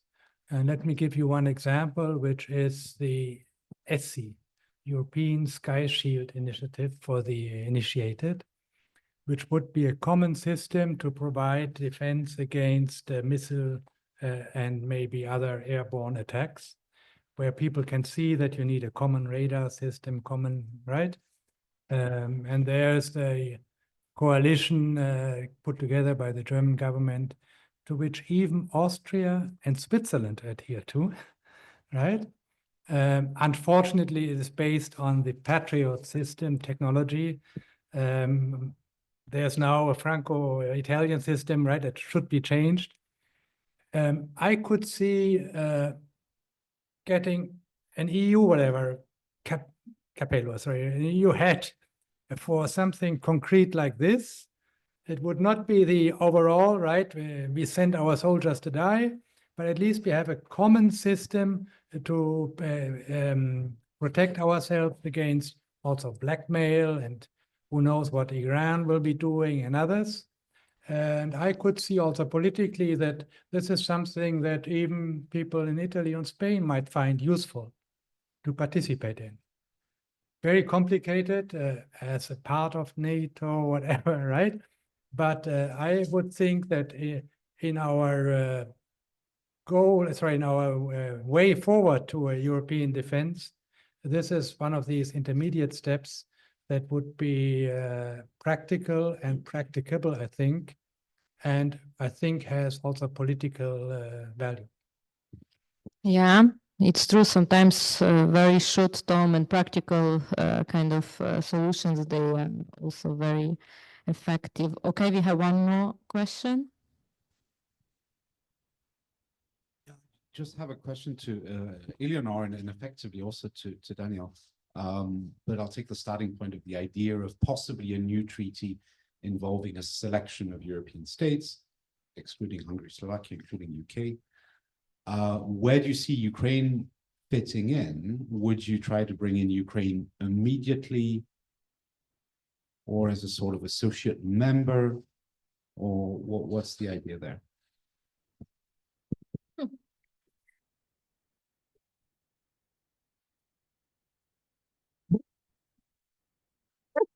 This is the honest answer, meaning that would you want to have a country that is already engaged in war in it immediately? I don't know. Meaning I truly don't know. Meaning that I can see some reasons why yes, but I also can see the negative on a longer term basis. So if you, meaning that then you design, so if you think, okay, my obsession is, if you don't design things properly, then you are stuck for a very long time. We're seeing this now, right? So my thinking here is, if you design it with the Ukraine as a member, so as a negotiator as well, you might design it in a different way from what you would have had if Ukraine was not negotiating it then.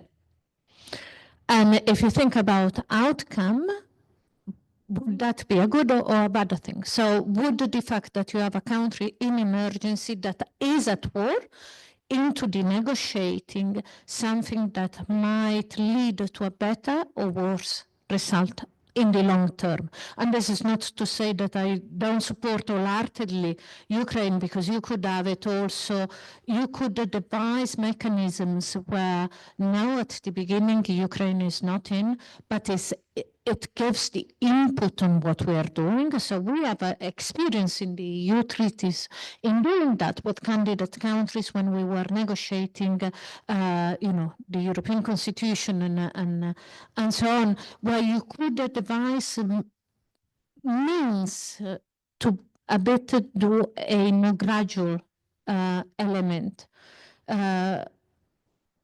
But it's a question, it's a very good question, to which I don't know the answer. My worry is that if you do it in a sort of, with a country that is in a true emergency, then the outcome might, especially in governance, might not end up to be so watertight as we might want to. But that's, I really don't have an answer on this. I'm just thinking about pros and cons. If I think about the European Sky Shield initiative, no reason not to have Hungary in there, right? Because that's anyway a system where you don't have a council. And you have a council unanimity, right? if they want, they can have a whole, right? Anyway, there you have to decide. That's why the Austrians are also in there, right? And I would not take Ukraine at present. So first you want Kiev to demand to move everything, and then you don't want to. No, I want to finance Kiev with, if we have a financial system, then we come to something what also Andrea said, then at a certain point in time, we can decide, can we extend it to Ukraine or not? Right? For example, to provide some peacekeeping, or not guarantees, but solutions. So that's the way I would proceed, which I think is similar perhaps to the approach that Eleanor. Yes. I have no answer on that, but we have also to consider that if Ukraine becomes member, then there is an obligation to activate the nuclear system clause. So this is a very difficult decision, because there is was military implication in that. So this is, I think, a point to consider. There was a way of interpreting the Rasmussen proposal, which was to have the free parts of Ukraine covered by a mutual defense clause and the area under conflict, allowing Ukraine to continue fighting by itself. Mm-hmm. But while we cover Ukraine's back, and that could be a, I actually really like that one. Yeah, maybe it's a question also to you, Andrea. Maybe can you elaborate on this point? Like why? So you said that, of course, we have political obstacles, but so why maybe NATO, could not send its troops even not on the front line, but in the background, like to help operationally and I don't know, to support technologically. So how do you see this? So if I understand this debate between the broader debate is that if Ukraine enters now any new agreement, new treaty or past treaty, the risk is that at some point, in 5 years, 10 years, then Ukraine may provoke Russia in order to take back the land, because that's a risk that's out the challenge of alliances throughout history, that ultimately you don't provide the full support because then you end up fighting for the one you ended up defending. So if I understand some of the conversation, some could see if we include from the beginning Ukraine, then we end up in 10 years time kind of trapped. That's the typical problem of entrapment of alliances. But there's the other challenge, that is if you don't have Ukraine in, how can you seriously say that we have a steadfast commitment to Ukrainian security? Because it's simply not credible. It's a trade-off which alliances face throughout history. So it's not about Ukraine, it's about alliances, and that's it. Now, what the Rasmussen proposal that Edward was mentioning is ultimately how Germany entered NATO. So that was, we will defend Western Germany, we won't come to your support if you decide to attack Eastern Germany. So which goes there. There are multiple issues. We're probably going to be out of time soon. So I'll talk with Daniel about why we keep Ukraine out of the sky shield, because to me, I was thinking on 2 feet, would not be particularly controversial. The issue is whether you have enough ammunition to take down all the missiles. So then if that you're nodding, so well, then the risk is that you undermine entire endeavor because you're not going to be able to produce enough missiles. And so the Russians after a few months would say, you see, whatever you do, I take it down. And so the credibility falls apart. If that's the logic, it makes sense. But again, there's a major trade-off here of the credibility and the commitment, because how can you seriously say Ukraine is our security, but up to a point, because no, we don't want you too much aside. There's a problem of vis-a-vis Russia, which is not going to take us seriously, vis-a-vis the public, which are also saying, well, but there's some ambiguity. I don't think it's possible to fix it, but it's there. Sorry for having taken too much time. Can I just ask a question? Yes. But if the US does not So say that we say, okay, we go fully protect Ukraine. Do we have enough military capability within the European Union without the US to do so? Because that's the big question, no? We can go round and round it, but because this would be outside of the NATO, this is what we're discussing is proceedings so that we can be less reliant on the United States. But we are very reliant now, I think. I mean, it's not my field, so this is what I read in the newspapers. So if we cannot, unless the US say yes, because of the Trump situation, we can discuss whatever, but it's not realistic, simply because... Before the war, France had the stockpiles for fighting high-intensity war for 9 days, and it's France. Most others, European countries before the war, could fight a high-intensity war for 2-3 days. So we don't have capability. So we have increased a bit the output of munitions, but not enough. So if from 9 days we move to 15, It's still not enough. So things have improved, but this was the situation. But Daniel disagreed. Yes, I mean, again, here's in the short run, the Ukrainian factor is central. Right, over the last years, basically, Europe has provided 1/2 of the military and the financial assistance.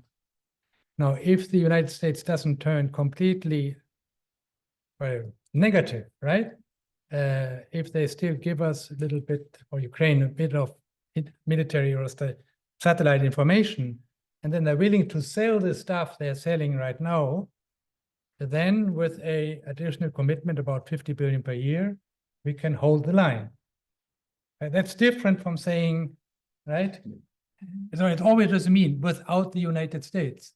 The financial means we can substitute most. The Ukrainians say most of the military stuff we can produce, most, except some Patriot interceptors. But again, if the United States are willing to sell that stuff, then we can hold the line. So it's not that if they say no more money, it's gone. No, but my question was not about money, because this stuff takes a bit of a time to produce, to organize. But I said, a lot of the stuff the Ukrainians produce themselves, and the Americans, if they continue to sell us this stuff, right? The Patriot interceptors, basically, which the production line exists, right? If they continue to sell it to us, then the problem is manageable. If they say, stop, we don't even sell you this stuff, no any spare parts for whatever, then it's game over. But so that's without the United States has many different meanings. Okay, I think, We can also buy from China. It's also a question whether China would like to sell to them, to us. Okay, I think we are running out of time, but I'm really kind of interested in what all of you were saying, and sometimes I am even more frustrated than I was before, because I realize that, I mean, it's not that I am fighting, but my friends are fighting, and I realize that we have a lot of fight in front of us, but I hope, that these discussions which we have and the European kind of plans will actually realize that the coalition of willing countries, as Federico mentioned, will revive, its work, and will not become the coalition of dying countries, because it seems that after 12 weeks, they have not decided on anything. So let's hope that these seminars, thanks to Massimo and thanks to Daniel Gross and to everybody who participated and came here, will kind of continue. It's really important to, first of all, for me, it's important to inform our policymakers and to inform people in Italy, in France, in Germany on what we are doing and why it's important and why we should look for creative solutions and why we should ask the fundamental question I think Eleanor raised. So what Europe do we want? So what future, what is our objective? And I think this is a crucial time, and I hope our students will also join these discussions in students' associations and the lectures. So thanks a lot to everybody. Thanks to Jeb, thanks to the panel, to, of course, Sylvia, who was managing logistics. Yeah, thanks to everybody. Let's meet maybe the next time, I hope, for the next seminar organized by Jeb. Thanks a lot.